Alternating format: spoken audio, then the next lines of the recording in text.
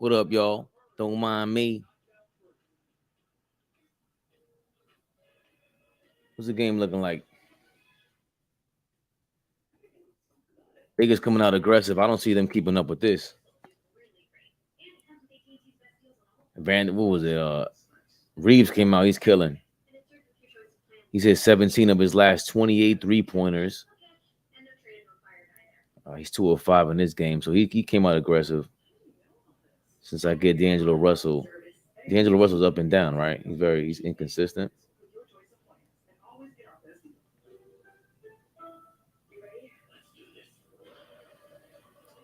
Yeah, Reeves is doing really well. 7 points, 4 points for Vanderbilt. So that was the replacement for the Lakers so far. Vanderbilt came out in place of Schroeder, which was an egregious mistake. I don't care what the game plan was. You try to take that game. You had a chance to take game one and surprise him and put Anthony Davis in the backup. What they call it, the lineup, the backup line, whatever. Like, this is football. And they should have. Excuse me. And it should have surprised me that like basketball is way more like football now. Even how soft it is, it's you can't hit like you used to in football. You got way more skilled players out there. It's like even tight ends are now skilled players, are more of a wide receiver, skilled wide receiver. Like the Michael Irvins of the world really wouldn't. They don't bode well for today because you don't need first downs as much. You just need a constant big play threat out there. So in basketball, in basketball for me, it's just the zone defense. Like, there was no zone when I was a kid in the NBA. So football always had zone, and then they were probably more reliant on it now because of all the speed that's out there on the field. But getting back to basketball, Austin Reeves 7 points, Vanderbilt 4, LeBron James 2. He caught a foul early. He was complaining about it. Vanderbilt got a foul as well, and Michael Porter Jr. and Caldwell Pope each have 2 fouls.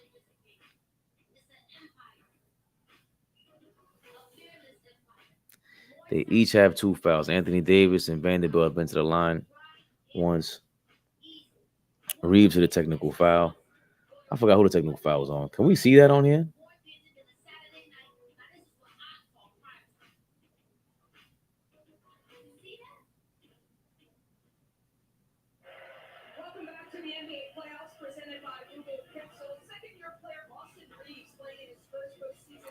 Not gonna lie, man.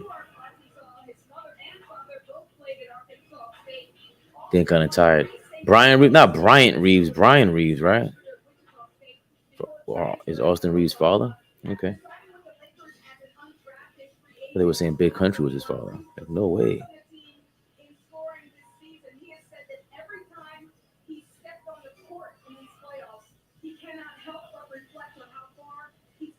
No way, dude.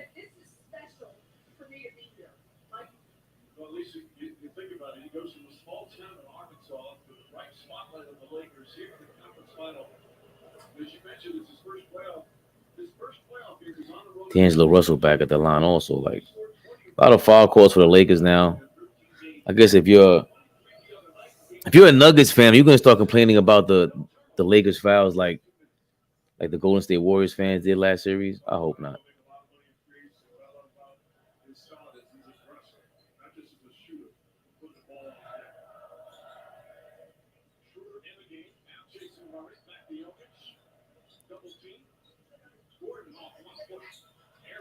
They're playing Joker really well. They had AD on him, and as soon as AD switched off Joker, Denver got him the ball, but they was like a quick double team from. So it looks like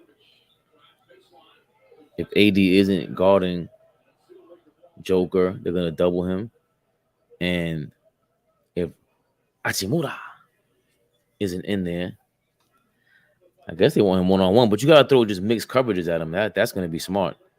So we'll see.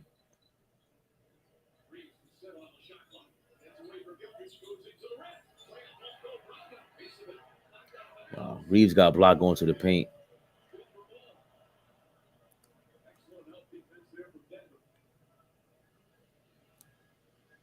Joker got 6 points. Jamal Murray 6 points. Aaron Gordon 4. 1 rebound for Joker.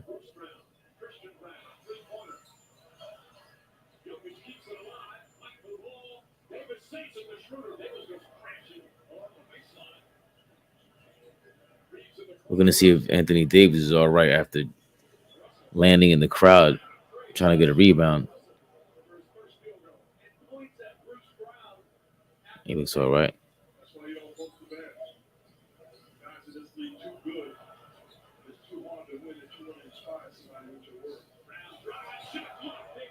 Anthony Davis blocks Bruce Brown's shot.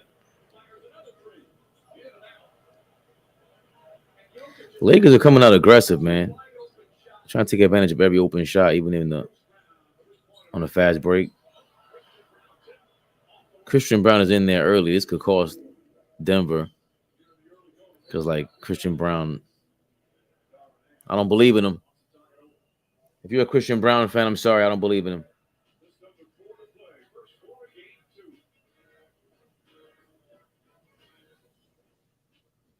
Yeah.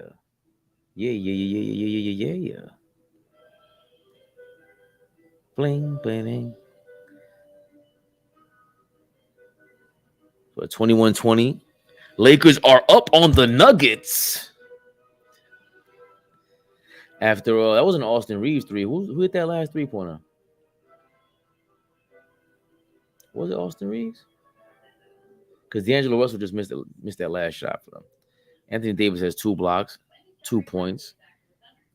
I mean, Reeves shooting this many times is part of the game plan, it looks like. And the Nuggets, they need to get some fouls, man. They go to the basket, get some fouls, brother. If not, no, it's not. Mel, stop it. That's not a 3-guard lineup. Vanderbilt is a 3-guard lineup. They subbed out Schroeder for Vanderbilt, you liar.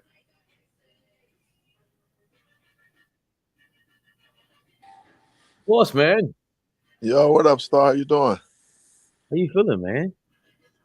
How's everything, sir? Good. How you liking the game so far? Bro. I'm loving it. Lakers coming out aggressive. They got these dudes in foul trouble. KCP and who was that? Not Gordon. No, the other guard played with the Lakers. What's his name? Michael Porter. So yeah. Yeah. Oh, KCP. Yes. He's in foul trouble, and Michael Porter. There's a lot of fouls. Yeah. Fouls been called so far in the game. It's looking like funny money out there, boss man. Now you said you're exhausted. Tired, bro. I think doing this. I stayed up doing a live. Damn, Mel, Rockstar Mel. We started watching old. No, it's Turbo's fault. He told me to watch the Ric Flair, Hulk Hogan documentary on TNT. I started paying attention to that. So that made me look up old wrestling shit. You can't do that with me. Then we go into a wormhole. We start watching the Iron Sheik on Howard Stern going crazy. We might get banned off YouTube for watching that shit because he was talking crazy. Oh yeah, but I was hell yeah. Nah, Iron Sheik was going crazy. You can't have Iron Sheik on. Iron Sheik is on. I'm dying. I'm gonna have nothing else to do. Fleet, what's up, Fleet? Boss man. How you doing? Let me tell you something. When I see that white beard, that does something for me, man. I'll be excited to see you, big dog. How you feeling, man, bro? appreciate it, man. Appreciate it. All is well. I'm happy my wife allowed me to let this grow. Yeah. Shout out to her, man. Shout out to her. Fabian, I don't know if I like you today, but what up, brother? How you feeling? I'm there was okay. a lot going on today in the conversations, man. That's probably why I'm mad. That's probably why I'm tired, boss man, because Rockstar Mel got me livid. No, was it Mel? I caught him. You didn't see that, Flea. Destroyed Rockstar Mel. I was on the line. I got up for work, went to happy hour with some coworkers. I got on the phone after happy hour with OG for like a half hour, 45 minutes on FaceTime. He let me know that Mel had to walk back that Jimmy Slam. He let me know. Boss man. He had to walk back. We got him. We got him. We got him. We Shout got out to him. Mel. There he Shout out goes. to Mel. Yeah, we called you up, Mel. What's up, Mel? Yeah, we got him. Oh, Don't be I'm blaming me for always you. missing you, Mel. What up, Don't baby? be blaming me for your stress. You want I'm a not field stressed. trip, and you want to blame me for your stress today. We're not doing that. I was on a field trip. Oh yeah, with the kids with my son on, boss man. How did that go? Because he were on the phone last night, you jerk. On live, looking up Iron Sheik highlights. That shit was hilarious. Where was the field trip at today, Fabe? The Queens Museum. Yo, I don't think I've ever been there in my life. Oh, you was in the borough. You was in the borough. That's All the one Over by the there Grand Central? Over there by Shea. Yeah, Mel. Yeah. That's over by that's over by Fletcher. I've never been to that joint. It's Right nice. off the highway. Nah, it's actually okay. They got the dope shit that they have is like a map of New York where they put the buildings in 3D. That shit is ill. And they got these little like planes on a string. But even my son was like, why aren't the planes going into JFK? That's the airport, right? I was like, don't ask me, ask the architect over here. LaGuardia is right there. LaGuardia is not far from there. No. Well, from what do you mean? Right, of course. Queens Museum. Yeah, right. LaGuardia is closer. Here, Lloyd, put the shirt for me, please. Yeah. What up, y'all? Turbo, what up? In the mix. What's up, Turb? Huh? Everything all good? What lineup you talking about, Mel? Talking about this lineup is working. No, it's not. Got it? Put that on top of them. They're not the ones that got the foul. He started Vanderbilt tonight? Yeah. He sat Schroeder's ass down. Yeah. Mel told me that was a good lineup. Mel, where you at in the world right now, Mel? Yeah, no good. He's not in the world. He's on Pluto. High as a motherfucker. Nah, Mel, I called you earlier today. You ducked my call. Now I'm talking to you right now. It was the wrong time. It was the wrong time. I was busy when you called. You're not busy doing what? You was on live today. What you mean busy? Hey. Whoa. He's busy. I had to go to Raleigh real quick. I got you, bro. If you gotta get your oil changed, man, just let us know you're getting your oil changed. Come on, man. That's all. You know. That's some old school shit, boss man. Look, they love change. They love Mel music, so they'll change that nigga all anytime. Wait. There was some guys that was agreeing to what I was saying, though, even though I want to touch the Jimmy Butler thing. But go ahead, say what you had to say, Flea. What about Jimmy Butler? If y'all jump down that rabbit hole, I will see y'all tomorrow. I'm not jumping down that hole tonight. Yo, we already eated them on, boss man. Mel. OG said you had to walk back your take. I spoke to Allball for like a half hour earlier. He said you had to walk it back. Can you publicly talk about this right now, or only because I gotta do my own little research. But Fed told me in 2020 and 2015 he was sneaker sales, right? Top 15 and top 10 in jersey sales. Oh, jersey sales. Now that's surprising. I didn't know. I thought he just like I ain't seen too many Jimmy Butler jerseys and stuff. But with that being said, and what he doing on the court, I gotta mark him as a superstar, bro. So boss man, what changed his mind was jersey sales. You gotta be popular to be a superstar. Jersey sales. You have to be popular to be a superstar. How do jersey sales you have to be a superstar? Jersey sales have nothing to do with that, man. It does so. What? How? People have to like you. The people have to love you. The people have to want to be like you. They want to smell you. They want to dress like you. They want to wear your hair. That counts, bro. Look, it counts, but goddamn, the jersey sales is what took it over the top for you. Did it? I thought he was just. No, I respect his court, but that's not it. I can't. You can't be just a superstar just on the court. I don't think you got to have some type of appeal about you off the court. Like Kawhi, he was so boring. His laugh ended up becoming him. You feel me? Like you got to have something else off the court too, bro. Like what? Aside the jersey sale, what else off the court? Like what? Jersey style, sneaker style, Instagram followers, global, all of that. Jimmy got his own coffee. Jimmy got his own coffee. Got his own Jimmy coffee. Got his own coffee. Of course. Oh, he do. Jadakiss. Right. You gotta have. Right. You gotta have that. You can't be just a basketball player no more. Just like you can't be almost anything you do, you can't be just that no more. Like if you're a rapper, you can't be just a rapper. You gotta have a podcast. You gotta be into sports. You got a brand. Right. It's a brand. And you have to have that in every aspect, bro. I agree. That's what I was saying. But I'm glad we're having this conversation. Go ahead, boss man.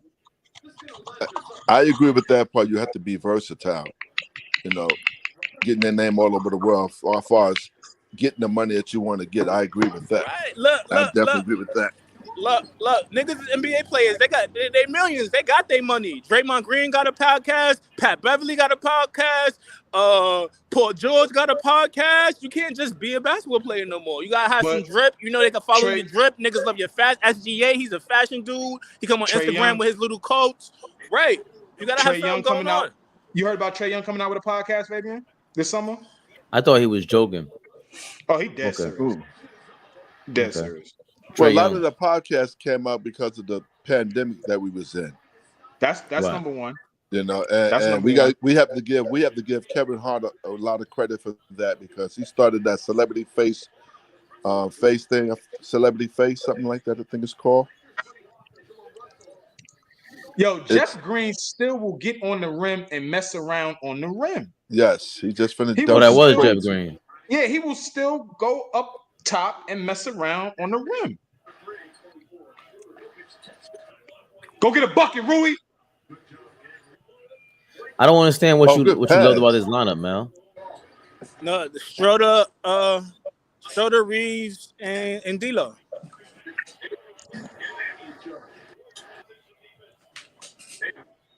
I mean, it's about time for LeBron. They sat LeBron, right? They sat him. He sat down. That was smart. Sat him early. Yeah, well, he picked up a foul. That was smart. So, but I'm glad we're having this conversation with Superstar because you guys keep proving more and more what I just said. Go back to the dictionary. High profile player with extremely high success. And I was shot down saying that was too vague, boss man. And then Mel just kept repeating it. And then shot himself in the foot because he said he ain't never been top 10 in jersey sales. And then it was over after that. I didn't shoot myself in the foot. With that being said, y'all also agreed that Zion, with that, the definition Zion's a superstar too. Mel, when I've always said that. Yo, I was wrong. No. He didn't play that many games, man. We cannot put him in that category. And he's number 14, and he higher than Jimmy Butler in sales. He's played 20 games, and he's number 14 in jersey sales, has his own sneakers, and you only have to say Zion. You don't have to say Zion Williamson. Wherever he go, niggas is going to know him. He's a superstar, bro. By his first name, one syllable, Zion. Right. That's when you know you one of them. Braun. Just like Braun. Look at Mel. Mel is bag right now. When you want, I don't know what you gotta say, nigga, whole government, nigga, you one of them, bro. You one of them. You see what happens, Mel, when you hold yourself accountable, you just admit you're wrong, you show growth, pause, and then you just keep pushing. Look how great you feel. The weight is off your shoulders. You gotta be stuck in because it was debatable. It's not no way. It was like it is a lot of hate, a lot of weight to hate on people, man. You were hating on Jimmy Butler heavy. You thought I was hating. I said I was giving him his props. I also said it's impressive what he did. I never seen nobody did what he do but Kawhi and LeBron. I was hating. I gave him his props, bro. Okay. Zion's not a superstar. So I'm not boss, man. Oh, stand on that, boss, man. You know why I disagree? Because I think extremely successful. And what's the definition? Extremely successful. And what's the definition? High profile. Can we go? He's high profile, and when he plays, he's extremely successful. He averages 25 and shoots 60%. Boss man, there's no nuance, and there's no nuance in that definition. Not at all. Not at all. And we know. Look at Fabian. That's why he laughing. What's the nuance though? Mel, hold on. But I've been saying this for the whole time. You guys just didn't believe me. I said you gotta be mad popular and good and great, actually. That's all. In 1983, you don't think Moses Malone was popular? No, I don't know. No, but he was popular on the basketball court with his peers. But outside of that, no. But he was I wasn't there. OG, talk to me about that time. He was an outstanding player for the NBA, for Houston, and when he played with Philadelphia. He told them on national television, he said, fo. But they went 11 and 1. They lost one game. Hey, boss man, that shit happened too. Four. Yes, they lost one game. Right. But they took so, it. boss man, my thing that was to the Milwaukee Bucks, right? They lost a game to the Milwaukee Bucks, right? Yes. During the Eastern Conference, yeah. Yep. So my thing was that Milwaukee team was very underrated. A lot of people don't give that team enough credit. That Fleet. Yo, Turbo, you always saying somebody's overrated. Everybody can't be overrated. He said underrated. He said underrated. I mean, underrated. No. That's what I mean. You always say that, bro. You say that at least 5 times a day. You say everybody's overrated. To be fair, exactly. But to be fair to Turbo, exactly. But to be He's fair a hater. To Turbo, That's what a hater would say. Turbo, everybody's underrated. But Turbo be saying, Turbo talks about some of the teams that was underrated. I can't front. He's showing some of them at where they should be at, and that's it. Okay. The Milwaukee Bucks are not talked about enough. Mel, they're not. They were really good. They're like that really team good. with Marcus Johnson, Bob Lanier, boss man, help me out. Who else? I cannot recall the Milwaukee. Sidney Moncrief, the ground Sidney Moncrief. Sidney Moncrief. They had Sidney. They had Marcus. Terry Cummings. Yes. Yep. Shout out to the preacher. Yes. That's what they called him? That was his nickname. That was his nickname. He was nice though. I only seen him like in the 90s, and I was like, "Who? This guy's a bum." And I looked up his stats. I was like, "Oh shit!" Nah, Terry Cummings was very nice. Yeah, he was nice. So what about Bill Russell and Sam Jones and them? Where's that team at? Where's that Celtic team at? They won 9 championships. Yo, Mel, shut up, Mel. You done lost your mind, Mel. Shut the Mel. Ask no question. What are you talking about? I can't ask no. I never seen. Mel Time Dropper put me on to Sam Jones last night, and I was impressed. I think all them old school niggas is weak, right? But he put me on. He put me on to Sam Jones, and I was impressed. Like, nah, he's one of them. He could kill in this generation. But look. Oh my God. You know what it is? All them teams is weak. Yeah. Mel, do you believe, or do you go to church? Do you believe in God? I do. If you don't see it, you don't believe it. I hate that. Like, yo, I saw saying, that's how it's supposed to be. Believe half of what you see, none of what you hear. Yeah, that's how it's supposed to go. What's wrong with that? There's no trusted source that you have. There was no you just want to argue everybody on the screen. Oh, I just want to see the facts. That's it. Show me. I was impressed. I'm asking a question. He showed me Sam Jones. He said, "Look at for you to be such a great basketball mind, for you to laugh at Sam Jones, it's disrespectful." Not laughing at Sam Jones. I'm asking a real serious question. I like him. I think he might be like a top 5, top 2, top 10 shooting guard. Or for what have I seen alone? Then I looked at his stats. I'm like, damn, how I never heard of this guy. I'm dead serious. Yeah, I think I'm joking. I'm not joking right now. Sidney Moncrief, Junior Bridgman, Dave Cowens. Dave Cowens is on Milwaukee? But this is year 10 for Dave Cowens. So he's an OG by this time. Because he was on. So wait a minute. He left. I know Larry Bird. He was with Boston. But he was with Bird his rookie year or the year before Bird got there, he was there? He was there. He was there Bird's rookie year. Okay. I think that was the only decent guy on Bird's lineup. But Bird, I think he's the only one that got that team too, but they lost. Pistol Pete. Yeah. But he was pretty much done by then though. But yeah. Because I think 82, 83 Boston had like Tiny Archibald, Pete Maravich, like they had a bunch Tiny of Archibald, Bird, Cowens, Pistol Pete, Cedric Maxwell. That team. They had a bunch of old school dudes on there in one squad. Okay. Yeah, man. But you're really mad at me about my Moses Malone take that he's not a superstar. Yeah. Like You talking to me right now, Fabian? Yeah. Are you talking to me right now? Just now. I ain't like it. I mean, we could spend a little more time. The other one is way more egregious than Moses Malone. Tim Duncan is not a superstar is egregious. Well, I put that in the same field in terms of like how people speak on them and just the popularity because he's gonna have jersey sales. But right. But I mean, they didn't call his nickname. He had a nickname. They call him the Big Fundamental. Big Fundamental.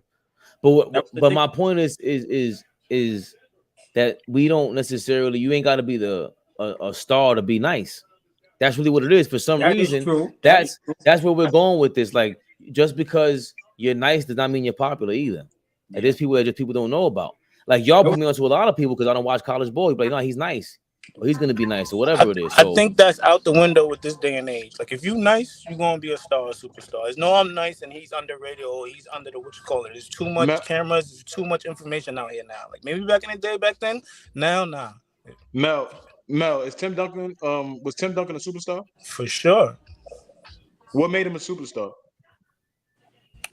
His what he did on the court and off the court. What he did off the court.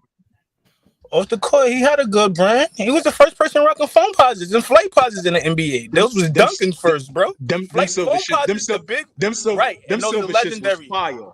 Right. Them silver shits was exactly. fire. And they supposed to come back this year. They supposed to come back out this year, I think. Nick Pillow said that $1,000 right now. Yeah, they were classic. He came on. He said, "Yo, nah, the Tim Duncan one was classic," and I was like, "Oh shit, I corrected." Niggas was getting beat up. Niggas was getting robbed on the Ave. All that type of shit. For those, yeah. You was getting your head rocked. Pause for that. Facts. Oh, look at this. When it was grimy. They don't know. 98 was a crazy year. Like, come on. He picked up his MVP wearing Birkenstocks. Like, come on, bro. Birkenstocks. That nigga had a long sleeve flannel on. Crazy. That's what I'm saying, though. And let's not forget, he did a Sprite commercial with him and Kobe. I think a lot of people forgot about that. Wait, him being the squeaky good guy, that was his image. That was him. That was his brand. Okay, but look, that was Grant Hill's image, and he was a super duper star. Right, but his game was flashy. That's why he's a flashy dude. You feel me? He started stepping, crossing niggas over, shit like that. Dunking on people. Okay. Like I said, if Duncan was talking shit, if you heard about Duncan talking shit, if he came down, was doing a little shimmy and shit like that, he would have been elite. He would have been OD. Rui definitely bugging out. But no. I found out the best sellers based on the number of top 10 finishes a player jersey has had in the ranking. No. But so this is the top 10 for the last decade. Chris Paul is in what top 10? The jersey sales in the 2000s. Chris Paul was 10, Shaq was 9, Kevin Durant was 8, Kevin Garnett was 7. We know who number 1 is. 6 was there. We don't know. Who you think is number 1? I don't know. I didn't look up. It's probably Steph or LeBron. No. This is the 2000s from 2000 to 2010. AI, T-Mac, or Kobe. Yeah, one of those three. That's fine. I agree. I say either Kobe or LeBron. But Braun got to be somewhere here. Look, Derrick Rose is 6. Okay. Iverson's 5. Chuck is 5. Melo's 4. D Wade 3. 2 is Kobe. The 1 got to be LeBron. Yep. See, LeBron. yeah. There's no T-Mac? Nah, I'm not believing that list right there. T-Mac got to be somewhere on that. By 2010? I know you bought a T-Mac jersey, Mel. Everybody had T-Macs. No, but T-Mac fell off. Oh, well, and if you talk about early 2000s, yeah, he had to be in the top 5. McGrady definitely had to be in the top 5, but once the 10s. Rui ain't missed a shot tonight. That's what Allball just said. Rui on fire. Yeah, he 5 for 5. I can't see the game because my damn app is bugging out. If I was at the Washington, dumbasses gave up on this kid. This kid is a ball player. LeBron comes in there. Yo, Turbo, go to it's called Buffer States. Or watch it on Facebook. Like, just type in Lakers game on Facebook or Buffer Sports. That's what I be streaming games at. Yo, man, you could DM him that information. No, don't get us kicked off and jammed up with your bullshit, man. You get kicked off for that? I don't know. I don't know what you're talking about, Mel. There's there's certain words, Mel. You know there's certain words they hear. They be like, oh shit, nah. Oh yeah, I'm new to this. My bad. I'm new. I don't know. I just want, you know what I mean? We were watching Iron Sheik yesterday. That shit was crazy. Oh my god, yo! I was watching the full one before we got on earlier this afternoon. I was like, oh my gosh, the disrespect. That was way. Oh my gosh, it's like 4 hours. Yo, Of what? Watching what? Crazy. The Iron Sheik. Going The crazy Iron on Sheik Hulk got Howard Hogan. Stern show on everybody. On who? What show is this? The Iron Sheik was on Howard Stern show and he was going crazy. He said, "Look, Iron Sheik, we got Macho Man in the back in the backstage. He wants to talk to you." Yeah, him and Macho Man will go. Disrespect.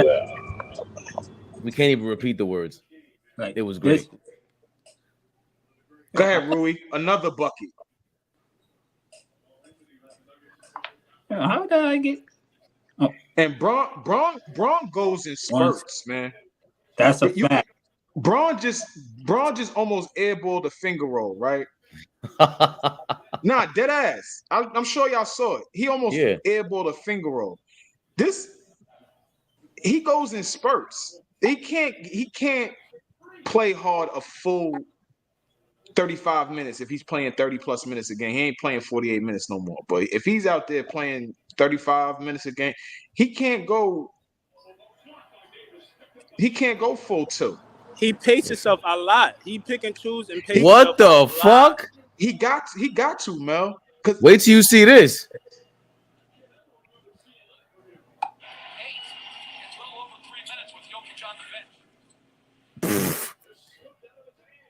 Wow.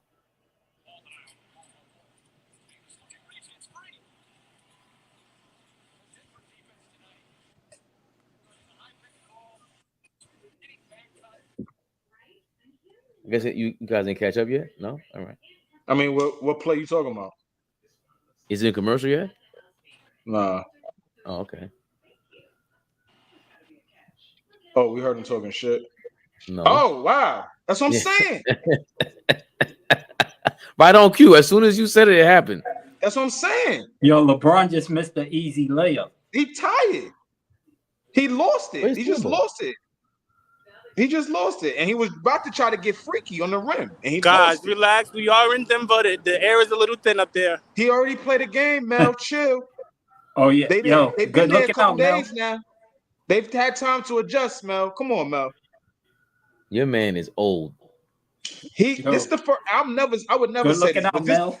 This is the first time, like, he tried to get freaky just now and just dropped the shit. Why would he do that?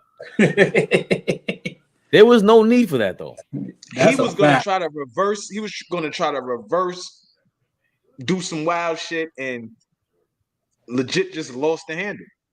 Mm-hmm. He's old. You just, as soon as you say, yo, he's old, he airballed the finger roll, and as soon as you said that, he did the bloop, bloop. He did the hell. Bro. Now we got to say stuff like, yo, LeBron got to play well for them to win. No. Well, yeah. I mean, he has to. I mean, he can't sneak the joint up and they actually win. Hell no. I mean, but he's playing smart. Like, he doesn't have to, like, give you 20. He just has to make great decisions. And I think he's playing off ball crazy. He's playing well, really well. I love what he's doing. Yeah. I told Mel, I told everybody. Well, I told you, I wish he would have done more of this when he was younger. Yeah. Yeah. He fucked up, man. Should never left Miami. I don't think they got enough over there in LA for him to take a little backseat. Yeah, AD could step up and he has, but it's necessary for Braun this series to have one of those, he closed out Golden State with 39-9, right? They needed that to get them out of there. He's gonna need something like that this series. The fact that he's in the latest stage of his career, right? And this is him late version is insane. It's crazy. It's insane. Oh, he's the Tom Brady of the NBA right now. This is it's insane. It might even be better, bro, because he's just still playing at basketball. Yeah, it's pretty much impressive that Tom Brady's doing it because he's playing because football is a harder sport. I like the comparison. That's actually a perfect analogy because I don't think Tom Brady's the GOAT. Where we at, Flea? What's up? Listen, I still got Joe Montana as the GOAT, as one of the greatest quarterbacks of all time. What you want to do, Flea? I'm gonna piss Flea off too when I say my GOAT. Gosh. The hate just came in. Oh boy. Listen, Listen. I ain't about to jump out no window for Tom Brady. That's number one. Okay. That's number one. Number two. So he's not the GOAT. I have some other guys in that discussion in terms of football because I understand how I said quarterback. I understand how important the quarterback position is. But okay. I think there's some other guys that deserve a look in terms of. You know how I know Flea is good at his job? I'm sorry I cut you off because that's what I do. I'm impulsive, and I fucking like you and Allball speak very deliberate. Yes. And I don't do that. I'm fucking insane, right? Yeah. Because you build suspense when you talk, and I fucking hate it. That's how I know it's good. Because a lot of people. Let me tell you. I'll be honest with you real quick, Fabe. Niggas don't like the way I tell stories. When I'm talking to my guys and shit, we talking and shit, and I'm gonna tell them a story or some shit. We kicking it. They don't like how I tell stories because they like, yo, Flea, get to it. Yeah, I'm like, it's enough. All right, get to it. Yeah, I'm like, my man KG's like that. But then it's not because it's not just the details, it's the way you pace yourself. That is actually the way to speak. But I'm like, I can't do it. I'm too impulsive, and I should do it. But that gets the bitches. He's from New York. What do you mean? Right, but the rest of the world don't talk like that. Allball doesn't talk like that either. Allball's deliberate. I think so. He's adjusted. He's adjusted. That's not like I can't even say that word. Damn. You gotta watch all your words on here, man. Oh wow. Joker, you gotta step it up, brother. MVP. Hold on, we back to the GOAT discussion in football, Flea. Yeah, we can get back to that. Because I know who my GOAT is. First of all, I'm a Giants fan, so I might be biased. I'm a Giants fan through and through. So if we have LT up there, we have LT top five. We might need to have top five. Wait. What do you say, Turbo? Might need to high five. What? Top five greatest football player of all time. LT is fucking top five. He is the best, greatest football player ever. Yeah, don't mention anybody in his fucking name, in his presence. I mean, he fucking took apple juice and put it in his piss test. LT is the GOAT, man. Stop playing with that man. Don't ever play with that man. He's crazy. I ain't mad at it. He put apple juice in his piss test, Flea. He was He was a real. Oh no, he was the realest. He's a real crackhead out there at linebacker. He's one of them. He's a nut. He's a nut off the field, but will go on the field and cause havoc. Hold on. Rookie of the year, defensive player of the year as a rookie. Nah, come on, man. Tom Brady's not that. He was the MVP of the league. MVP. I'm sorry. Rookie of the year and MVP? Yes. Nah, not as a rookie. Not as a rookie, but rookie of the year, and defensive player of the year. Won it, yeah. He won MVP? Yes. Yeah. Who was in this discussion? Huh? Who was in this discussion of defensive players that won MVP? Did Reggie White win one? Reggie White, yes. He won the MVP? So. Yes, Reggie White won the MVP. Yeah. Because Reggie White's up there. I can't front on Reggie White. Oh no, Reggie White is the reason why the Packers won a Super Bowl. Yeah. But I got LT over Reggie. Respectfully to Reggie. Of course. They're close though. May he rest in close. Peace. Yeah, rest in peace. Definitely. They're close. Reggie, Reggie was crazy. And now, the drugs were just crazy back then. I gotta believe he was on roids or some shit. Hold on. He died so young. Let's get some accuracy to this. So Reggie never won an MVP. No. Okay. Oh, he didn't? I thought he was. No. I mean, maybe defensive player of the year. Okay, defensive player of the year. Okay. MVP of the league. Okay. Defensive MVP player. of the league. He did win an award, but I was confused whether he won. Okay. Thanks for correcting me. Thank you for LT was the MVP, right? LT is the only defensive player to win player to win the MVP. That's insane. Yeah, stop playing. Now, nobody's on his level. The only person in any sport defensively that's in the same category is Ozzie Smith in baseball. That's it. Yeah, that's it. Couldn't get nothing past him. Nothing past him. Nick Pillow, what's going on? We just spoke you up. And Phoenix Plays E was here earlier. Phoenix Plays E has been telling us all week about how the 76 over the last 2-3 weeks, how the 76ers played Joker earlier in the season. And PJ Tucker was on Joker. And then they had whoever Roman Free and B in the background, the back line, like they're doing AD now. Ben Taylor, who is the heliocentric nerd leader of them all out here in these stream streets, used the exact same example that Nick Pillow's been Phoenix Plays E's been talking about for the last 3 weeks. It's been dope. I hope I made myself clear there. I'm sorry. Joker mad quiet right now. A lot of these nugget shots that fell last game haven't been falling. Right. They were not going to shoot lights out. I told y'all that last night. You did say that, Mel. You also said it was a good idea to have Schroeder in the game, and that was dumb because he wasn't in the game and they came out lights out. That's just an adjustment, though. Schroeder is better coming off the bench anyway, though. Yeah, it's also better to have a bigger body out there so you can rebound against the NFL GOATs flee. Oh, you're not gonna let me escape that? Okay. You can't. You got LT. I already have my top 5 already. My top 5 has not changed. You shouldn't even drag me down this rabbit hole, but I'll go down there with you so we can get the rabbit. So, Listen. I've never even heard that before. That was dope. Okay. Dope, right? Talking NFL, Nick Pillow. We talking NFL. My goal is Joe Montana. Nick Pillow's 19 with Joe Montana as his goal. That's crazy. That's great though. At least you respect LT broke his nose, by the way, in '88. Nick Pillow. But yeah, LT. I'll be honest with you. Maybe it's because I like this like fandom, a part of it, but it's justifiable. Okay. Deion is up there for me as well. Oh, Deion Sanders. Oh, he's definitely top 5 greatest football player of all time. You kidding me? For me.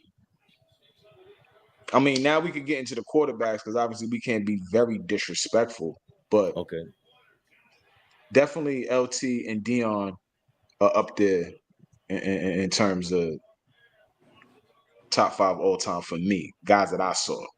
Because with football, for me, it's guys that I saw. Like Joe Brown is one of the best ever. Jim Brown? One of the best ever. Retired in his prime? At his peak? I ain't watch him though. Right. Mm-hmm. But he was still a crazy athlete too. And did he play with a face mask? 100%. He played with a face mask? I don't know. I didn't watch him. I'm gonna say that he did and just call him to go after that. And went to the University of Syracuse. That's a good timeout. Darvin. LT also broke Joe Theismann's leg, and that led to Doug Williams winning that Super Bowl for the Skins. That's a fact. LT was on them drugs bad. Nick Pill, I'm starting to believe that you're Googling shit and coming on here with your little facts, all right? You ain't 19 with this computer shit. How do you know this information? How the fuck do you know who Doug Williams is? That's crazy. People be students of this shit, man. We beat up on this younger generation, and which is fair, but we don't give them enough credit. They are a lot smarter than what we give them credit.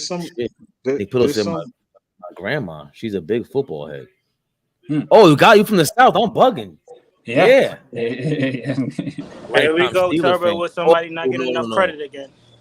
What? That nigga Mel stupid. Yo, Mel just come out of left. That nigga Mel stupid. Yo, Mel stupid. There goes his finger roll. I gotta call it for what it is. Yo, Joker is so ill. He just knows when to give up that ball, man.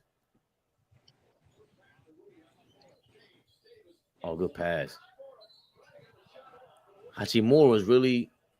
She even knew Frank. She knew Franco Harris. That's ill. Yeah, he rest in peace because he passed away earlier this year. Sure, he was underrated. Nah.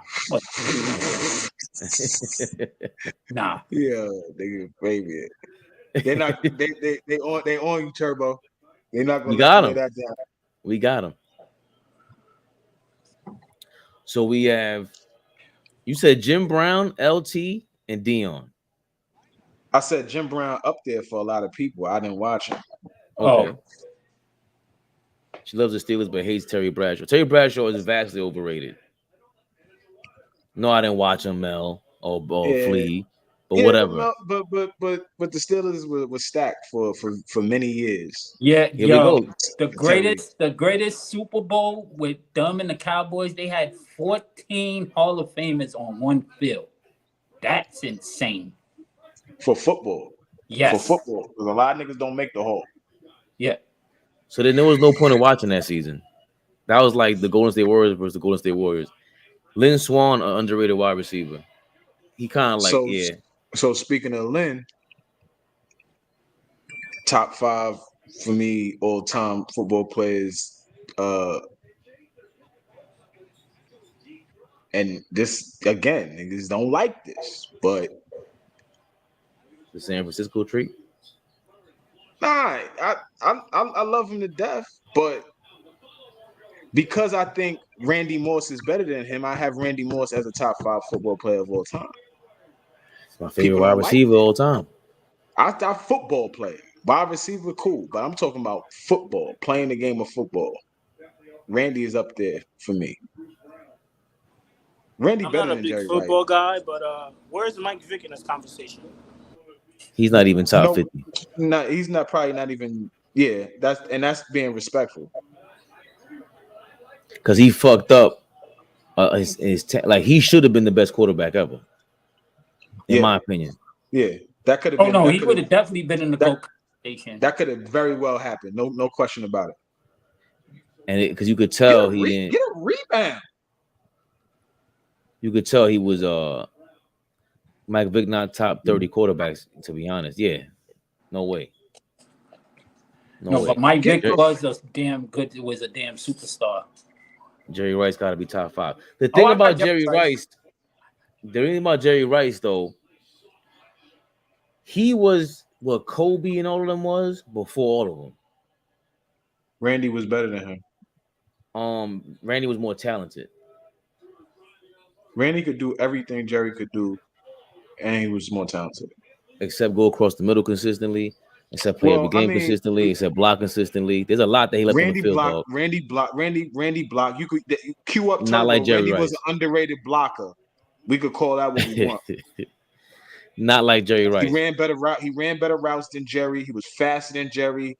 He had as good as hands as Jerry, maybe even better. Probably better. To be honest, yeah, niggas don't want to hear that, but Jerry Rice used to drop the ball early on in his career. And where is Bo Jackson and Barry Sanders in this conversation? Running back of all time. That's a great question, Mel. I think both those guys is in conversation. I don't know about top 5, but top 5. Listen. Barry Sanders was crazy, but Bo Jackson would have been up there if he didn't get hurt. He was definitely a superstar of superstars. You don't think so? The game changed. So, like, I had to argue with my man Joe Rose. Shout out to Joe Rose, and he was saying that Marcus Allen is a better running back or a better football player. I forgot what he said. Okay, better football player than Barry Sanders. Okay, and I was like, okay, but is he a better running back? Because I don't think so. And it's almost like, let's say he isn't a better running back than Barry Sanders. He's a better football player than Barry Sanders. Marcus Allen, I can agree with that. Marcus Allen is a different level of. I wish Bossman was on here because I'm sure he saw Marcus Allen play. He was playing through in the 80s and the 90s too. Marcus Allen not only could run between tackles, but he's running through. Yeah. DBs, he's running through linebackers. He was a hell of a guy to tackle. And them US running back. He wasn't fast. He was quick. Yeah. Like Barry Sanders was fast. Yeah, and quick. And quick. Yeah. Marcus Allen was just And you did have to. Barry Sanders couldn't do what Marcus Allen and Bo Jackson did at the goal line. You had to take him out of the game. Also, with Marcus Allen, he blocked for Bo Jackson. He was like his fullback. Damn sure did. He's like talk about maybe most underrated football player, might be him. Might be Marcus Allen at this point. Was he a superstar? I would have to believe he is because he went to USC. Yeah, he got a Super Bowl. He got a Super Bowl ring. Marcus Allen was an MVP. Yes. And the Heisman, didn't he win the Heisman, didn't he? If I'm not mistaken. I'm talking about to USC. In the NFL, he won an MVP in the NFL. Yeah. Yo, it's something about them USC running backs, man. They are something. Yo, I don't know what's in the water with them damn running backs, yo. Let's not forget OJ in this comment. OJ is up there as far as one of the great football players of all time. I think we just missed because of the outside distraction, but when he was on that field, OJ's like R. Kelly. OJ's like R. Kelly, but you can't talk about him. Like, I got a question. I might ask this question once a month or once every 6 months. Is it still too soon to be listening to R. Kelly, like to publicly announce you listen to his music? No. What? Okay. What do you mean? I was at a bar and the DJ was scared to play R. Kelly. I'm like, man, they don't give a fuck about that. He played it and they went crazy. Bro, okay. Respectfully to women and people in general that have an issue with that. I'm cool. Play the music. It's one of the greatest of all time. I want to hear it. Right, niggas are like, that's my man. Like, I knew him personally. Like, I was with him or something. But now that's different. I don't know. Like, Again, I don't know this nigga. If you feel me, Mel? Like, in that instance, like, you know, people always say, yo, you could separate the person from the art. Literally, you could separate the person from the art with R. Kelly, man. Like, I don't know that dude. I don't give a fuck about that dude. Like, I don't know what he made dope music. I mean, you can't deny that. He does in his spare time. Like, and he used to have hoop sessions at his crib in Atlanta. That's crazy. Nah, R. Kelly can ball. Respectfully. But I'm TP2. That gets spun at least once a month here. I'm not gonna lie, those two athletes I want to meet. I want to meet OJ and I want to meet Mike Tyson. I don't need to meet OJ. That's the part where I'm just like, he's weird. This nigga Rui. Like R. Kelly, I don't need to meet R. Kelly. This nigga Rui really balling. He's killing. Oh my God. Yeah, Rui really showing out right now. The others came out. I wasn't even saying that because I had my boys were like, no, you can't listen to that. He's very like, I don't know if trendy is the word. I can't wait to bring him on. He's just like, you have a daughter. Don't you think, what do you think about when his music comes on? I'm like, bro, I have never, what the fuck do you think about when these songs come on? Because I don't picture R. Kelly. I've never pictured him with anything when that shit was on in my house or on my radio or in the car or in the club. I don't think of R. Kelly or anyone he's with. I'm thinking about me. If I'm gonna sing, like I might sing these words to a chick. He said some ill. His music is too ill. I sang the whole TP2 album to a joint like 20 years ago. Can you sing though? The whole joint. You can sing? Sure. Y'all niggas gotta relax. You gotta relax, baby. You gotta relax. I can't sing. CD, if I was drunk, I would be singing. One of his best albums. Period. No, it's not. To me, in my opinion. Nah. I keep saying TP2. TP2 smashes. TP2 is better. Shit. Chocolate Factory is better. And it was before Chocolate Factory. It was before TP2. Chocolate Factory is better than the All album, I'm saying. Now the R was dope. The R was dope. There was some slept-on joints on there. There was some. He got joints on there. The album before the R album, the double album with Big on it. I know what you're talking about. It had You Remind Me of My Jeep. That was his second album. Yo, You Remind Me of My Jeep comes on, right? And I'm like, yo, this chorus is so cheesy. But it was dope. I think he was the only one that can get away with it. That's how it. What's up, Gabe? We're talking about R. Kelly right now, so be warned. Be forewarned. You're forewarned.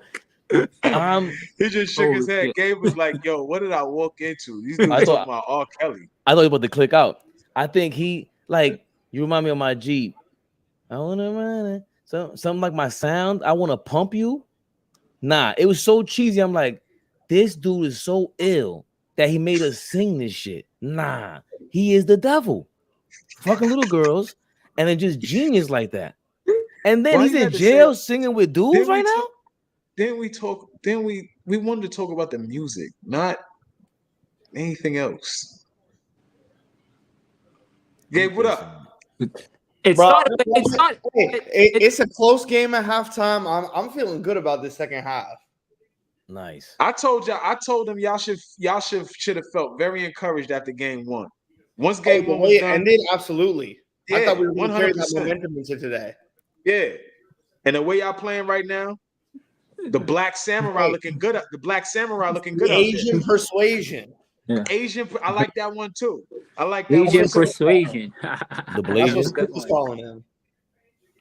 My fault for bringing it up because we started with because I said OJ needed to be in this conversation as far as one of the great football players of all time, and then it turned. No, you said you wanted to meet OJ. I never said that was Mel. Mel said that dumb Mel shit. Said that. He had to one up you. He wanted to meet Mike Tyson and somebody else. I would have been hyped to meet Mike Tyson when I was a kid, when I was younger. I was a big time. I'm still a fan. And he had a lot of troubles and demons himself. So is he? So you're going to consider him as one of the greatest boxers of all time? He is one of the greatest boxers of all time. Yeah, Mike Tyson at 19 was crazy. That was crazy. They asked him that at 19, who could beat you at 19 years old? He said the only person ever was Ali. Because Ali could swing. Huh? He probably wasn't wrong either. Nah, he's not. He said Ali was swinging going backwards as hard as he was going forwards. And if you watch his fights, I never noticed this shit until he said it. And I went back and watched Muhammad Ali. He never threw a body shot. I said, oh shit. That's crazy. Yeah, Floyd lost like half his career with one arm. No, Floyd? Yeah, he had a torn rotator cuff in his left shoulder for like 10 years, and he still was fighting with one arm. Never got it repaired. He was like, I'm so much better than everyone that I'm literally going to fight with one arm and still like just be too good defensively for anyone. That's part of why he didn't throw that many shots. Right. That's crazy. I didn't know that. Wow. Crazy shit. I still don't think he's the GOAT, though. Like everybody was saying Floyd's the GOAT. I'm like, y'all motherfuckers don't watch boxing, man. Like, it's too many GOATs. Floyd's one of the GOATs. He's not the GOAT. I used to like Pretty Boy Floyd. I was a big time Pretty Boy Floyd fan. But he's not the GOAT. The shit I ever seen was 50 Cent saying, if you can read one page off a Harry Potter book, I will donate to any charity of your choice. I'm like, bro, he really... Floyd messed up his hands too. Yeah, Floyd's hands, his wrist used to get messed up. Yeah. Roy Jones is my GOAT. Roy Jones was ill. I don't know. He should have took that fight with the second fight way earlier. The defensive guy, Bernard Hopkins. And they should have had 2 out of 3. Or they should have had a trilogy. That would have been his late. You think they fought too late? The second fight. They fought before. He beat him in at the card. How you say that when he beats him not unanimously? He went to the cards on him. What fight you talking about? Roy Jones and Bernard Hopkins. And Nard, yeah. Yeah. They should have fought. He should have made that a trilogy because it would have been like a iconic, every fighter needs a rival. That's part of the reason why I think Roy Jones ain't really, but he was in his prime is like Floyd defensively. Speaking of great boxing, in his prime, his drop off 2 days ago. Say it again. I saw Sugar Ray at the gym 2 days ago. Sugar Ray Leonard? Yeah. That's another dude that does nice. Oh, yeah. Great legend. Yeah. It's like Floyd is better than him. I hope Sugar Shane Mosley. What about him? I said I was hooping with Sugar Shane Mosley out here one time. Oh yeah? Yeah. I didn't know it was him. I thought it was a lookalike, but it was him. Is he as annoying in person? Nah, he was quiet. He was on some quiet shit. Oh, okay. Yeah. I was just joking, Sugar Shane. Like, please don't fuck me up. No, Boxing nowadays is so nasty. It's all about keeping that 0, too much ducking, and they don't give a damn about legacy. It's the UFC. That's why UFC is crazy. And I'm not a big UFC guy, but they get to the shits real quick. It's growing. That's why it's growing. You said UFC is just bigger now. Well, they combine with WWF now. WWE. Yeah. Floyd messed up his hand. Top 5 rappers from 2000 to 2010, guys. Who wants to go first? Oh my goodness! Like you can only take stuff they came out with in that decade. I guess because 50 Cent wouldn't count, right? Yeah, exactly. he would count because he came out in 2003. In 2003, 50. I thought he came out before. I thought he doesn't count because he came out. He's making music before that. 50 Hove, 50 Hove, Wayne, 50 Hove. I'm just looking at what came out. Gucci Man. I don't know who's the fifth. Stack Bundles. You said top 5. Did he say top 5? Top 5 of the 2000s, basically, like the first decade. Yeah. Because you got, and I'm only thinking of stuff that came out that decade. So Jay-Z, Lil Wayne for sure. Did M have the show in that? Yeah, M. Yeah. So M got to be in there too. I want to say Eminem. When did Marshall Mathers come out? That came out in 2000. And then for 5, is it Andre? Andre 3000? It's Andre or 50 for that 5 spot. Andre 3000? Bro, I'm literally looking at the stuff that came out. He had Royal Flush come out that year, in that decade. He had Throw Some D's come out that decade. He had Tough Guy come out. He had 30-something come out. He had Millionaire come out that decade. What is that? Who is that? You forgetting DMX too. Yeah, facts. DMX, you forgetting Dipset, you forgetting Cameron in them. Okay. Was Nelly 2000? Nelly had Nelly's in the 2000s. Yo, 2000s is better than the 90s to me, personally.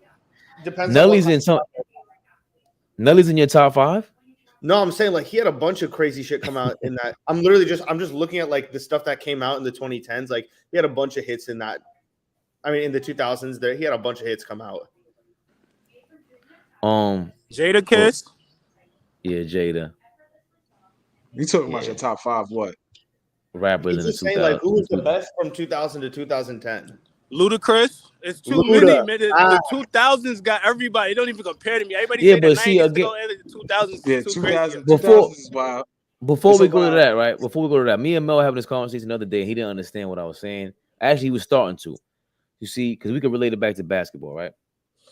So I was saying the 90s rappers copied the 80s rappers. The mid to late night, Nas, Biggie, all of them, Wu-Tang, they all copied Cool G Rap, Kane, Rakim, Slick Rick. But they don't run from that. They didn't never run from that. They kind of what? Hov don't run from that. He can't. He should never be allowed to say. Don't run, but he don't. If it's ever on him, you know what I'm saying? Like anytime I've ever seen anything he's ever sat and talked about, he don't run from. I copied them. Where he got? Nah, I copied them from. But he runs from it. I don't know about that. I ain't never seen Hov on some like this is me. Like I've seen Hov pay homage a lot. To the GOAT. There was one he said Rakim is the GOAT. There's a video like that's what I'm saying. Like Rakim is the GOAT. Bro, he showed Cam a lot of love. He showed Kane a lot of love. Like yeah. So but my point to that came was under Kane. That's but Jay came under Kane.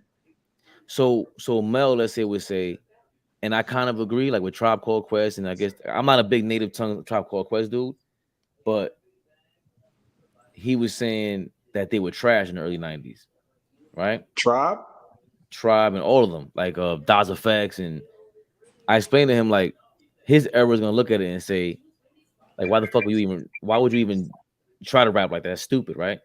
And I had to explain to him like, so you didn't think Phife Dawg was nice as an MC? I thought Phife Dawg was nice. I thought Phife Dawg was Tribe Called Quest. Like I didn't even like Tribe Called Quest. I like Phife Dawg. But he could rap. Tip could rap too. Okay, I didn't care. I'm not a big. Tip is a dope producer. Tip is more a dope producer. But at that time, Tip could rap. Like, yeah, he wasn't a trash. Not trash, and he's like they're legendary, they're iconic, they're all that shit, right? But they were also original, and part of that is because the early '90s, they don't sound like nobody. They don't sound like any other era. That's their era, and we totally overlooked the early '90s because NWA came in, but the early '90s East Coast kind of rap is not even talked about. And Mel would look at it like, who the fuck? Like, why would we even think about something? Because back then in New York, if you tried to rap like somebody else, you were done. It turned into beef, real beef. So that by the time Nas and them came out, they copied the 80s. Yeah. Big and Nas and I Wu-Tang. honestly Hov bridged that for us. Nah, no, that was Bro, Big, Nas, and Wu-Tang. I mean, you say what you want. Jay's not in this conversation. Wow, we're not doing this. We are doing this. Yeah, wait, time out. Time out. Mm-hmm. Yo, this dude gets me every day. This shit is insane. So that's what you're doing?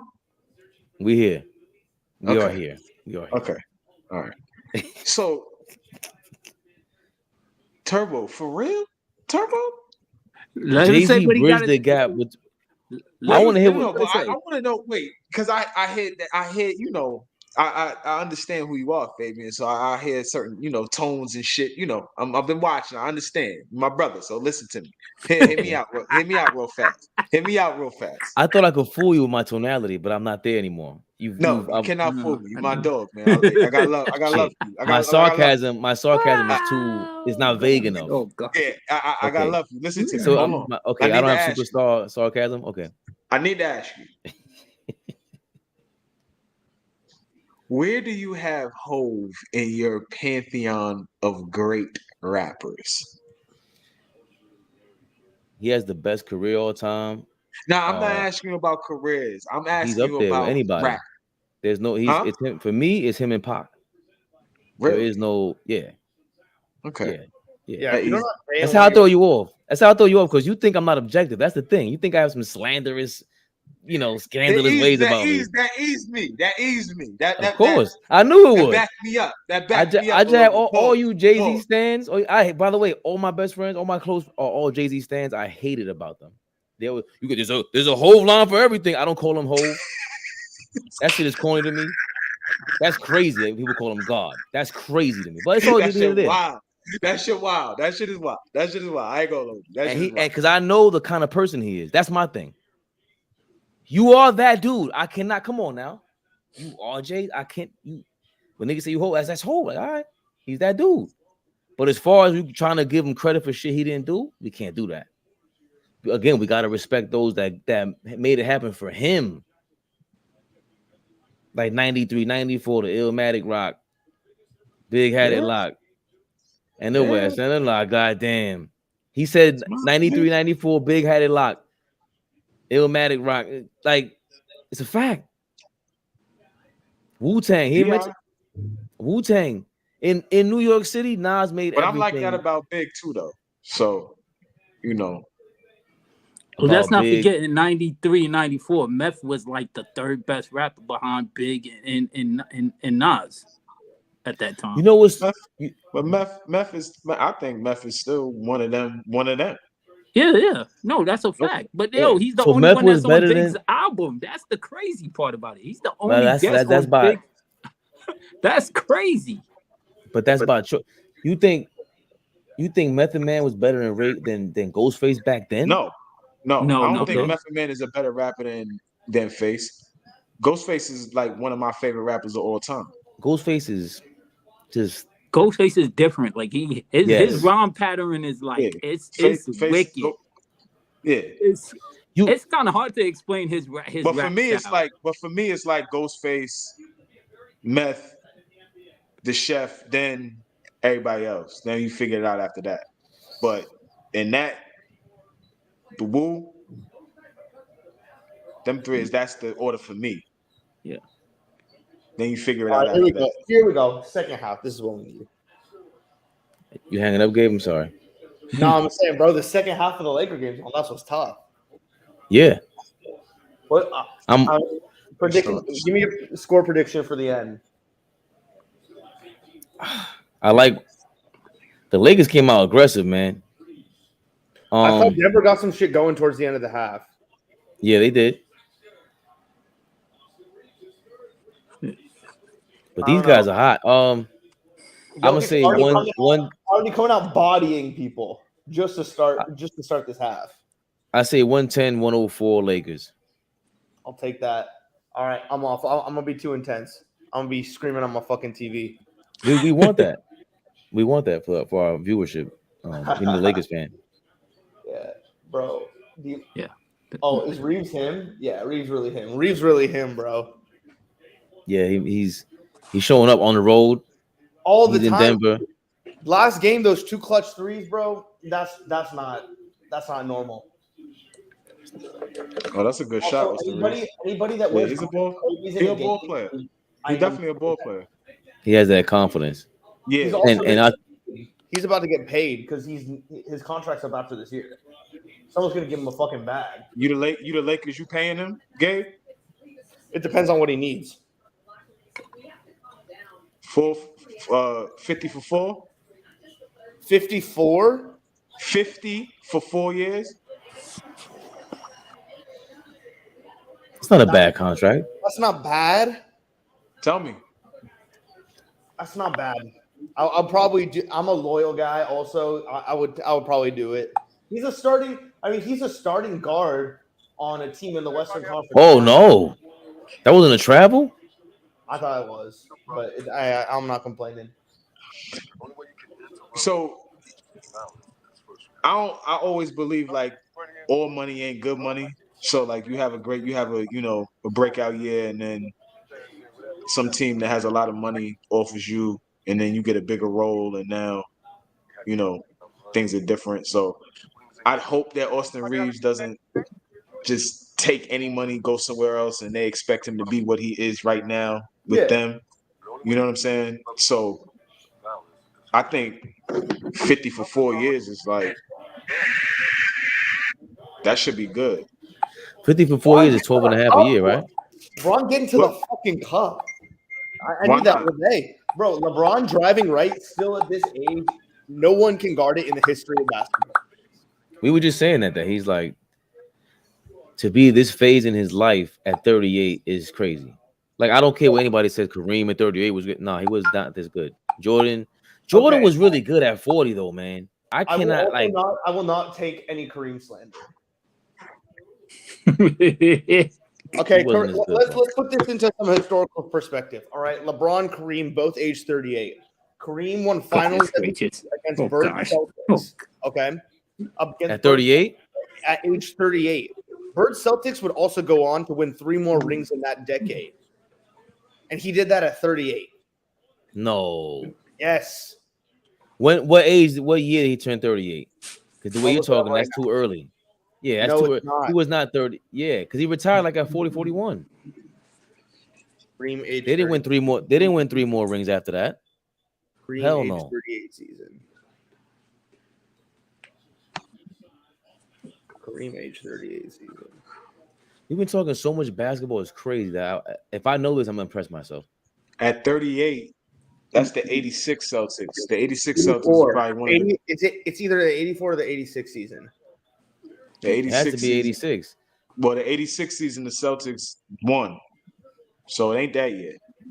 And that's 38. 87. 87. And there's no, he was 38 and 87? He was 39. 39, he got finals MVP? Yep. I might stand corrected with this. That's even better than what I was saying. Yeah. So 39 winning finals MVP against Bird Celtics. That's fucked. Yeah. That's insane. Was it Flea? That's why Zach I was talking to. But I'm also rare. Like I say Kareem's the second best player of all time. That's not rare, but people have him as first. Yeah, some people have him as number 1. Yeah, I know. And this only happened because of Isaiah Thomas, by the way. I want to give him like single-handed credit. Nobody was talking about Kareem Abdul-Jabbar in the 90s. I don't remember that shit. They said Magic and Jordan, and that was it. Well, that's because that was the spotlight at the time, and they thought Magic wasn't going to get some. All right, so you know I like to be accurate. Okay. Kareem did not win Finals MVP in '87. Magic won Finals MVP in '87. That's number one. Number two, the last Finals MVP Kareem won was in '85, but he was 37 though. So he was older though, Gabe. Dude was older. So 37. Kareem won Finals MVP in 1985. Kareem won Finals MVP in 1985. Right. And he was 37. Yes. He was 37. That's still impressive, though. That's still wildly impressive, though. Yeah. Magic did win. Did Magic win the MVP that year too? I had it right the first time. He was 38 years old in 1985. I'm looking at it right now. Who y'all got in the verses? Are we changing the subject too fast back to music? No. Well, let's finish this Kareem topic first, because I was right the first time. He was 38 years old when he won his last Finals MVP in 1985. I'm looking at it right here. Okay. Against the Boston Celtics. You just missed 2 years. You just missed 2 years. You just missed 2 years from 87. No. Oh, it don't matter. It don't matter because he's right. He said that he won a Finals MVP at 38, and that Boston won 3 more after that. Yeah, but they did not win 3 more after that. Right. That's what I was thinking. There's no way they could have. Rings in that decade. I'm saying. Yeah, that decade. Right.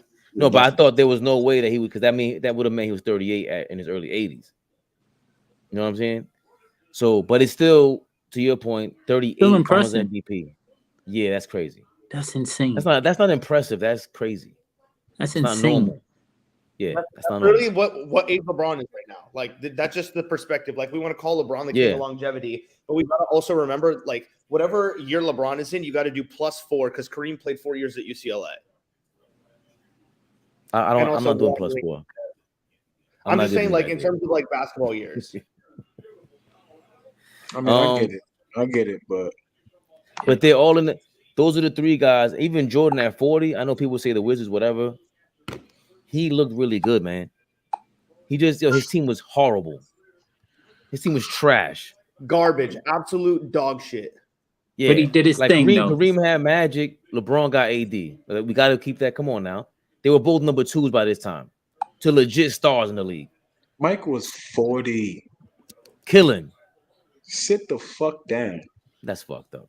Sit down. That's fucked up. Sit down, dude. Flea, LeBron's the GOAT, Flea? No, I didn't say any of that. Okay. Stop. I never want to hear that talk ever. All I said was Michael Jordan at 40, sit down. That's fucked up. Next to me. Nah, that's fucked up. I did not want to see Mike out there at 40, but neither did Jerry Stackhouse. He did it, and he's been very vocal about that. And I don't think Mike will be vocal about being about opposing Jerry Stackhouse, right? Like, I hate to dick ride somebody right now, but Jerry Stackhouse has always been known to not be played with. All them dudes from Kinston, North Carolina, all of them, him, Brandon Ingram, Cedric Maxwell, all them niggas is ready to knock niggas out. They not playing. Reggie Bullock, James Worthy, all them from Kinston, North Carolina. They not playing. Kinston, that city. All them guys I just named is from that city in North Carolina. Them niggas is nuts. So Hampton dudes will shoot you, but Kinston, North Carolina will shoot the fair one. So I had Cedric Maxwell been knocking cats out for years. Y'all know who Cornbread Maxwell is. Of course. Oh, yeah. He gave Larry Bird his props. He said he was one of them guys who talk shit about Larry Bird, and it was like, then I played him, and it was like, nah, this dude's crazy. Yo, you know what's crazy about that, right? Talking to somebody, right, Fabian? Mm-hmm, mm-hmm. And Gabe, he's a historian. Right. And if you want to crazy historian, think about this though, Fabian, for real. Mm-hmm. Like, you know how you give white boys shit, like back in the day, you give white boys shit when they come to court, yo, he's just a shooter, or he's not like that, or you underestimate the white player, right? Right. But for a whole decade, for who Larry Bird, for who Larry Bird was at that whole decade from 80, let's say 80 to 90, right? there ain't a dude out there that like refutes if Larry Bird was good or not. Like niggas. There's nobody that refutes like, yo, Larry was he wasn't shit. Like he was okay. Like it's never a debate about if Larry Bird was good or not. I think for me, I think that's some fascinating shit that like this. I never hear a soul talk shit about Larry Bird. Like, yo, he wasn't like that or he wasn't him. Nah. And they were scared of him. And they were scared of him. Like, yo, he told me what he was gonna do. I love that shit. I love that shit. Because you can feel like when somebody tells you what they're gonna do and they do it, that means a lot. Just in general. Tough. That's tough. When we're talking about like competition and somebody's better than you, and yo, Larry was so competitive. I remember I think Kevin McHale had like 50 points, and they played Atlanta the next day, and Larry Bird said, "I'm getting 60 against Atlanta," and he did it. Crazy. That's how people get shot. Unbelievable.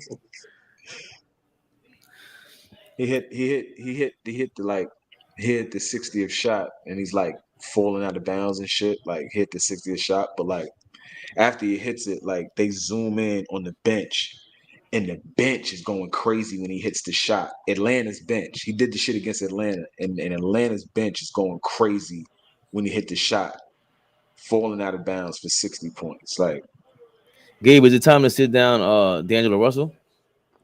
Bro, I never know what to expect with that dude for real. He's like hot and cold.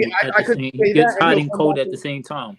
I could say that. I was gonna say I could say that, and then he'll come back in about 10 minutes and hit 3 threes in a row, and I'll be like, yeah, nah, keep him in. Can I ask why Hachimura wasn't in the game? Look at that fucking yumper, bro. That's crazy. MPJ's on. I mean, he's definitely underperformed to what he was as like a prospect, but he's still so nice. I mean, he's good. I don't think anyone on like Murray's the closest thing to being nice. He's good. Oh, you talked about it earlier. He got Murray as top 8 guards. Point guard in the league. Oh, point guard is different. He changed. You thought about that, huh? Didn't you? I did think about that. Yeah. Because I was like, guards. I was like, Book is better. Like, I mean, I shit on Luka, but Luka's better. Like, I mean, the list is longer. Like Luka's game, I hate his game. It's even worse. Dudes that don't play defense. Like me. Oh, that's yeah. Like, bro. Now behind. Oh, sorry to get off the conversation. Since we was talking about Larry Bird, as far as white, like who's like second and third behind? Can we put John Stockton and Chris Mellon like right behind him as far as like baddest white boys playing in the NBA? Stockton, yes, but not Mullen. I'm gonna piss you off, Turbo. What? I said something disrespectful. I'm gonna put Joker number 2 and then go to the bathroom after that. I mean, how are we not going to talk about Jerry West? Who's one? Bird. I was saying, yeah, but Jerry West. Huh? Like you said something about Jerry West game, boys. But like Jerry, I mean, we got to mention Jerry West. We got to mention Dark, Pistol Pete. Well, when they're Europeans. We don't count. We just straight up. That's how. I mean, we just put American. We just American. Yeah, just straight up. Okay, Jerry West. Yeah, we definitely got to put Jerry West up there. Yeah. What about Rick Barry? What about Rick Pete Barry? Maravich, Rick Barry. Those guys got to be there. Yeah, Pistol Pete's nice. I mean, Bird, of course. Yeah, and so you're saying no international players? No. Keep them separate. There's a lot of cold ass. Huh? There was a lot of cold ass white boys though. Come on, yeah. Now. Like, hey, I'm about to piss you off. Bob Cousy. Oh, he's a Queens guy. He's from my hometown. He went to Jet, bro. He went to Jet. Bob Cousy was tearing it up in the black and white film. Oh, nah, I have no problems with that. Yeah. I would put Jackson. Oh, Tom Chambers and Jack Simba is up there. They were all-star caliber players. Sure, but they're like, right up there. Not on the same level as these other guys we just mentioned. Huh?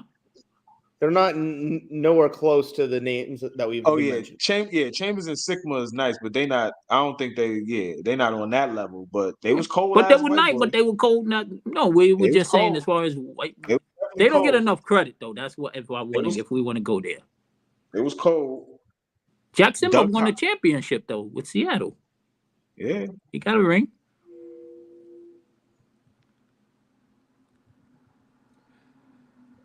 I say the only two white boys that deserve that are not European to be in that same Larry Bird conversation, like right the tier under, is John Stockton and Jerry West, and then it ends.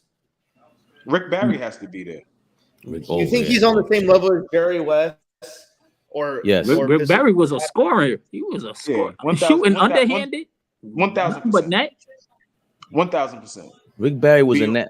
I still give Rick Barry his props. You know, he wore a wig in a photo shoot. He's ahead of his time. LeBron wears a wig now. Rick Barry's ahead of his time. He wore a wig for and they laughed at him. But now everybody got like a wig on and shit. They're wearing wigs for dreads now. Rick Barry's ahead of his time.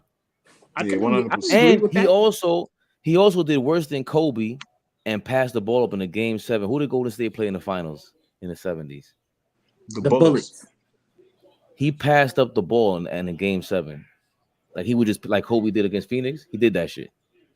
Rick Barry was nice like that. But they won. they won the finals. You sure about that? Yes. Yeah, the Golden State, that's the first. I mean, aside from when they was in Philadelphia as the Philadelphia Warriors, the first chip they got was with Rick Barry in there. Yeah. And Jamal Wilkes was a rookie. Yeah, he was on that team. And that's crazy. I didn't know that. Yeah. And won rookie of the year. And won rookie of the year that year. That's crazy. So he came in the NBA from winning a championship, a college championship, getting rookie of the year and the NBA championship. That's crazy. Bro, Smiles for Smiles, I don't know if this is defense. Smiles, I don't know if this is a typo. Join this. No, I don't know. Okay, maybe she's trying to send a link or something like that. Live if you are not a Lakers fan. Who's not a Laker fan? Oh, join this live if you are not a Lakers fan. We're pretty fair today though. Like we're not gonna bash the Lakers. I am a Lakers fan. What's this? What's this about? Right. We got a Laker fan on here. Smiles. Yeah. You want to talk about history? I want to hear the story of how I met. This is my favorite story to ever tell. It's about how I met Kobe. Okay. Legendary story. So growing up, we couldn't afford going to Laker games. So I never got to go see live when I was little. But I was about 6 years old, and my dad had a friend that had season tickets. Okay, we were playing the whack ass Toronto Raptors. Okay, my dad's friend gave him the 2 tickets that were originally for him and his son. Okay, this is back way in the day when you could go to Staples hella early, go watch them do shoot around, all that shit. So my dad and I pulled up to Staples 3 hours early. Okay, I watched for about an hour.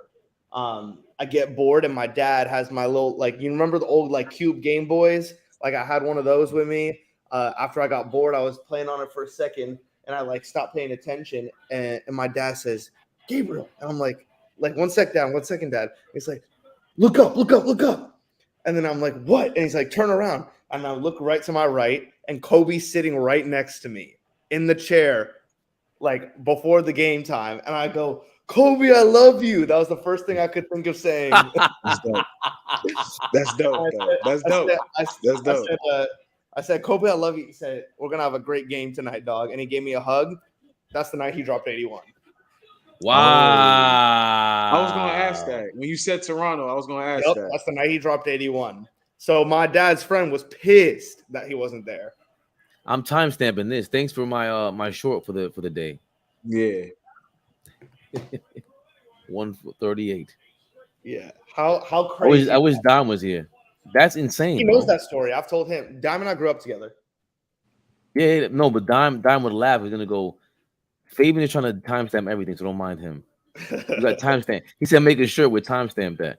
Kobe story. Gabe. Gabe, you got a YouTube channel or something?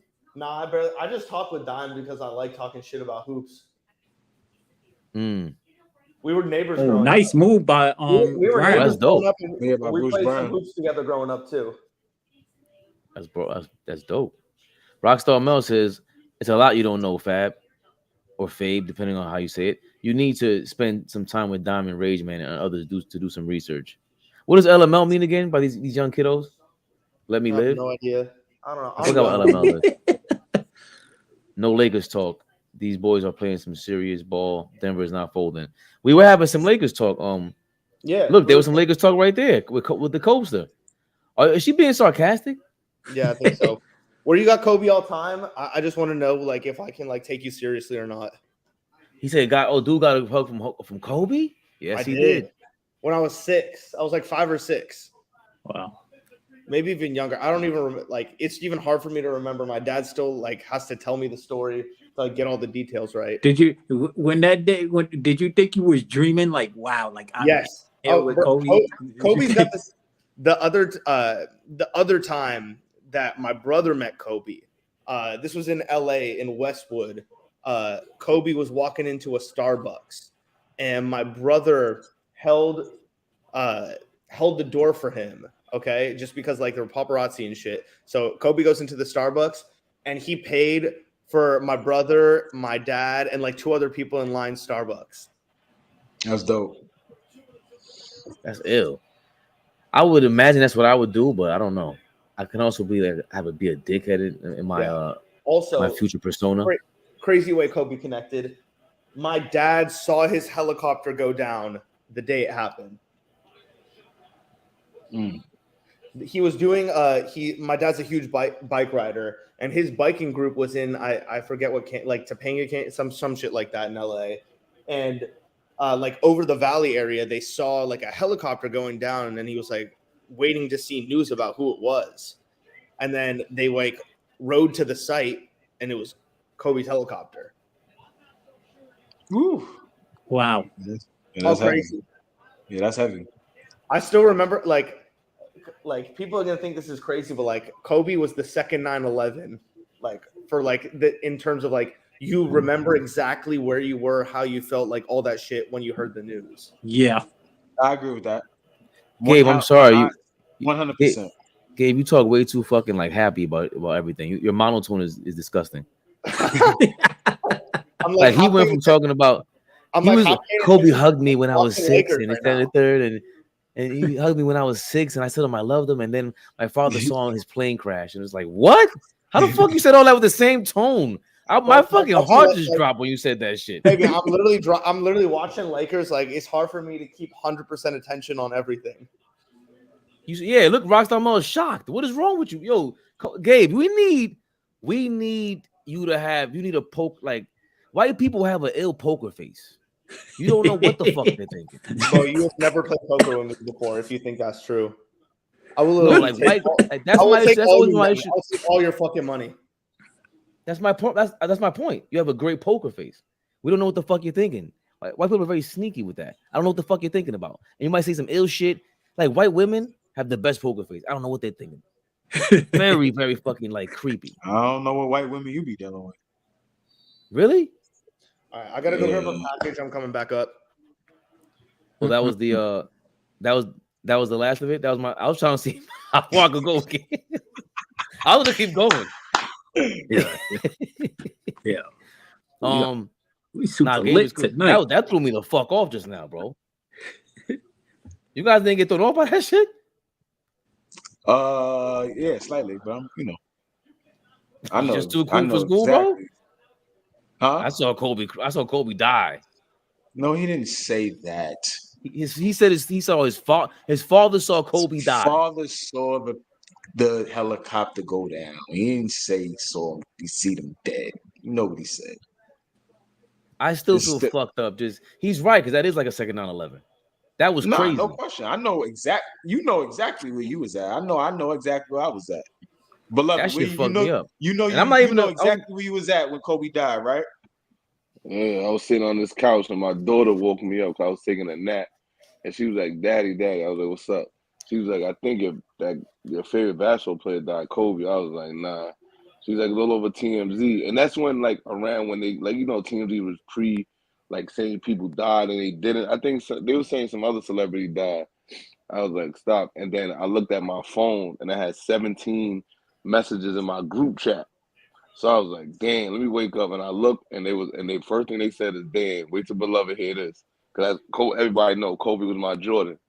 So Beloved, that's the same thing for me. Kobe, my favorite player all time. I think he number one all time. That's just me. But I had freshman year of high school, I had the crazy eights, black and white joints. I know exactly where I was at, and I had mad text messages. Everybody was like, "Yo, you all right? You all right? You all right?" I'm like, "What are y'all talking about?" Shorty called me like, "Yo, that shit real." I'm like, "Nah, y'all bugging. Y'all bugging." Hell, it was crazy. It was crazy. And then it's when they got into once they got into the Rick Fox was on the plane, I was like, "Wait, what?" Remember that when they was saying Rick Fox was on there? Yeah, they was wild. Yeah, they was wild. Yeah.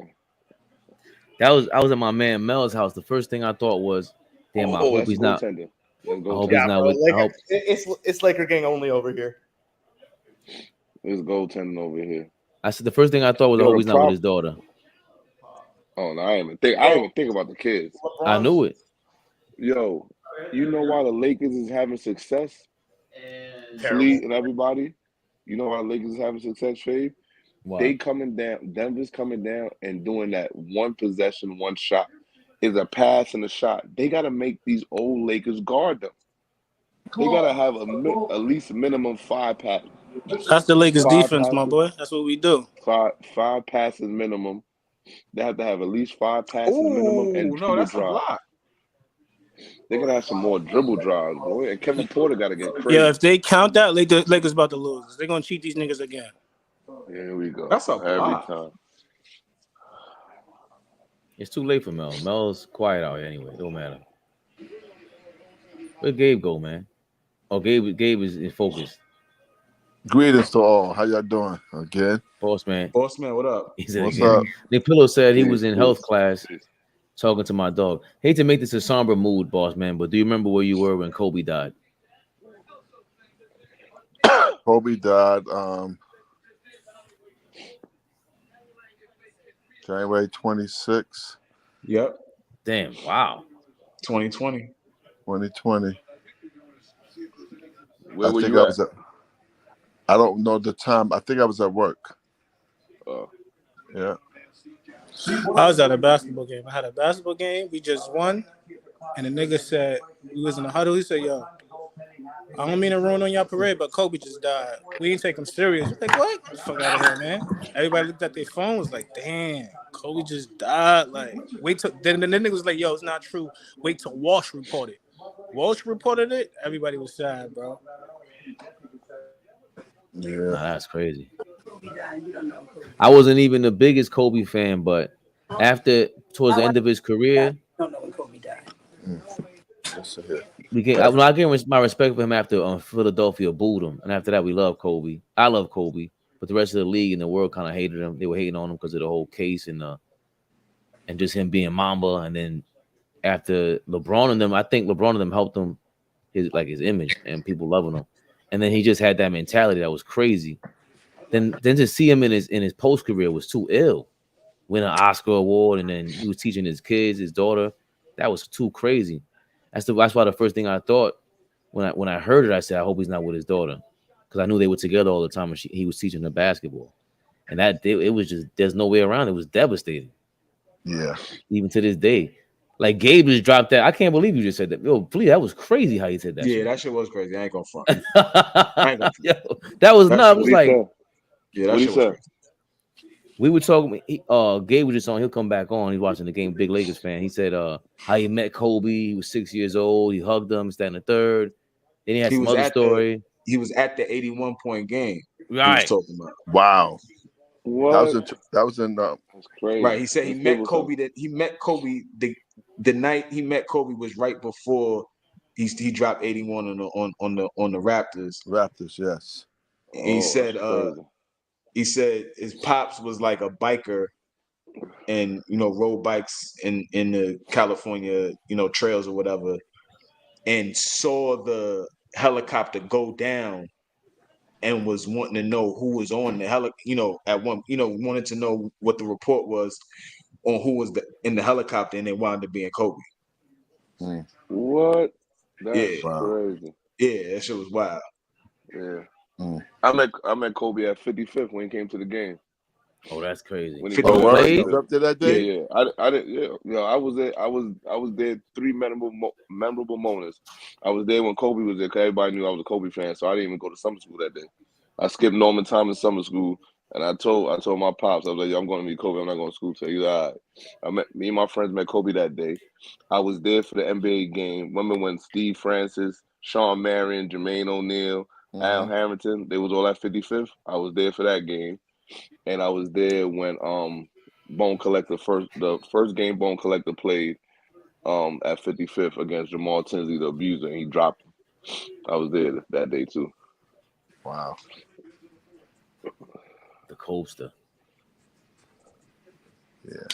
Yo, Lake, Bean was playing in what was Bean playing in some white and orange high top? Yeah, Uptowns. Air Forces. Like, I'm like, he had the Air Force. Remember the Air Force one with the little bubble, the air bubble? With the little, the swoosh. The little bubble. Yeah. Yeah, the swoosh was the air bubble. Yeah. Yo, Flea, you know Kurt from OCP? Yes. That's who was in the backcourt with Kobe. He played for Murder Inc. Queens and them, John them. On that team you talk on that team? Yep. That he was go look at the footage. Kurt is in the backcourt with Kobe. I gotta go look. Prime Objective. Yeah, my boy Jay High was on that team too. Yeah, Jay High was there. That's my guy. Where you from, Turbo? I'm from Queens.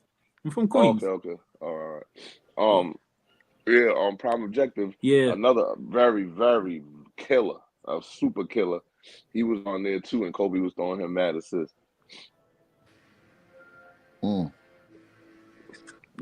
funny thing about that, that game took 2 hours to start.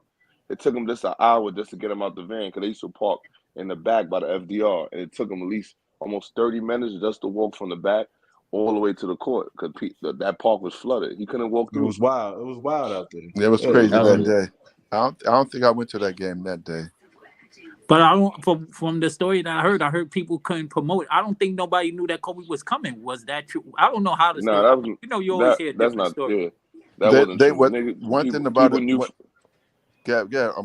Beloved. Yeah, we knew the night before he was there, because what's the name was Duke Tango was not Duke Tango. What's the nigga name? Live on Lennox.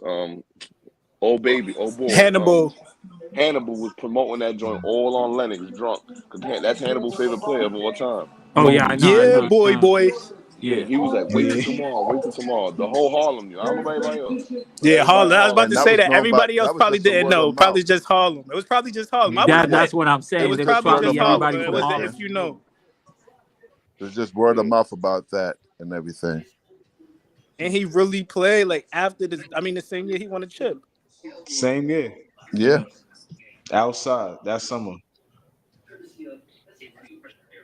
Somebody got that jersey too, because he gave that jersey away. Somebody has that jersey, hood. Like somebody had, I don't know who it is, but I remember when he was walking out towards the avenue, he gave that jersey to somebody, and I never even heard about it popping up again.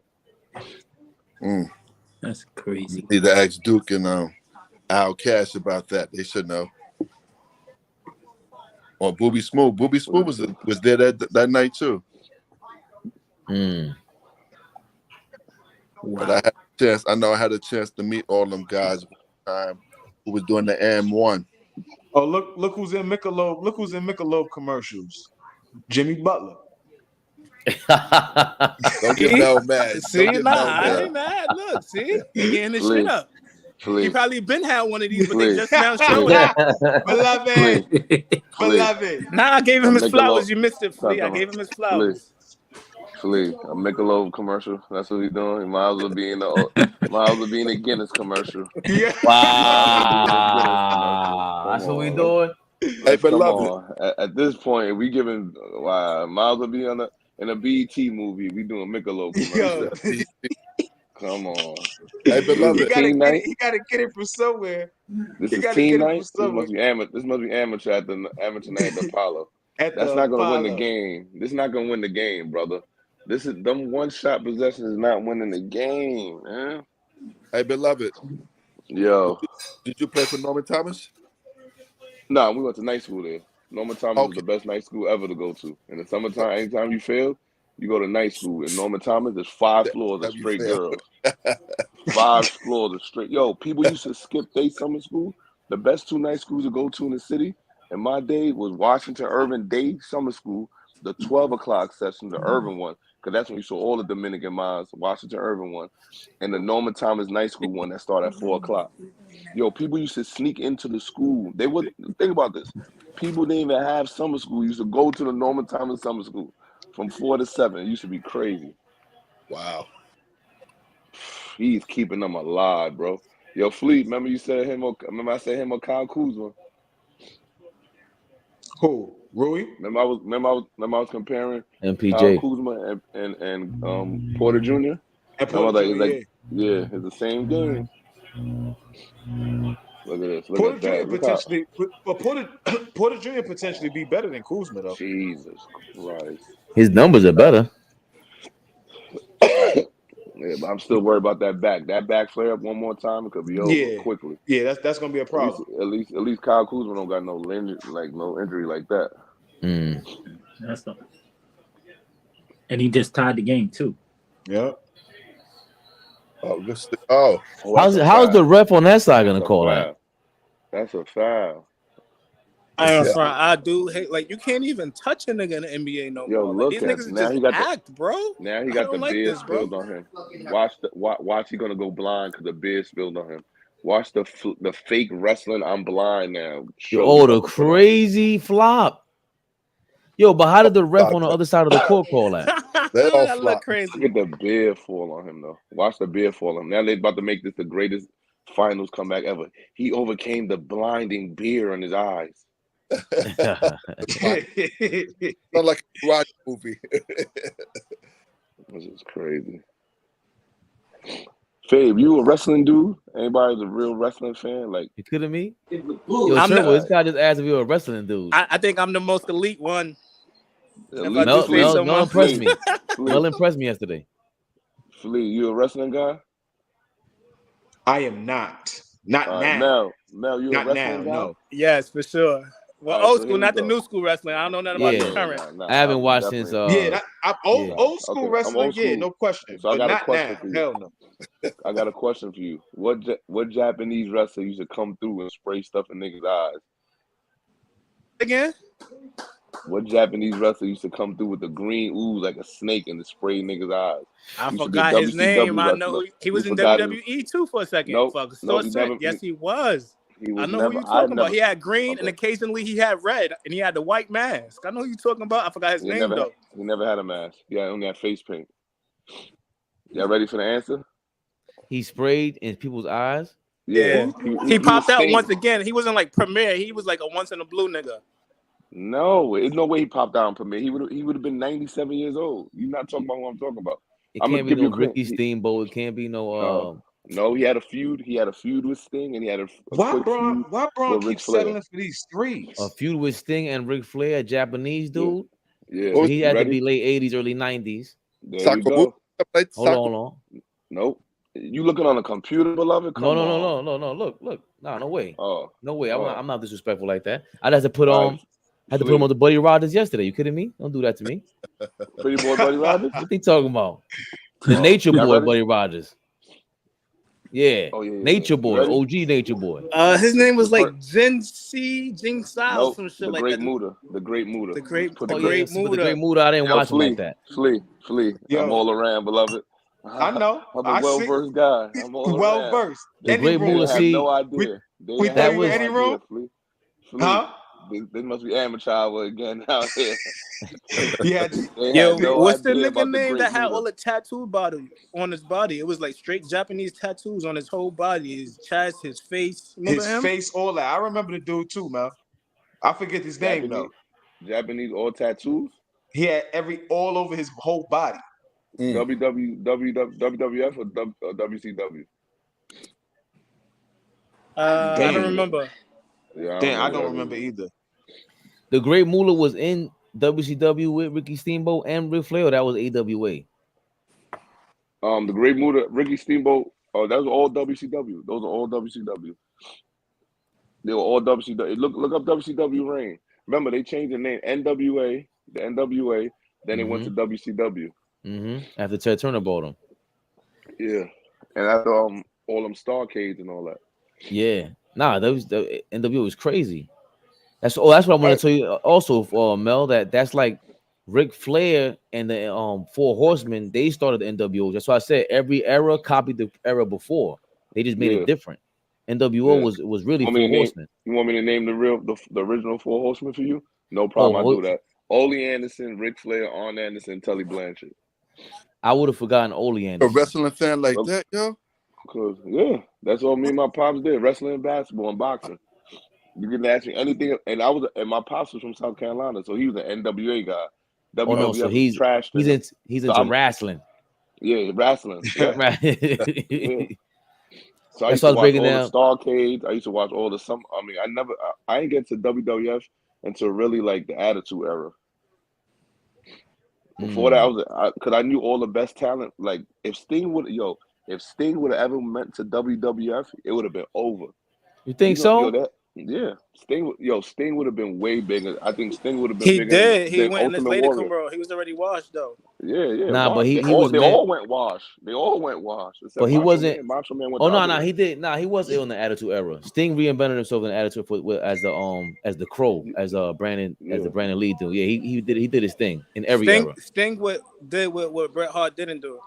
When it was time to adjust and change his shit, he did it. Yeah, Bret Hart didn't do. The best there was, and I got the Hart Foundation in my top 5 tag teams of all time. But my number 2 tag team of all time is the WCW Steiner Brothers. You ain't never seen nothing like the WCW Steiner Brothers with the straight wrestling gear. Scott Steiner and with the varsity jackets. With the varsity jackets. Yep, they were ill. I'm going Legion of WCW Doom. had better tag teams. Stone Cold was on, and Brian Pillman was crazy. Come on, that's cute. You doing the original Road War? Oh man, they wild. The road. See, I used to get confused as a kid. The original Road Warriors is Sting and Ultimate Warrior, or no, it's not. No, they the same dude. Animal. They're the same dude. Right. Oh, they are okay. Yeah, they just changed the name. Wait. So Mel, you going WCW Road Warriors or WWF Road Warriors? I'm going WWF.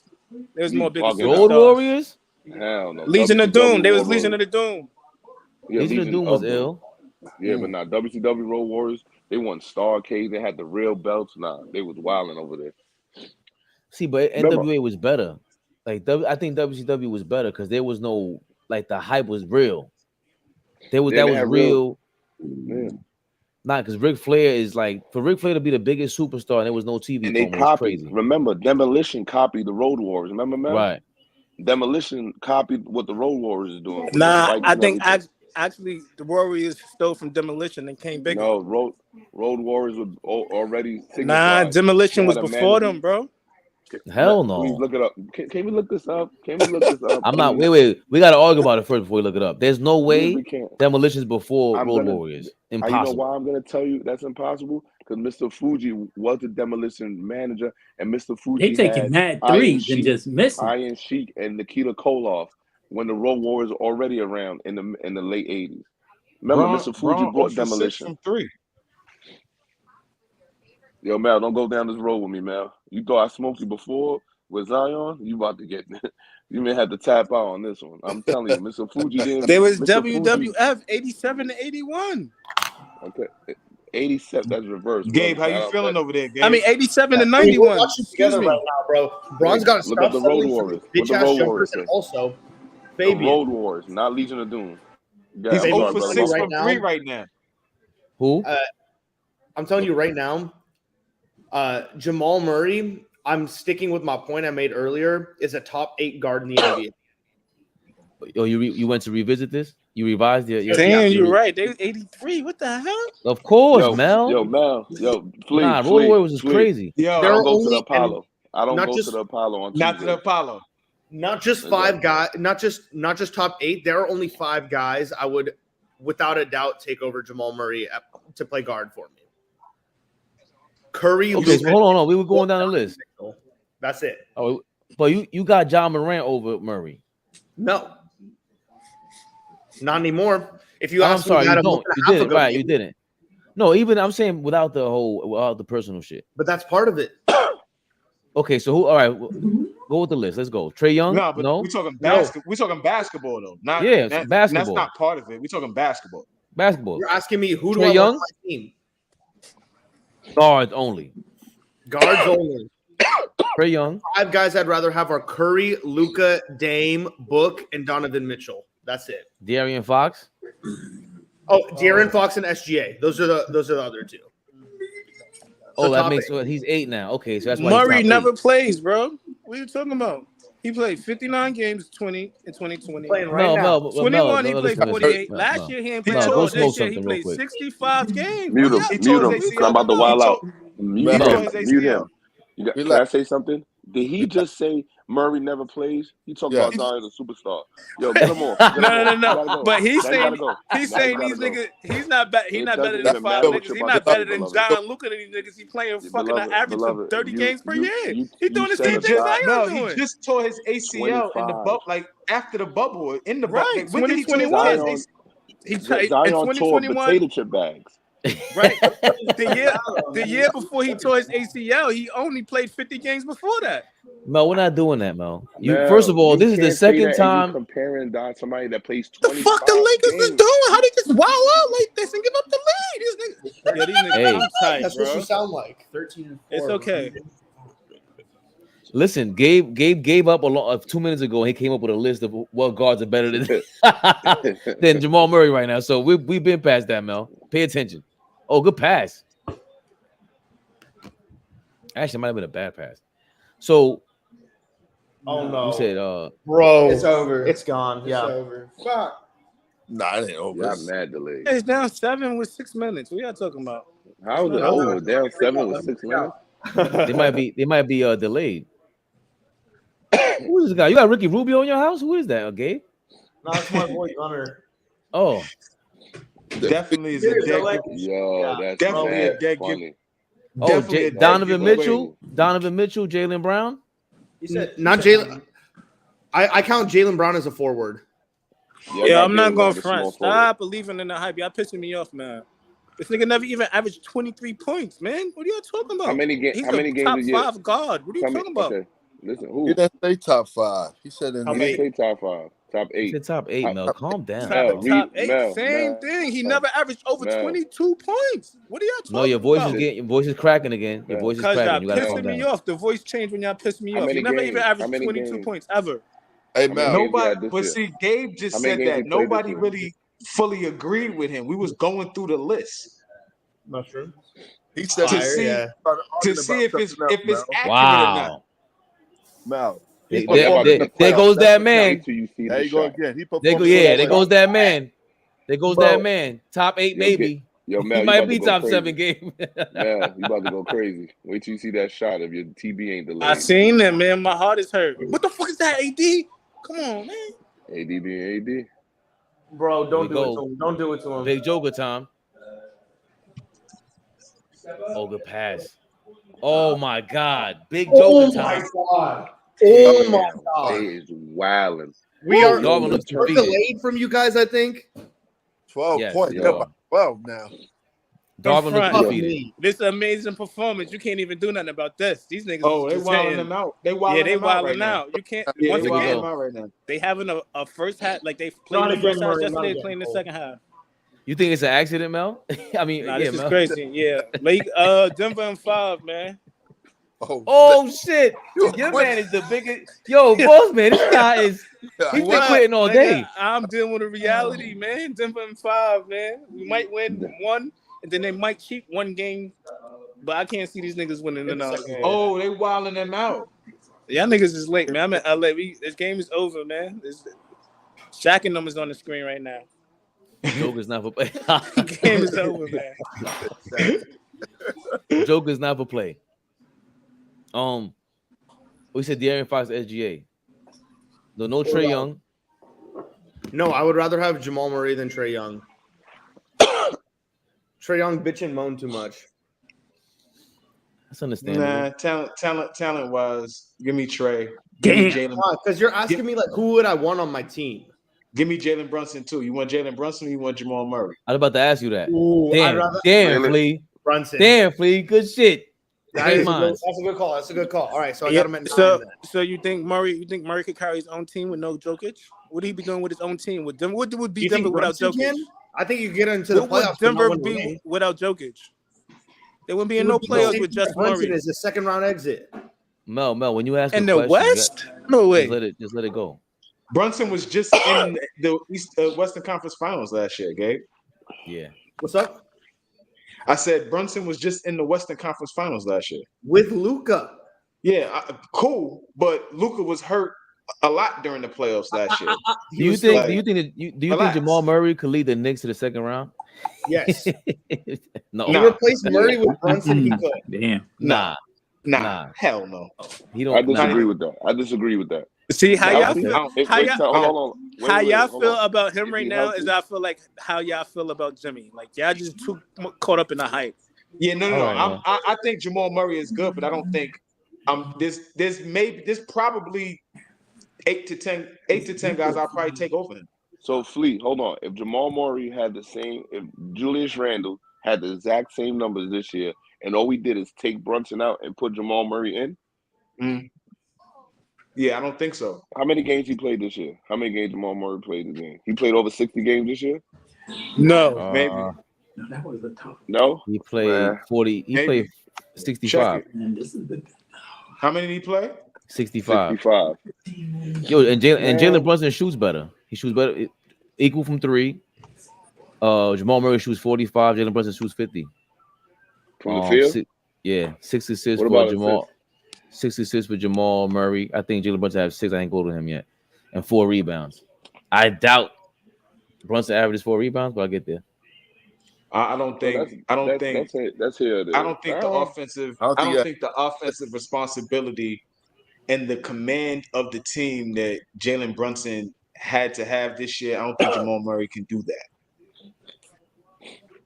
I also think if Jalen Brunson's on Denver, they get just that much better if you trade him for Jamal Murray. And there's no way I would trade Jalen Brunson for Jamal Murray right now. I wouldn't do it either. I don't know. I wouldn't do that trade. I wouldn't make the trade, but I don't know if they won't make the playoffs if you replace Murray. No, I'm not saying they wouldn't make the playoffs, but I don't think we would have been in the second round in the 6-game series with the Heat. Brunson averaged 24, 6 assists, 3.5 rebounds, 49%, which is like 50% from the field, and 41% from 3. So he shot better from 3. I think he shoots better all around with Jokic. Brunson shot 41% from 3 this year. Yep. Yo, what is this nigga on? He's wilding these niggas out, boy. Yep. This is double. Yo, have a seat. You're not even a fucking fan, man. This is bubble revenge. Yo, Flea, you know what this is? This is for all that bubble talk. So you're talking to Dwight? This is bubble revenge. Yeah, they wilding them out. Yeah, bro. They shooting like 80% from 3 right now. You can't do nothing about this. I ain't gonna front. Bro, yeah, it's a game over. That's GG. Series over. Yo, you Lakers fans give up so easily, man. Until someone wins a road game. Series ain't over. That's the difference between Lakers fans and Knicks fans. Knicks fans, we don't give a fuck, man. We win. Yeah, Jamal Murray wilding y'all out right now. I'm telling you that top 8. There you go. The game. Look, AD just blocked the 3-point. Come on, man. He got 14 in the fourth quarter. Look at this one. You gotta have a running start. Yo, if he don't have a running start, it is over, man. Why has LeBron shot 6 3-pointers this game? Hey, they choking a little. Yeah. Now you can't say and you just give up. You just said it's over. He said Shaq is out there. Get out of here, man. This is crazy. AD only has 13 points. 2 of 11 from the field. Rue was killing though. Rue was killing. Well, Rue was killing. He can't. Why didn't Can I ask you a question? Beloved, all you. Why didn't Rui come out to start the second half? He had 3 fouls already, I think, was the reason. Why he didn't start the game neither? That was a stupid decision on the other hand. That's your boy. I think he went. I think he went with He started Vanderbilt just to see what he could give, because you already know, like, let's see what he get. Like, if he could give me 10 to 15 minutes, then we put Hachimura on him. He wanted to give him a different look. That was tough. Oh, Flea. Look where LeBron stops his dribble at, where it says Ball Arena. Why would you stop your dribble right there? To get a dime, nigga. Dime me in the corner, nigga. High IQ. What you talking about? Relax. You think that was you good with that shot? You happy with the AD Jesus corner Christ. Boss man. Don't call it a comeback. Oh, wow. snap. Wow, man. Oh, my This God. guy's crazy. AD. This guy's crazy. Uh-oh. Both of you guys the same thing. Now they breathed life back into the game. The Lakers jersey's back on. Yeah. Somebody Somebody took their TV dinner out. Yo, Faye. Somebody took their TV dinner out the microwave. They ready. Somebody banged on the table. You heard that? Rockstar Mel. Mel left. Look. What the F is this game? Nick Pillow. I don't know Nick Pillow.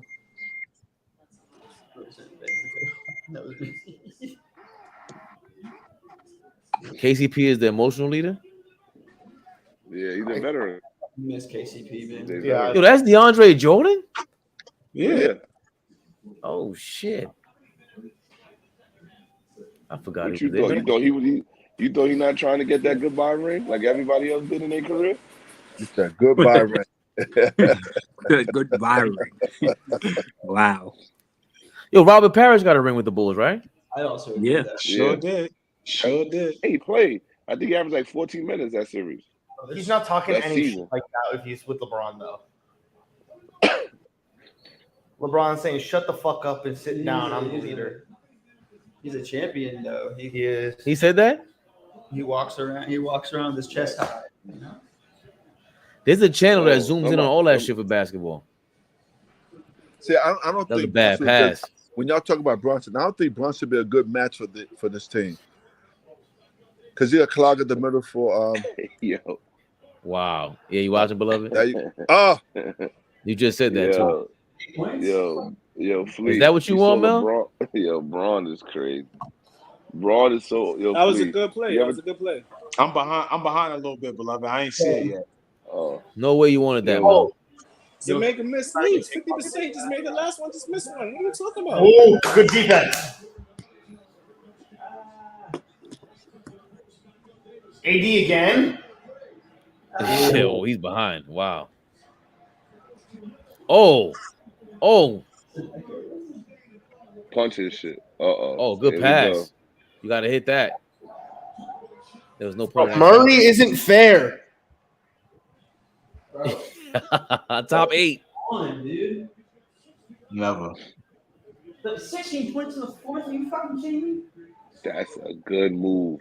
And that should have been an and one. And they cheating us, not giving us no fouls. Come on, they already tough. That should have been an and 2 one. points. A tough step through right there. Oh, fuck out of my paint then. That was LeBron? He about to have a dub in the fourth. Yo, you see LeBron's face? The nigga can't breathe.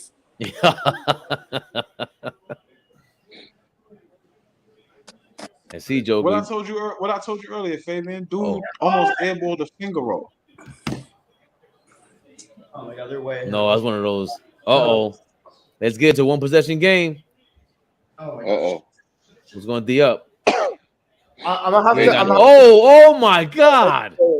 Y'all too far ahead. Look at that play. Get off here. Oh, and that's clear. It's not clear path. Damn, AD. hey, that's the second time you did that, man. Awful. Damn, AD. You might as well stay behind that 3-point line. Look, that's a Nah. Loses the ball. Did he travel? Oh, he smacked the shit out of AD though. Oh wow, yeah. Yeah, that is a foul. Especially to a superstar. Yeah. Driving like that, that's a foul. Under 2 minutes, gotta give him something, man. The setup, the rig is in. Oh, good D. Kick it out, Joker. Good D, bro. Good D, bro. Damn, he's having a terrible game. He's getting up. Who? Braun's getting up. Oh! Off the backboard. Game 3. White chocolate. 2-point game. Go! 2-point game, and they cheating us. Mel, you woke up now? You all right, Mel? You got your second win? They gotta move all ball if they're gonna have top 8. Foul. That was a foul. How was that a foul? AD just that was not a foul. AD just did the same move. I think he feels like he's going a little bit more aggressive to the basket. All right, that's a legitimate twist. No acting there. Here we go. Look at him. Jesus. Like an old black woman at a funeral. He said he got a breather. Ain't nothing wrong with that nigga. He just needed a breather.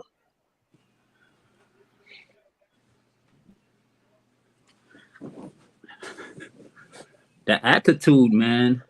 You got niggas that's not even Denver fans rooting for Denver. It's crazy, bro. Niggas hate the Lakers and LeBron that much. It's nuts. That's why he's the GOAT, man. He said, what to Denver? What you said, man? I didn't hear what he said. I don't know if I like that foul call. I'm surprised they ain't challenged it. It's not the worst foul call you ever saw. Now that was a you double. shoot another 3-pointer. Oh no. So AD's 1 of 3 from 3 this quarter. You had a problem with that, beloved? You should have stepped in at least. Yeah, I don't got a problem with it. So you 1 for 3 in the NBA. That's all right. Open corner 3. That's what you work for. Listen, there's nothing to panic. If I was a Laker fan, there's nothing to panic. They took care of business. Now we gotta go take care of business. That's it. And the game ain't over. I don't like how they be going on these streaks like this. This is like that's unbeatable. You can't let them score 14 in a row, shoot 60%. Them niggas shooting like 70% from 3-point line.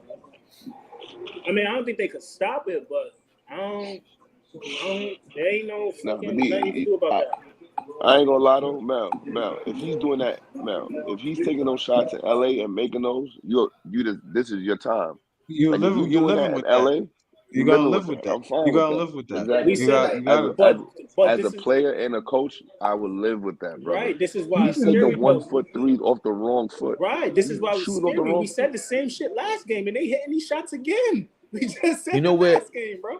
You know what shots these are? As good, but Mel, let me tell you what shots these are. Mel, these are shots that role players and momentum players hit at home in a playoff game. You got to make sure your role players and your momentum players do that in LA. Now, if they fail to do that, then the series is over for you. I agree. D'Angelo Russell has to have 4 threes next game. Schroeder has to have 10 points and 3 big steals. And the white boy got to keep playing the same. Game is not over. I don't know if you're gonna get the same production out of Rui that you got from Rui tonight. That's gonna be hard for him to duplicate. Wow. Come on, bro. You gotta slam that, bro. Father Time is here for Braun. I ain't going front. Father Time is here for Braun. That looked kind of crazy. That layup looked kind of crazy. That's like me trying to get a layup against my kids. Why didn't he just kick it out, man? Why he doesn't slam it? LeBron reverse slams that every year. On Gordon? No way. Yes, he does. I've seen. You want me to show you that highlight? I know Braun just goes straight up and slams that. He does the one arm out. Across the rim. Braun is. George Karl is there. Look at his body language. That's him. Listen, man. This is George Karl. I don't feel bad for you at all, man. Get the fuck out of here. Or me either. I know what he said. I know how he really feels about people. Yep. So you see, alhamdulillah, Allah got you. Don't worry, Allah got you shaking like a leaf now. Don't worry, it all comes back around, brother.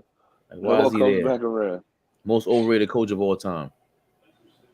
And that. Who? George Karl. Who was the last team we tried to coach? Wasn't it Denver? Sacramento. Sacramento, yeah. It was Sacramento? Yes. Yeah. That's crazy. With DeMarcus Cousins in them. Yep. He said that. He said that about somehow he's still on Bron Twitter running his mouth. He played the whole game.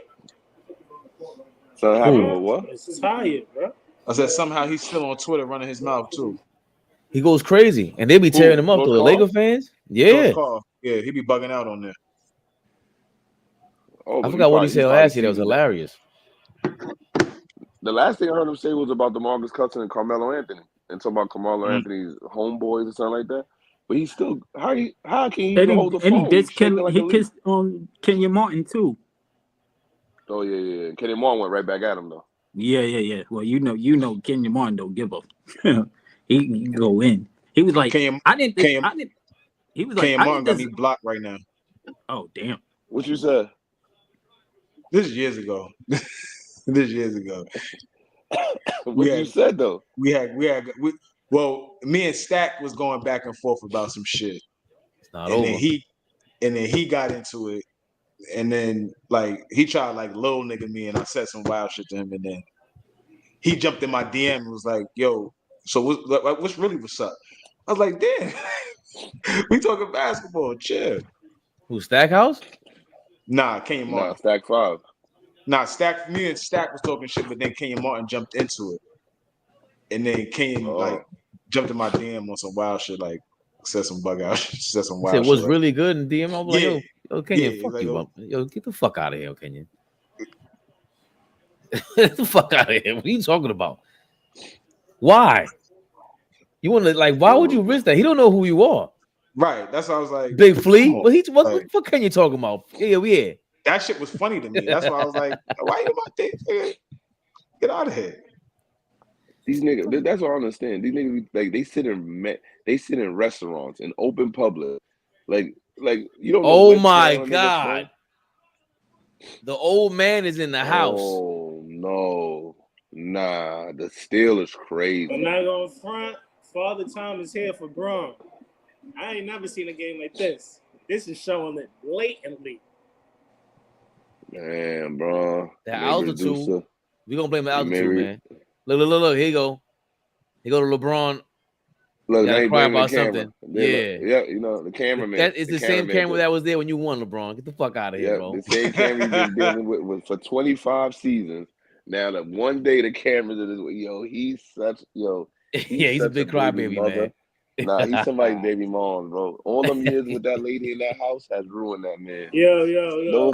Let's have some respect. He's 38, man. Let's have some respect. Nah. He's been like that since he was 18. Yo, Mel, the cameraman now. He ain't doing nothing. He just stood there and caught his breath. Yo, this nigga. Yo, Mel, I don't want to call you crazy, so I'm gonna use a word like this. You're the most disingenuous person ever on this fucking channel. I can't say that, beloved. I can't say that. I gotta give this man his credit. I gotta give Mel his credit, man. Rage Man is nuts. Rage Man was insane. Nah, he's dying with the shit. Insane. He's dying with that shit. Nah, hold on. Yo, he said that Kobe wasn't a superstar until 2007. Yo, Clay got off the live because of that. He said, I got off.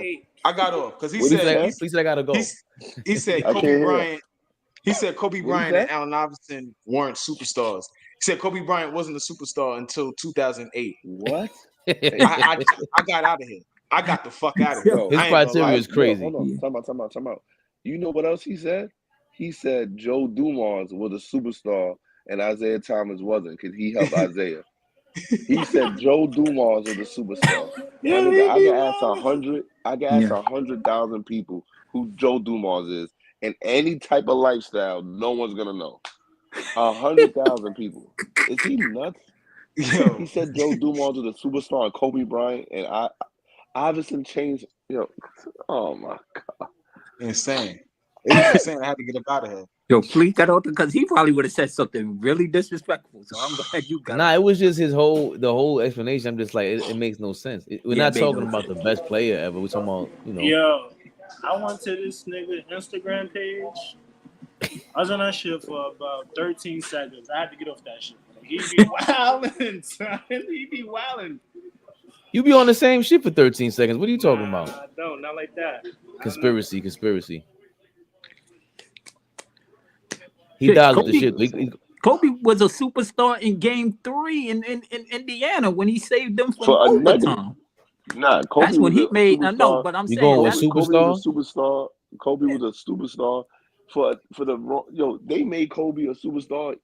They wanted him so bad to be a superstar. They made him a superstar when he went 0 for 5 against Utah. I know that, and he got an Adidas deal before he even got some. People forget about that. So come on, man, come on.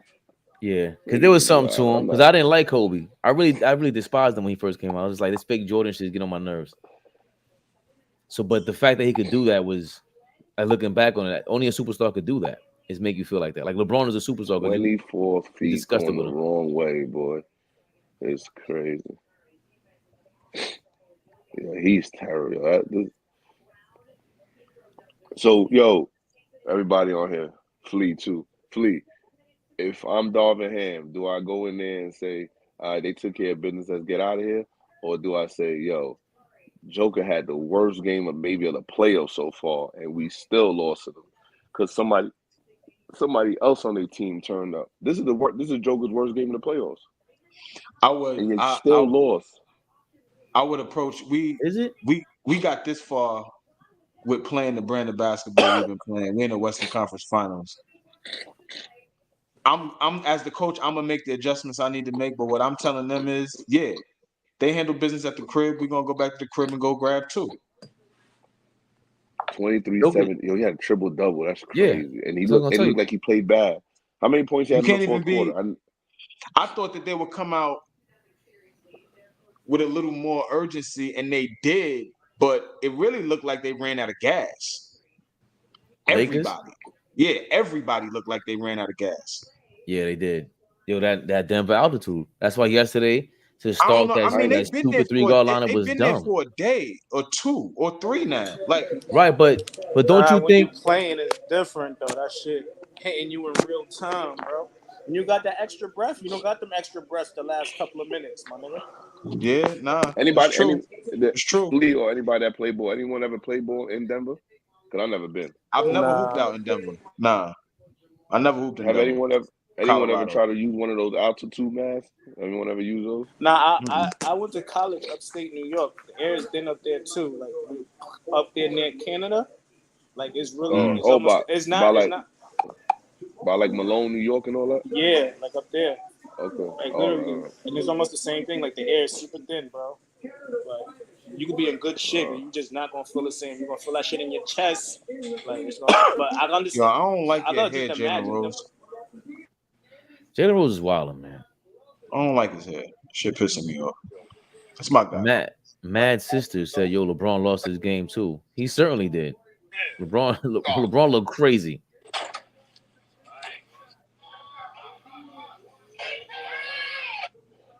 Jalen Rose hair look like a karaoke mic. He looks I don't crazy. like this shit, beloved. This shit pissing me off. Oh, you know who played a good game? Tell me what y'all think about this take. And if y'all know, this be a little test to basketball knowledge. You know what I think? What's the white boy? I don't want to keep calling him the white boy. What's his last name? Reeves. Austin Reeves. Really tough when a guy Austin Reeves. Like that. That's why when they watch one go. You know what I think Austin Reeves is about to do to the league? He may get. Listen to what I'm about to say. He may have fooled the league and get what's his nigga name? Used to play for the Rockets. Chandler Parsons. He may get the Chandler Parsons contract. Yeah, I think so too. The whole league. He might have like two more good years, maybe. But him like straight while in the league out, I think he's gonna while in the league out. Like how he doing. And I think next year some team the Lakers may have to let him go because some team may just give him the bag just because he's a white boy, he can bring a little bit more to the table, but he may get that Chandler, and I hope it's not the Knicks. It better not be the Knicks doing I just told Gabe he a Laker fan. He just got off here. I said Y'all willing to give Austin Reeves 50 for 4 years? That's 12.5. That ain't bad. Yep. That ain't bad. I think he could get 50 over 3 years. That's insane. Nah. For him. Nah. But yeah, but I think he's fooling the league enough. Especially, I think he's fooling the league enough to make it that Chandler Parsons deal. Yo, who robbed the NBA before Chandler Parsons? Jerome James. Allen Houston. Watch your mouth, man. I'm talking about Allen had a good career. I'm talking about Caucasian players. I'm gonna give you his initials, TG. Damn. Y'all taking some clarity. Y'all. Wait. You ain't doing no Andrea Bargnani? We ain't going there? No, even worse. TG. He a thief too. TG, you know what worse it is? than Bargnani? Flea, you don't come on, Flea. TG. That's his name, yes. His boy? initials are TG. Yes. Oh, Rob the who? league. Look. Who? Tom Gugliotta? There you go. Yo, Fade, shit. look up that contract he got after Minnesota and look up his wild. numbers. With the Bullets? With the with Minnesota. Straight stick up. That's another bum ass dude that Kevin Garnett was stuck with. That Mel was trying to tell me that the Timberwolves they did all right with Kevin Garnett. No, they didn't. They did him dirty. Tom Gugliotta was get the fuck out of here. Fabe, look at the numbers. Yo, Minnesota didn't finish paying him to like the mid 2010s. Yo, Gugliotta. Hey, yo, you know what's so crazy? He was going to be on the 2000 Olympic team. Oh, yep. If he didn't get hurt. Why? They were about to put him on a dream team because he was a nice, big, thoroughbred Italiano. Too much. I'm not gonna lie to you. Tom Gugliotta looks like somebody not to play with, man. He was good though. You can't front. Tom, he was good. Chizzy. He was good. He was chizzy, zizzy. He was super chiz. I think he got 2 chiz, and that's what happened to his game. He got 2 chizzy. He should have a more fluid game. How many All-Star games I think Tom Gugliotta made? I think he made 1. He did. What did it say? 1? Yeah. 0. 6. That's still impressive. Yeah. To me, I ain't expect him to get that shit. He made one. Yeah, I remember he made one. Yeah, 97. Yeah. But yo, that contract he got for that time, for what he did with him, was a stick up. I remember that. Didn't Phoenix overpay him? No, wasn't he? That's who paid him. Phoenix. Yes, that's who paid him. Phoenix. Yeah. He left he went from the Bullets, Minnesota, then Phoenix. And he went to Utah, Boston, and Atlanta. Yeah, come on, come on. Yeah.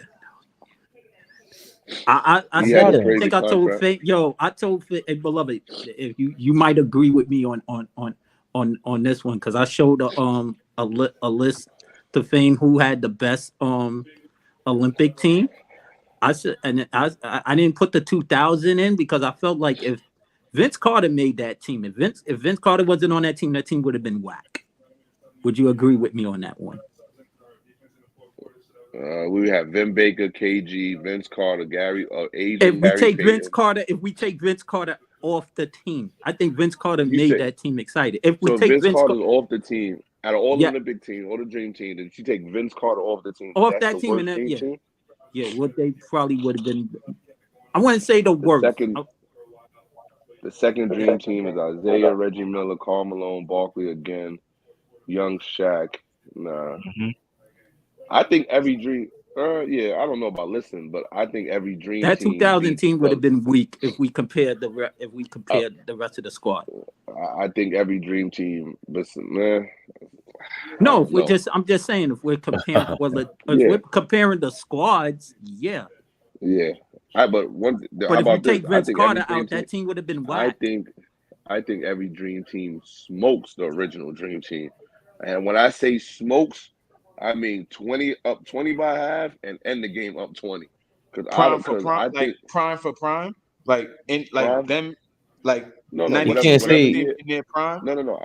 I'm looking at it as whatever year you want to start the career. So like Jordan was in what year was when he was Olympic team? He was a 6th year, right? Like so 6, 7 years, something like that. Yeah, 6, 7 years. I put him like every team like that. That's like every player. No. That's like Jordan's like 9 years. That's going to year 8. it's going to year 8 or 9, something like that. 8 years, because he got drafted in 84. So what I'm saying, whatever year you was in, I'm taking you in that year. So Ewing was in his 7th year. That Dwight, listen, let me tell you something. That Dwight Howard, Kobe, and all them, they are going to give them. That dream team that's the best team ever to me. To me, that's the best team ever. The Redeem team? The Redeem team? Make another dream team with anybody you want, any Americans, and still not beating the Redeem team. That's the only thing. Nothing with the Redeem team. You understand what? No, I don't think people understand what Dwight Howard was at that time. There's no big man ever in no era you could bring him. I don't care who you bring is gonna be able. They're gonna look at Dwight Howard and say, "What am I gonna do with this?" Who's on that second dream team? Is Shaq, Elijah Wan. That's 96, right? Shaq, no, 94. Yeah. 94. 94? Elijah Wan. Yeah. It's the FIBA team. It was the FIBA World team, but they considered them the second dream team. And who's on that team? Shaq, Elijah Wan? Isaiah Thomas. No. It's Shaq, Alonzo Mourning, Derek Coleman, Sean Kemp, Larry Johnson, Mark Price, Kevin Johnson, Dan Marley, smoking them, Reggie Miller, and Joe Dumars. Some niggas would have got washed. Yeah, I don't know about that. You bugging out. Derek, talking about, yo, Fabe, do me a favor right now, because I'm about to say something. Y'all about to be like, beloved's crazy. What? Fabe, do me a favor. Yeah. Google Michael Jordan's comments about Derek Coleman.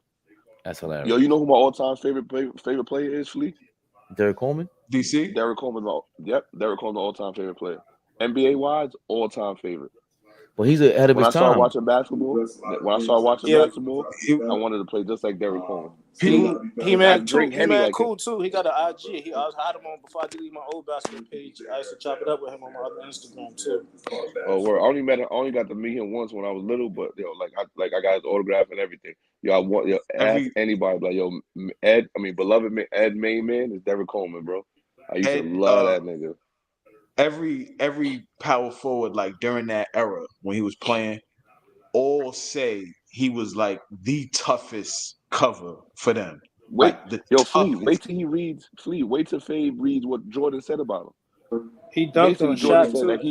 It put it on Shaq. Only nigga ever to dunk on Shaq. Facts. And Shaq would have threw you on the floor. Fabe, you saw it yet? Mm-hmm. Shaq would have threw you on the floor. Yo. Derek Coleman explains why I forgot. Oh, he says that, right? We meant to go to No. I want Jordan you to look up. Yeah, what Jordan said about Derek Coleman after they played him in that playoff series. Basically, Flea. He basically says, "Yo, he's next up. Like he about to change the game. You can't do nothing with him." Even Barkley said that. Barkley said the same thing. He was like, "Yo, Derek Coleman should have been the best power forward ever." Like, that's how nice he was. But you know what happened? Every time him and Chris Mullin got together, let's see who could finish the first Henny bottle. And that's exactly what happened. The race to the Henny. But yo, think about this. You know how nice Mully used to put it back. Yeah, oh hell yeah. Yo, listen, you know how nice you gotta be to kill niggas drunk? Like Chris Mullin was dead drunk. Like there was no question about it. I know he used to hang out here in Rochdale. I heard some crazy stories. Yeah, he was dead hit and giving niggas 24, 12, and 12, run TMCs and all that. But now, Mel, you think the Dream Team beats the Redeem Team? No way. Oh, okay. Any team with Bron, you know he gonna think any team gonna win with Bron. Oh, nigga, Bron, Melo, Kobe, Dwight Howard, you crazy? It was all of them, bro. What are you talking about? If it's them in their prime, that's the dream. That's what I was saying about the Dream Team. Yo, Tyson Chandler will give fucking Ewing and Robinson hell just on defensively, and throwing the oop 30 feet in the air. Jason Kidd at the point guard. Come on, Chris Paul. And niggas is playing EuroLeague. Deron Williams. My only thing is, Dream Team would lose to them. It's paining me right now. It's paining me that we're not even giving the original Dream Team no love right now. Yeah, he's bugging. Yeah. Shit paining me right now. You kind of bugging, beloved. I know that team. Hold on. That Redeem Team is tough. Nah, Marcus Gasol and Pau Gasol are giving them problems. What do you think David Robinson and Patrick Ewing? What are we doing right now? Yeah. You're bugging out. We got to rethink this one. That's not it. I don't know where we got. I still got the Redeem Team cooking now. Like cooking who? The original Dream Team. The original Dream Team. Hell, the Redeem no Team. way in the world. You're going to lose by man. 20 each half. Yo, you got Ray Allen, KG, Allen Houston, Jason Kidd. No, we're talking about the 2000. That's the 2000 team. That's the 2000 team. Oh, this is 2000. You're talking about that's the 2000. We're talking about that team? The 08. The 08. 08 you like that team out? Are we lost? The 08 Are we lost? You can go to 2002, 8, whatever y'all want to go to. 92 is beating all of them. They too big, bro. Bossman.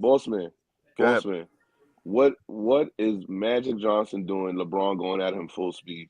He may pass out. What is Larry Bird doing in the ISO pick and roll? And Carmelo Anthony's hitting him with a jab step. Oh, Olympic Melo? They're going to win. Came off the bench. 92 is going to win. They got Chris Mullin, they got Patrick, they got David Robinson, they got Charles Barkley, they got Karl Malone, they got they got Mike. They have Mike. I ain't even named Mike yet. They had Scotty. You got Mike with you got Mike with you. You have got to make 11. 12 You had Scotties. 11 Hall of Famers, hands down. Bro, and beloved, that 08 team probably got 10. They had no shooters. No shooters. No shooters. Kobe, who's their shooters? Williams. No, they had shooters. They had the kid Red. They had Red right that year. He was a Michael Red. That's what. Michael that's Red. how they ran into problems against Spain in them a couple times. They Kobe didn't have can shooting shoot like the three. Let's not forget Kobe. Nah, he's a streaky shooter. He's a streaky Melo shooter. Can shoot.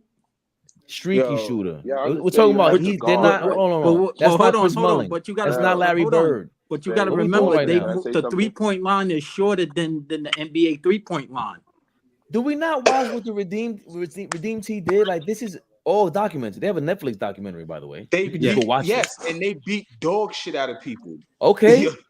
So did the Dream Team. And you're talking about them. I agree with that. Listen. Let me ask you a question. The Dream Team. Prime CP3 is wilding. Listen, I'm not even gonna talk about Prime CP3 in a pick and roll with this fat old Magic. Please, listen. Not Magic Johnson. He would have been against John Stockton, nigga. We shitting on John Stockton now? Hold on. We back to Prime that? CP3 versus John Stockton. Can I say something? Yo, you serious? That would be a good even matchup. Or Deron Williams versus Stockton. Are you kidding me? Do you see what Iverson did to Stockton? So Yo, come on, bro. Heavy for the first time in his life. You see what Iverson used to do to Stockton and Chris Jackson, Mahmoud Abdul-Rauf. All right, so since we talk about prime, beloved, okay, we take both teams in their prime. Who's gonna win? Oh, in their prime is not close. You got it late. That's why because you keep going back. We talking about if it's the prime, 92's winning, beating all of them. Everybody. Easily. Still not winning. You can put both teams together; they're gonna win. Yeah, not winning. We can't. Nah, that's too crazy, bro. Let me ask you. That's I don't know. Not again ridiculous. I got respect. You go ask 10 guys. Go ask 10 guys you guys know, and everybody gonna say 92. 9 out of 10 gonna say 92. No way. Who won that 92 team could KG? Boss man, they talking about Hezzies again. This is how I know it's over. Once you start talking about Hezzies and we're gonna what? Nah. Who can guard KG on that team? Nah. Jordan guard Brown 1-on-1 in that team. Or KG, bro. KG did everything, bro. Mike. I thought we talked about this. Mike is guarding your man. Mike is guarding whoever you want. What are y'all talking about right now? Mike was crazy. Time out for a second. No, we're talking about the Redeem Team versus the 92. We're talking about the 08 squad versus 92. So let's stay that. Let's stay on that. Oh, my bad. Mel. We love it. Well, yeah, they got a chance. They got a chance. They wildin'. They got a chance. Can I say one point? Can I just say one thing?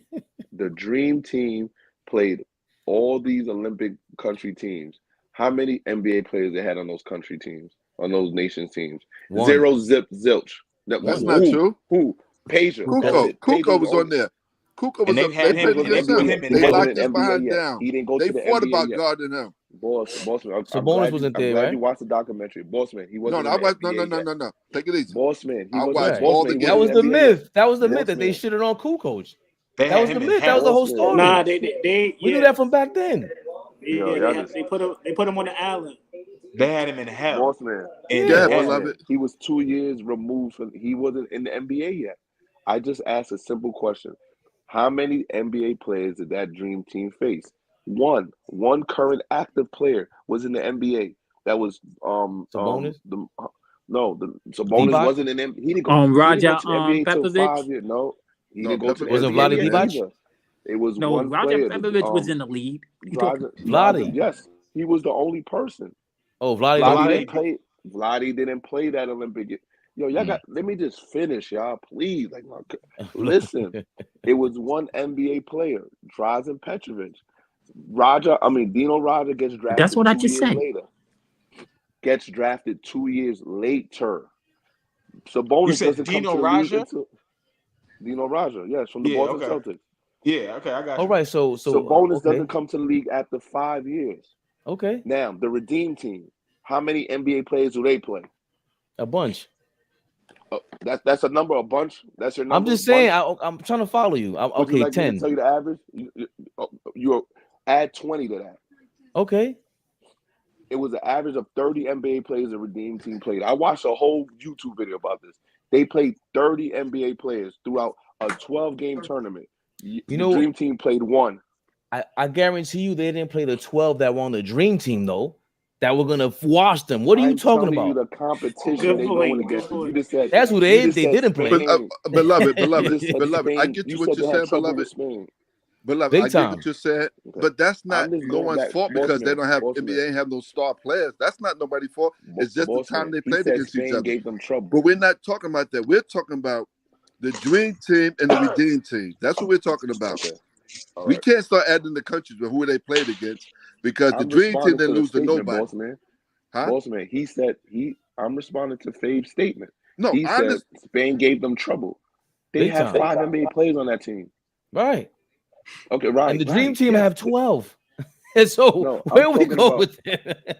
No, you're making a point that they had trouble with a team. I'm saying, okay, they had trouble with one team. No, but my point. Players, that's not my point. Plumbers. No, that's not my point. That's not my point. Is that they had trouble with two big men on their squad, Pau Gasol and Marc Gasol, right? Okay. The Dream team got 3 of those. That's my point. That's where all the trouble's coming from. All the Dwight Howard talk is like they're bringing Dwight Howard out of the basket. They don't know. They don't know how to play this game. So Rudy Fernandez is not trouble. That's not trouble, right? He's good. So is the Scola, Luis Scola, that was on Houston. He was on the same team, right? Let me ask you a question. Let me ask you a question. If Rudy Fernandez plays in the NBA from 1985, right, to 1995, how much does he average? Rudy Fernandez? Yes. I don't know.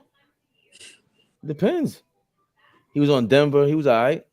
He was good. Guesstimate. 15. That's it. That's your argument for a Dream team. I'm going to say about 22. You don't understand. A second, 22 a second. A guy that could dribble, handle the ball, shoot, and then he could do all that. Head. Yes, he could do all that. But did you watch Rudy Fernandez? Yeah, he was on. I think Portland, but I think he was definitely on Denver. But my thing is, that's Portland. Cool. That's fine. But you're still the Dream team to me was more balanced. Competition. You're playing against real competition. Of course, but my point is that that's a peek into what they have against the Dream team. The Dream team got 3 of them. They got all that. They don't need that. Rudy Fernandez, he was part of the problem for them, of course. But you got people that could open the floor for them. Mullen, Larry Bird, and then Jordan could work like that. Barkley could work like that. Magic could work like we had. I don't like that whole shit with Magic can't. Your mayor, Magic. Who's he going by in that team? Okay, tell me one person he gonna beat off the dribble. He don't gotta go by nobody. Nobody. He ain't gotta go by nobody. He's going to the post. Who can he guard on that team? Who's guarding him? Everybody. Nah. Everybody. I'm gonna name 10. Who's guarding him? Braun, Kobe, D Wade, Carmelo Anthony, Michael Redd. Who else? Boozer's definitely guarding him because he's as fast as Boozer. Boozer's guarded. He's not a matchup problem from nobody. Magic said he's right to the post. Okay. Fuck, we talking about? I ain't talking about no handles, none of that. All of them. He's taking Braun to the post. He's taking all of them to the post. Braun is taller than him. Yeah, D Wade, he's not posting. He's shiftier than Braun in the post. What we doing right now? Magic was ill, bro. We really like Magic was ill. Legend, yes. Magic he was pump faking you. He was crafty. How about Flea? Magic was shifty. He was crafty. No, I don't know about shifty, but he said shifty. Magic was. That's what he said. Shifty, crafty, whatever. He used pump fakes. He was crafty. He wasn't fast. He wasn't super quick. He was using intelligence. That's what Magic did. There's one matchup problem you have on the whole team, brother, and that's Jordan, because he's just good. It's not because people can't guard, because he's good. Now tell me, I get to give you 12 matchup problems. Who is Barkley guarding? Barkley, he ain't guarding nobody. He never guarded anybody. So you say, so you're talking about, so you saying Barkley had worse defense than Magic Johnson? I would say so. I'm jumping right back in. I gotta jump out. I would say so. You think Barkley was a better, or Magic was a better defender than? I don't even know who was better, to be honest with you, because Barkley was lazy. Barkley is my first favorite player ever. All right, boss man. This is my 5 I'm putting out there: Dwight Howard, Carmelo, LeBron, Kobe, D Wade. What's your 5 that's guarding that? Let's not think with emotion. Let's think logically. Those are the 5 people I'm putting on the floor. Name your 5 for the dream team that's competing with that. Bless you. Well, we're gonna start with Magic. We're going with Jordan. We're going with Scotty. We're going with Barkley. And we're going with Pat. Yeah, okay. So you basically can't guard a pick and roll, and you can't guard an isolation. And you talk about no shooting. You have 0 shooting on the court. You have 0. You have no 3-point shooting. I want to know what we're doing with. Again, see, I'm not arguing about the 3-point shooting. You're right about that. You're definitely right. If we're playing in the 92 season, that series, that year right there when there wasn't a lot of 3-point shooting, no. But again, if we got 3-point shooters, we have 3-point shooters though. We have Chris Mullin and we have Larry Bird. Okay. Put him in the game. Please put Larry Bird in the game. Put Larry Bird in the game, please. No, what I'm saying, we do have him. But again, if we playing in that prime, who are you picking? You playing that prime with the 5 you said and the 5 I just said. The 92 and whatever 2000. I gave you my 5 I'm putting on the court. No, I'm saying the dream team is versus the 3 team. No, I understand that. What prime are we gonna play in everybody's prime season? No, prime of that year? Before you came on, we said we're gonna take everybody from that whatever year the dream team was in, we're gonna take them in that year. So Jordan was in the 8th year, so we're gonna take Kobe in his 8th year. Karl Malone was in whatever year, we're gonna take D Wade in that year. So that's Kobe in year 12. In his 6th year. That's Kobe. How is Kobe year 12? What year Jordan? Because he's drafted in 96. What Jordan? No. So this is how you look at it. What year Jordan was in when the Redeem team came? 8 years in the league. 8 years. All right. So Kobe's then 12 I take years Kobe 8 years. No, I'm saying I'm taking Kobe 8 years. So we're matching up the exact year in their career. Nah, so what you about to say. So now you switching it.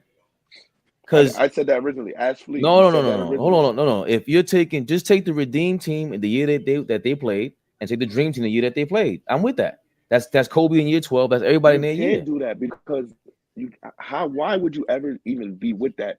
Larry Bird is retired from the NBA. Yeah. He's not even okay. in the NBA. No. Right. So he's gonna. They don't need Bird. You got Mullin.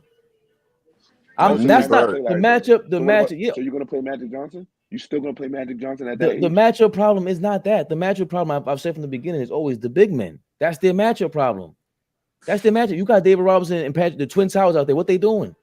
I'm trying to understand this. Yeah, and the Twin Towers have always been a problem in the NBA. Okay, I'm putting LeBron at power forward. Okay, who's guarding him? Patrick or David Robinson? That didn't work against Spain. There we go. That's what I'm trying to tell you. Here's what I'm saying. But see, the power forward in that time was Karl Malone and Barkley. He just said, I only can respond what people say to me, right? So if the man said he's putting the Twin Towers you want to control the narrative. That's what it is. Right. No, I said you put the Twin Towers out there. You putting LeBron out there. Right. That's not a be all end all to me. That's like, I get what you're saying, but no, you got one big man. That's not a bro. You have to score the basketball. I get you don't. Patrick Ewing and David Robinson are scorers. David Robinson is a scorer. They're not outscoring LeBron in his prime, and you have to guard him. David Robinson scoring anything on Dwight Howard. Okay, anything. Thank you for saying that. Now, I don't think he would start. I mean, I'm looking at it. Barkley can guard his behind. You don't think Barkley can guard LeBron at his prime, and he's at his prime? No, 92 Barkley? No way. I'm saying no. I hated him as a guard. Yeah, he couldn't. I said prime. I'm talking about prime. All right, now we switch it because we split on that. I'm always talking about prime because it's hard to mix both. I don't think prime Barkley. Okay, I don't think prime Barkley could guard Carmelo. I don't think prime Barkley could guard Carmelo, D-Wade, LeBron, or Chris Bosh. Those are all the people I'm putting in a power forward position. Nick Pillow said Melo guarding anybody is wild. No, yeah. Melo and Barkley are similar in that fashion. Yeah. He didn't say anybody. He said guarding. I said Melo, stay out of this. Can we say this, beloved? Can we all say this though? Everybody be. Tell me what to say, and I can tell you if I can say it. Yes. None of these guys can be guarded one-on-one. Do y'all agree to that? Yes. All okay. So what is FIBA rules? No. Right. And FIBA rules are what? I think prime LeBron could guard anybody. That's a good. I mean, that's a good one, beloved. That's a good one. FIBA rules are what? You don't have to say it's a good one. I need you to tell Fabian what FIBA rules are. With what? As far remind me, please refresh my memory. I can't refresh your memory if you don't know FIBA rules. I can't do that. So what kind of a conversation is like this? I'm gonna use Google. What is the FIBA rules? You can't argue with me if you don't know every single thing you're talking about. What are FIBA rules guarding? Yeah, we have to do that, brother. Because so break it down. So what are we doing so we can actually have a conversation instead of me guessing? Well, I don't think nobody have the advantage of that because they all been playing NBA rules for a very long time. So you can't sit in no zone. In 92, there's no zone. Remember, none of that hand checking goes around in FIBA. You have to guard. I'm going to put Patrick Ewing, Barkley, Malone, David Robinson, Christian Laettner, anybody you want to come out, I'm going to put them in pick and rolls, and you're going to have to guard, and it's going to be a slam dunk fest. It's going to look like the layup line on y'all. See, that's what I'm saying. So you're saying David Robinson and Patrick Ewing couldn't guard? They were like one of the best defensive big men in the league at that time. Yes. At where did they guard at? At the league at that time. Now let's use your logic. At the league at that time, where they getting put in pick and rolls. Yes or no? They was not outside guarding jump shots. No. So Marc Gasol and Pau Gasol were guarding. Marc Gasol and Pau Gasol were guarding the perimeter. They could guard the pick and roll way better than Patrick ever did in his life. Yes. I agree with that. In his prime? Come on, y'all. Patrick Ewing in his prime? Yes, he was not guarding the perimeter. You know basketball, Bossman. Nah. Babe, you with gotta his stop small talking hands, for a he got second, small babe. hands. No, he wasn't blocking no shots like that. Bossman, when you have a big man, what do you do to him? Where do you bring him, Bossman? You're gonna bring him outside. Okay. What are you going to do when I bring David Robinson outside against LeBron full speed? I agree with the pick He's and going roll. to throw it off the backboard, go between the legs, and go through the rim. Too much. How much space he has. They're not used to playing players like that. They never saw a power forward go. Yeah, all right, good. The Admiral was big and strong and fast. I think the Admiral might have had a chance. Patrick Ewing, no chance in hell. I'm sticking to my guns. 92 Dream Team will beat them all. Okay. All right. We could talk about the matchups. We agree to disagree. We could talk about the zone. We could talk about all basketball. that. A better team to me, a better all-round team, IQ, rebounds, know the game is 92. Yes, can we tweak it all? Who's a little better at the position? Who's a little better at that position? Absolutely. Every position. Every position besides the two guard, the 92. I mean, the Redeem team is better than every position. Besides you saying that? In the center. But you saying that at the? But I think it's the 2 and the center. 92 bench is better. Who? 92 bench. If you're going by and that season, like if they were at 8 years in, 20 years in, whatever the hell Scott is, John Stockton 10 years in, better. I wouldn't say that because that's the redeemed team is damn near in their prime. I'm with you because Larry Bird, if he's fresh, no back problems, Larry Bird telling them guys on the court right now, look for second place because we're coming in first. By point blank. Okay. Can I this started off with they'll just wash the dream team. That's what you said. Bossman, can I ask you a question? Yes. And I just need yes or no answers, okay? If you don't mind answering like that. Can Larry Bird guard LeBron? No. Can Larry Bird guard? No, hold on. I'm gonna ask you a question too now. You can't just. I didn't finish. No. We're gonna do question for question. Can LeBron guard Larry Bird? Yes. 92 Larry Bird? LeBron, yes. Yes. LeBron can guard Larry Bird. Now, can we go back? No, question for question. Let's hold on, Fabian. Let me finish this. I'm trying to understand this. 92 Larry Bird? I don't. 88 any Larry Bird out the vagina Larry Bird, any Larry Bird you want. That's crazy. Okay? I don't care what Larry Bird got. So listen, Bossman. Can you said no LeBron Larry Bird, right? Larry Bird can't guard LeBron? No. Okay. Can Larry Bird guard Dwayne Wade? No. Okay. Can Dwayne Wade guard Larry Bird? Absolutely. Yes. Can LeBron can Larry Bird guard Carmelo? Stop. Larry Bird can Larry Bird D Wade. Larry Bird is crazy. Okay, listen to this. Can Larry Bird guard Carmelo Anthony? No. Okay, actually, Carmelo can't guard nobody. Actually, if you say yes, I hang up the phone. It's easier for Bird to guard Melo. I'm saying than Braun or D Wade because he, you know what I'm saying. It's easier for him, but I'm not saying he could. But I see what you're saying. He can't guard. Every person that ever played against Carmelo, they said that. I felt like I was in a car accident after the game. Yeah. Okay, so Carmelo cannot guard Larry Bird at all. I'm not saying he's a. Can Larry Bird? Beloved, he's a. Can Larry Bird guard Kobe Bryant? Don't break my heart. No. Okay, nowhere in the world. Can Kobe Bryant guard Larry Bird? No. He's gonna say yes. No.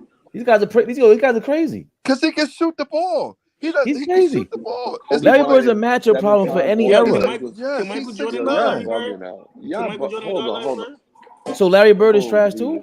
So beloved, what you're saying that Larry Bird's not going to score no points? Trash. Like you said, Larry Bird's not going to score. That's what you're saying. He's not saying he's not going to score, but these niggas could guard him. This is not the 80s where niggas is not athletic and can't guard. These niggas could guard him. Again, but let me want to control the narrative. Tell people what year they in. Right. I'm always on to my prime. I didn't say year. Can you stop? No, you didn't say year. I know what I said. Okay. No, you didn't say year. Okay. I said any time in American history you want to say. Yeah, he said 88. Now, he said 85. Okay, time out. You said that Kobe Bryant can't guard Larry Bird? No, not at all. I disagree with that. And what I said in the beginning that no players can be guarded one-on-one. I know I said that. Okay. Can I go on? Yes, sir. Please. Can Larry Bird guard Deron Williams? Hell no. Can Larry Bird guard who? Deron Williams. Larry Bird on any point guard, any history, at any point in time is horrendous. Okay, but guess what? No, sir. Hey, guess what? But guess what a coach is going to do when they see him? Well, I'm going to run 1-4 high, and you're going to hate me because I'm going to kill your legend. He's going to die right there on that court. You play with Riverside Church? No, I hate it. I'm Gaucho kid. I'm Gaucho kid. I get Gaucho, that, but that's what Gaucho. Yes, you got them doing all that shit, and you just overlook. If you just overlooking the fact, overlooking nothing. You're overlooking what basketball is. I'm not. You think basketball is just like the stories of me taking the penny off the backboard. You think basketball is that? That's not basketball. When did I see? You have to guard. But again, you just making up like when did I say when I talk about anybody can fly over anyone and he grew wings in the third quarter? I never said shit like that. That's what you think is gonna happen. That's what you think. I never said shit like that. I said Mike is a matchup problem for everybody, and so is their center. I specifically said that. No, actually you haven't. Too. Both y'all said the same thing. Right, and that's the biggest matchup problem. That's when you have two centers like that. It's not really Matt. Mike. No, hold on. I pointed to really the same nigga. So I pointed to a real thing. They had a problem with a team with two big centers, and the Dream Team have two centers that are just pretty much like that. But the two Dream Team centers, the center that you're talking about, know how to play the game, this game, basketball. The other two centers are playing a different level of basketball. They're playing where they only have to guard in a box area. I'm telling you that the Dream Team never put the Redeem Team never put three centers out there. They're going to put four hybrids and one big man. You're going to have to guard. Do you understand Kobe's going to play the 3 spot? Do you understand what that is? That's what the Lakers tried doing with this bum ass 3-guard lineup yesterday. They fucked up. Yes. That's what I'm trying to tell you. Yes. I'm talking about, Fabe. And you know why it messes up? Because Aaron Gordon could guard the perimeter. Let me ask you a question. How much Aaron Gordon averages in the NBA?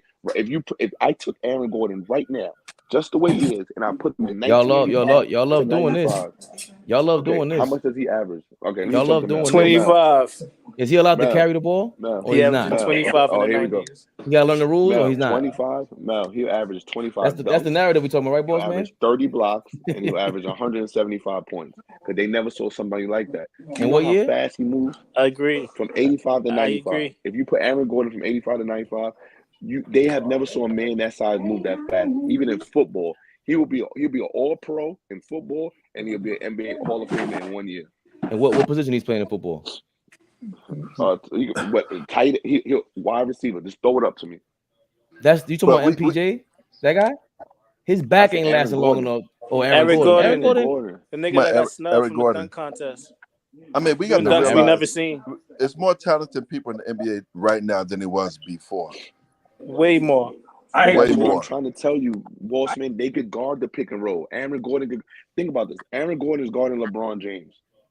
Do you understand that? The power forward is guarding the small forward. And he's the greatest player of all time. Right. So and he's not even a top defender. He's not even like an elite right now. Since you talking about the present, can these guys play back there when it was hand checking, pushing you and all that, knocking you down? Yes. Can half of the guys you name right now play in the 80s?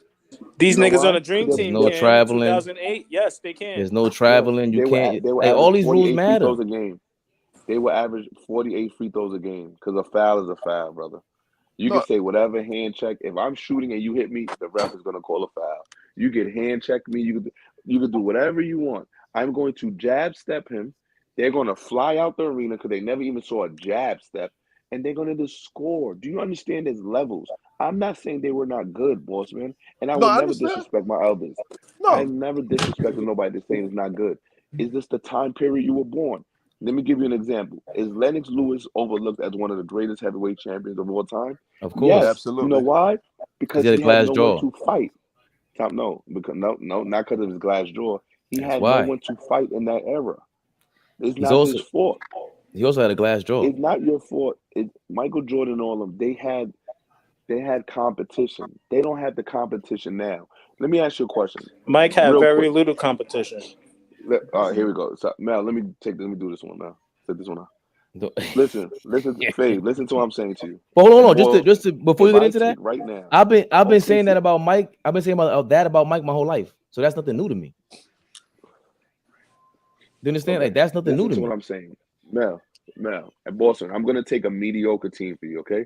If I take the 5 right now, right, of the OKC Thunder, and I put them in the 1985 season to 95, how many championships do you think they win?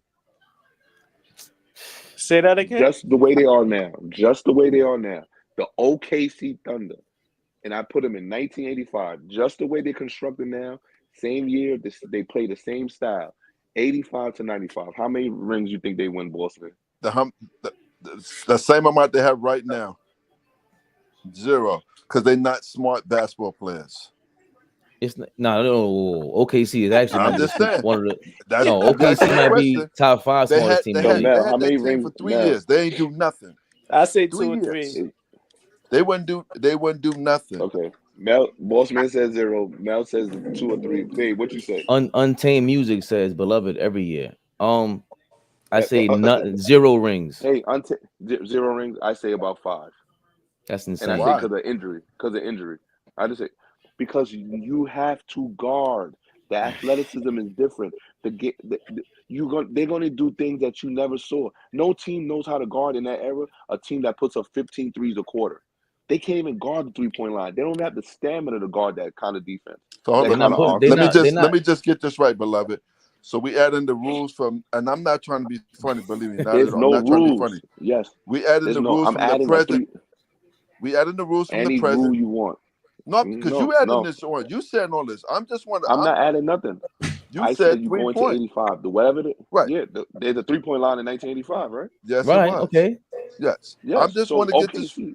I want to get this right. So I don't think they would win just because they don't play smart basketball. That's all. Somebody said every year. I said 5 years because I'm putting injury into it. Because I'm sure Bill Lambier is going to break somebody's leg and out for the season.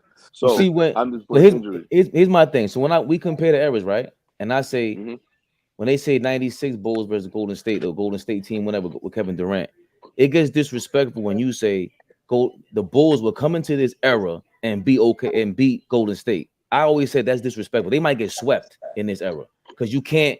It's a different rule. Those are different rules. Point blank. Period. You're playing. It's 8 seconds. Different? A foul is a foul. I'm not talking about the fouls. I'm talking about. I'm talking about besides hand checking. You got 8 seconds to clear the backcourt. You got a zone. There's a zone defense.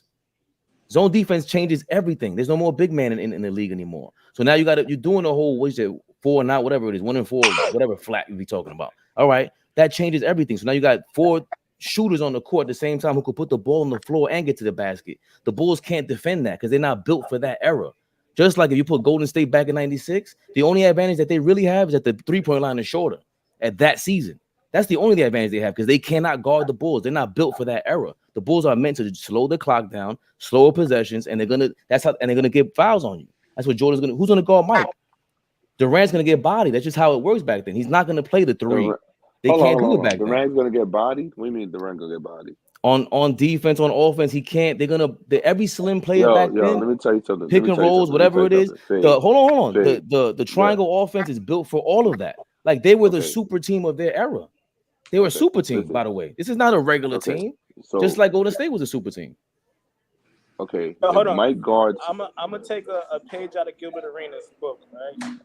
Mike and Scottie Pippen couldn't even guard Grant Hill. How the fuck you think they're gonna guard KD? I don't understand their logic, bro. I don't understand. You got Dennis Rodman going to guard us behind. You got Dennis Rodman going to guard us behind. KD. Grant first of all, KD and Grant Hill are not the same player. KD got manhandled by Kobe, Tony Allen, Ron Artest, by players who were 90s type of defenders. So what are we talking about right now? 90s type of manhandled by who? When did he get manhandled? Okay, go back and watch when Memphis, when Tony Allen in Boston. Go watch what Rod Strickland used to do to the Bulls. Okay. Go watch them highlights. So you don't I could watch it. Abolish these niggas nowadays? Yo, do you understand what those young Bullets teams did to the Bulls? Now imagine somebody that knows how to do it at a higher level and a more consistent. Right, I agree. Dennis Rodman is guarding Kevin Durant. Why not? Boss man, come on. That sounded wild. Yes. Why not? Yes, he guard all 5 players. Simple as that. Yeah, but boss Kevin man, Durant is not trying to post them up. Who's grabbing your rebounds? Where did Kevin Durant win the championship at? Where did he win the championship at? With who? Guess what? Where did KD win the championship at?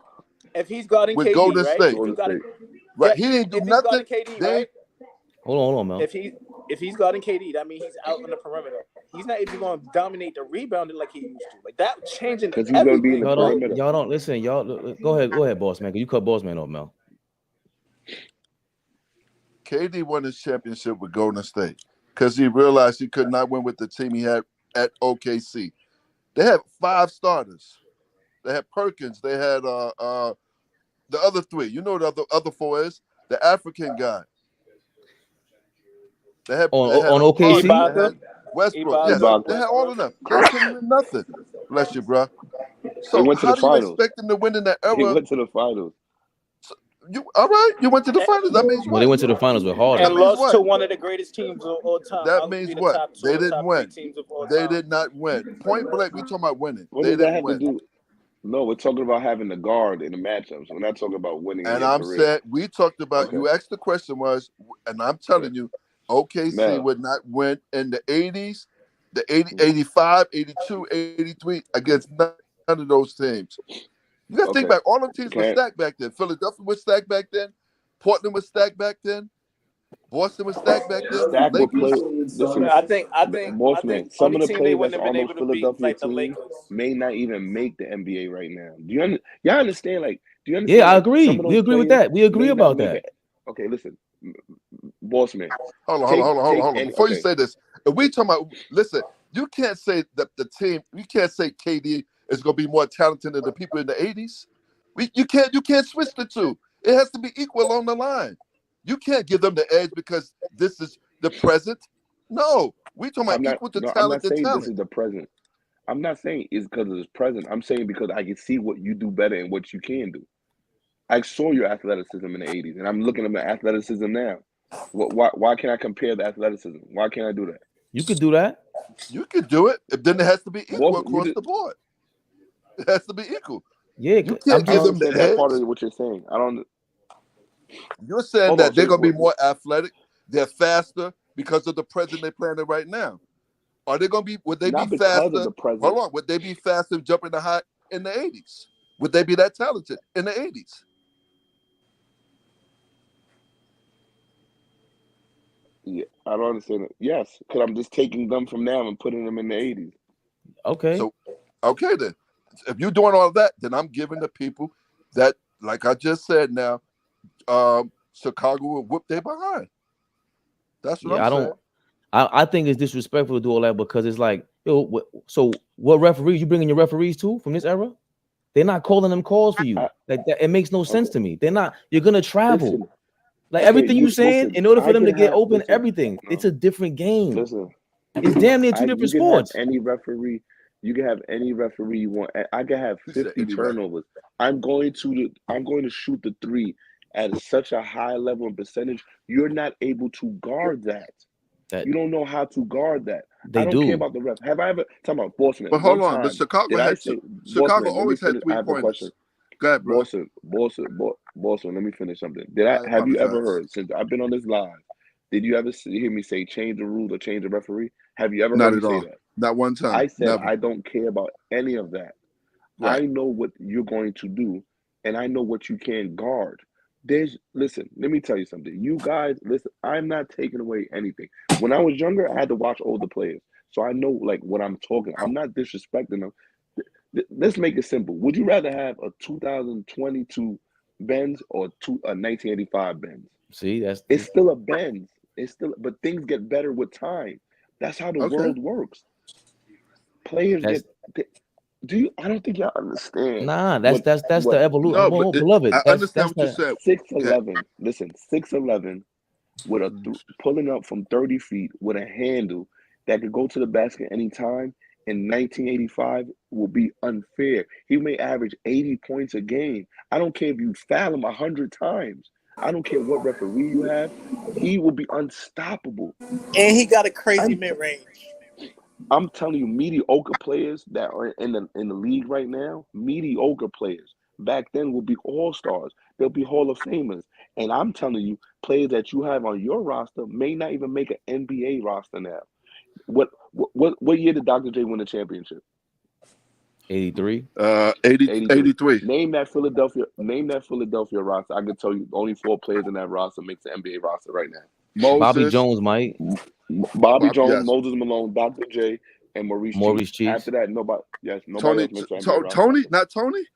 And Andrew, and I don't know if Andrew Tony makes because he can't. I don't think he can shoot like him. That's the problem. When you can't shoot, it's tough. He had just some bad feet, but he shot his behind off. Okay, that's what he had. Exactly. That's the point proven. You can't be in the NBA right now with bad feet. Hold on, but here's the thing, beloved. Here's the thing, beloved. Again, here go the rules again. Kerry came in the league with had a bad ankle. Everybody's going to be at the league in 2 years. I'm talking about right now. Medicine got better. All right. But there's nobody in the league right now with bad feet. That's out here competing. Medicine, that boss man, you see what happened? Medicine got better. So maybe you can have bad feet and medicine gets better. You can have fragile ankles and become one of the greatest shooters of all time. So now things get better with time. Absolutely. So we're talking about playing the 3-pointer back because remember, in the 80s, they wasn't shooting the 3-pointer. So let's say, hypothetically speaking, let's say they're shooting the 3-pointers back there at a high rate. You had who had the best for Chicago? Craig Hodges was lights out, 3-point lights out. No question about it. No one can guard him, but he couldn't get in the court because that wasn't the game back then. That wasn't the game back then. Boss man, it's the boss man. Who is BJ Armstrong guarding? What point guard? What starting NBA point guard right now? BJ Armstrong. Who's Steph Curry guarding? Who's Kevin Durant guarding?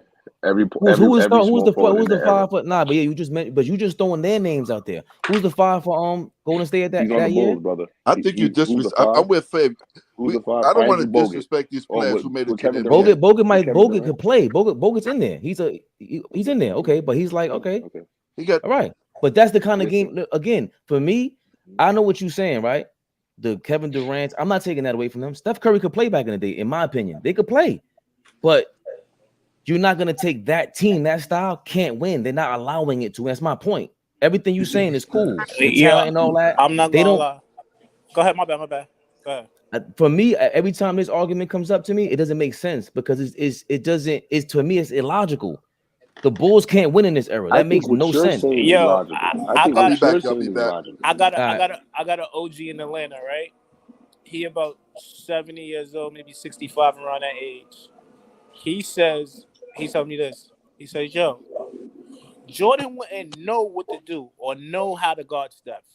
Like a nigga that got this much handle, that could stop on a dime, that could run around picks. He's never had to guard nobody nowhere near as good as this nigga. Like, he wouldn't be able to guard him. And then you got Clay, too? Like, that nigga's gonna be lost and he's the OG that told me many this, bro. times? Now listen. Now, how many times do you think Steph had to deal with somebody trying to take him to the post? A lot. He got stronger. A lot. Okay. So what I'm saying, Fabe, is anything that the 80s, 90s gonna throw at me, I've already seen in basketball. When I come to your era, you have never seen it. I get that's the advantage for if they come to this era. That's my point. Like I always tell me and Mel always talk about this. This is a time machine game. If you hop in the time machine, hold on. If you're in 1996 and the Bulls hop in a time machine and they come to 2016, they don't know what to expect. And they're the away team, right? The Golden State Warriors know what to expect. And on top of that, the rules are different. It's built for them. Now, if the Golden State Warriors go back then, like you're saying, yeah, they got that advantage. But again, you gotta play with their rules. The rules is for them. It's for Mike to get the ball, slow the ball down. They're gonna have. It's gonna be less pace. They're gonna put Kevin Durant in foul trouble. All that shit matters. Like and the heart matters. Kevin, you talk acting like Kevin Durant got some heart. That matters. Who's putting heart? Okay, listen. Oh, of course. Here we go. That doesn't matter. Who's putting Durant in foul trouble? Who can Durant not guard? Scottie Pippen and Michael Jordan is putting him in foul trouble, dog. What are we talking about? And y'all mentioned Steph Curry. Like the problem with Steph Curry is always going to be that when you play him physical, it's a different ball game for him. That's point blank. Period. Who's playing him physical? Ron Harper? No, we're not doing that. Matthew Dellavedova played him physical for a whole series. All of them. What are you talking about? Remember, they're not playing for 120 possessions like they are now. That's the part that y'all are missing. Like to say that they're just gonna hop in the time machine and just sweep them because we know exactly what you're gonna do. It's like, yeah, these guys are smart. He's a high IQ dude. Robin is high IQ. Like I'm not just like I wouldn't disrespect Golden State. I think Golden State was smack the Bulls. That makes no sense. Where did we get Golden State from? I said OKC Thunder. I don't. I'm using them as an example. I was using them as an example. The OKC Thunder for today, they're a very smart team. That's great. They play with all the they lead the league in fucking in charges and all that. You can't do that in 84. What are you talking about right now? You couldn't do that shit back then. They're laughing at you. Okay, who's guarding 84, 74, 104? Who's guarding SGA? He'll do his thing. But who else is doing anything? Trying to figure this out. They play small ball, but who else is there doing anything, bro? The Bucks is doing anything on them. It's a different ball game. I don't understand what that's just foul. So it's just easy as simple as the game of all people involved and it's over. No, listen. No. This is how it is. The game. I give you this caveat. The game was played more physical because the calls weren't given. The calls were not called as much physical. But at the end of the day, people still scored 100 points. People still scored 81 points. Mediocre people, scored 70 points. A lot of people had 50-point games. It was still basketball. And my logic is, at the end of the day, no matter how many times you foul me, knock me down, you still going to have to guard, and it's still a three-point line. You're going to get smoked. The referee is not going to let you come up to me and every time I get the ball, foul me. If I get the ball 40 times, how many times do you think Steph touches the ball in the whole game? If Steph touches the ball, say 120 times in a game, right? You think you're going to be able, in 88, the toughest 88 ever, you think you're going to foul me 128 times, brother? No, but that's not, you're I'm going not. to eventually have to play defense. But you take, keep saying it's nah, physical, I didn't say that. I didn't say it was it's physical. That's not still what I said. basketball. No, It's you're taking, basketball. see, that's the problem. That's the problem. That's the problem. Because I disagree with you, and whoever you heard from, and they had the same disagreement with you, you take whatever they said and replace it with what I'm saying. That's not what I said. I didn't say just because it was physical. The rules are different, period. Ain't anybody just getting hit. Steph Curry's tough. He ain't not. I like Steph Curry. He's playing in any era. Ain't about not being tough. He's a high IQ player. I ain't talking about that. I'm talking about the fact that the game is different. You cannot get he's not getting 120 touches in 1988. He's not. They're not allowing that. They just that's the game isn't built for that. If you do that, you're gonna lose. The game is not allowing it. If your point guard is getting 120 touches, all right, cool. All right, what's the rest of the team looking like? They got a big man. They got a great defense. A defense built in the paint to stop the paint. That's what the league is built on, to stop the paint traffic. Because you can't. There's no zone. I think I'm saying the same thing you're saying. Right. The offenses that are run now, 88 won't be. They don't even know how to deal with that. No matter if the game is allowing that. You know why? Because they're not used to a team coming down and just shooting from 30 feet, and then letting you shoot and getting the rebound and pushing the ball. And your coach is allowing it. And your coach, that's what. Yeah, that's a great point. Your coach, Steve Kerr, is coming down. He's coming in the time machine with you. Oh, okay, he dropped out. Steve Kerr is in the time machine with you. He's gonna call them calls for you.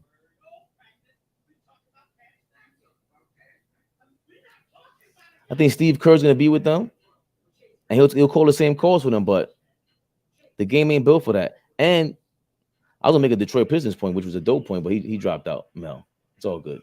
Go ahead. Hold on, let me shrink this. The Pistons back then, they started cheating and they created the new zone defense.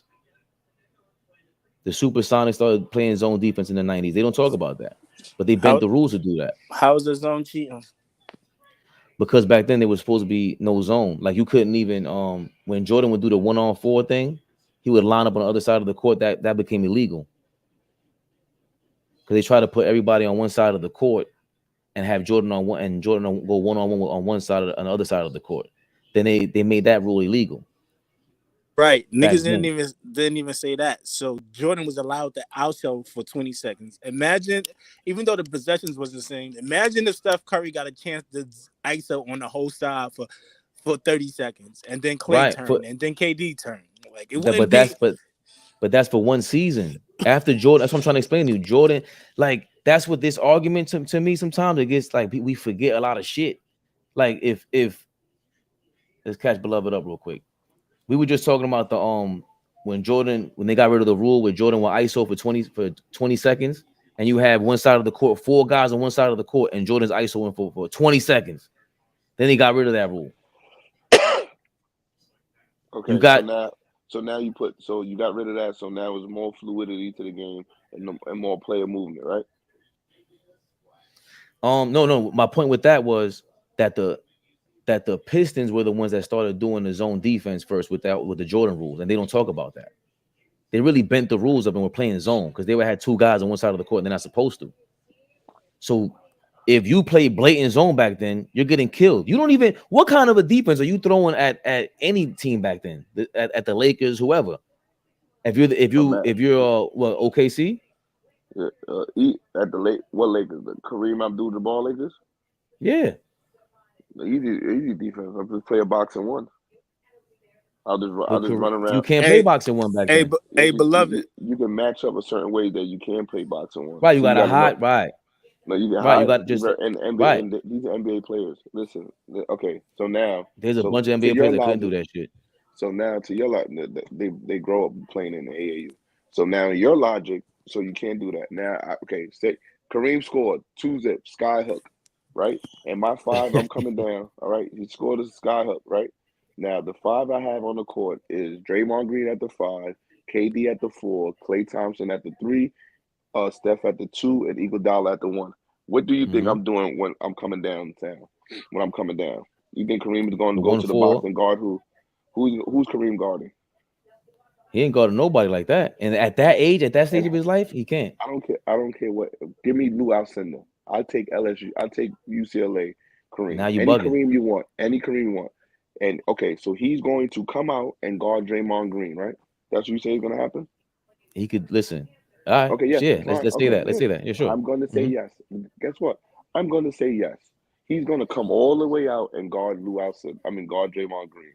And now I'm running a pick and roll with Kevin Durant and let's say Klay Thompson.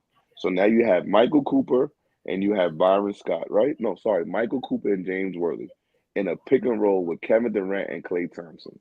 Do you know how much I have in the first quarter? You know how much KD has in the first quarter? Are they pressing Steph Curry up the court? Are they pressing Draymond Green up the court? I said there's no help defense. You want help defense? Nah, okay. no help. Okay, so, at any given time you're playing more. You're playing them up more up front. You ain't got. There's no 8 seconds in the backcourt. It's 10. Okay. We're slowing the game down. It's a different game. Kareem's putting somebody in foul trouble too. That's because you want to do something doesn't mean it's going to happen, brother. You know what I wanted to do last night? Guess what? It didn't happen. She fell asleep. See, that's because I want to do something. It don't mean it's gonna happen. I get 1,000%. Argument all you want. I'm not changing nothing. Anybody. You're saying 10 seconds, 8 seconds. You said, are they playing up on them? Please play up on help. Please play up on Steph Curry. Do you know what he's gonna do to Magic if he plays up on him? Yeah, Michael Cooper's going up on them. These guys are high IQ dudes, bro. Byron Scott. I'm a fan of. I believe in people just like I believe in Steph Curry and them. You can't come in their home field, which is their era. You can't beat them. That don't make no sense to me. Mel, you there? Yeah, I'm here. Mel, pre-ACL injury, how much does Klay Thompson have from 1985 to 1995? How much is the average this season? Klay Thompson. I say he averaged 62 points a game. That's crazy. I say 64. Babe, listen. Hold on. What they didn't say, Fab just reminded me what they used to do, right? They used to put Jordan on one side, send the other team to the other side, and let Jordan ISO every play. They did it on one. These guys got no pride. Steph, KD or Clay's ISO in every play for 20 seconds. Imagine they doing it for 10 years straight. Right. Do you know the scoring title? The scoring title will be 120,000 points. Mel, Fabe, you can say whatever you want.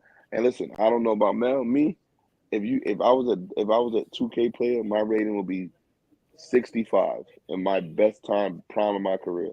All right. I've seen niggas isolate 5 times in a row and go to the line 5 times, and niggas would actually push you on the floor because they didn't want them to score. And guess what? The guy had 10 points at the free throw line. You could do whatever you want. You could say whatever. It's basketball. Eventually, the ref can't be on camera never calling no foul. He cannot call the first 2, but he has to call the next 7. And you're going to get killed. I feel like this why this era is crazy. All right, you fouling. I'm going to hold 2 times in a row. You fouling. I'm not shooting no more. I'm not going to the row no more. Now I'm taking these trays. You can't even foul me, nigga. And I'm shooting 45-50%. That means 1 out of 2 is going in. I know, because that's nothing, all right. Like the handshaking thing is bullshit, right? It's total bullshit. No, the guards weren't strong. I know, but this is what y'all saying. I'm not saying that they won't do their thing. They're gonna do it. Steph Curry's gonna do his thing no matter what. We're just gonna say this. Like they just played. They were so stupid that they couldn't play back. And as a matter of fact, there's more skilled players now. Of course, I've been told y'all that. No, but the game is more mental, and the real commentators that know it say it. Like when you playing against this I wouldn't say it's not more mental. I never said it wasn't. No, but what I'm saying, when you playing against these guys, even the reason why they can't guard them now it's going against everything you was taught and learned your whole life. Dog, whatever you was learned your whole life, you can't use that against Steph and Clay in these leagues. Mark Eaton couldn't play today. He couldn't. That makes no sense in the world. He can't dribble the ball. He can't do nothing in the post. Like, he can't play today. That's a fact. But you had players back in the day who could play today because those are skilled positions, bro. The same thing you just said about football. It's the same shit. You had to do a lot of guys on the perimeter could play in this era. They would have to train and all that differently, but they were skilled enough. So you just said they had to change their game differently, brother. You just said they have to change their game. No, they would have to train to condition differently. Like, they was athletes back then, but they were hating on people. They didn't allow you to be. I was just telling them yesterday the same exact shit. In the 1960s and 70s, whatever, they banned black people from being in the league. That's what changed everything. I'm not gonna be real. I seen the interview. I was watching this interview basketball he did with my coach from high school. He said you couldn't make the NBA if you had like a tag on you, like an ABA tag. Like, if you was in the NBA or any other league, your chances of being in the NBA was slim. Like, they didn't want to use an NBA. So now imagine that's what took place, and all that shit had to be peeled away in order just to get to Michael Jordan and them. Like, I agree. I've been saying it my whole life. Jordan didn't play against his competition. He ain't playing against Kobe. Played against the most competition ever out of all these GOATs you guys mentioned. All of them.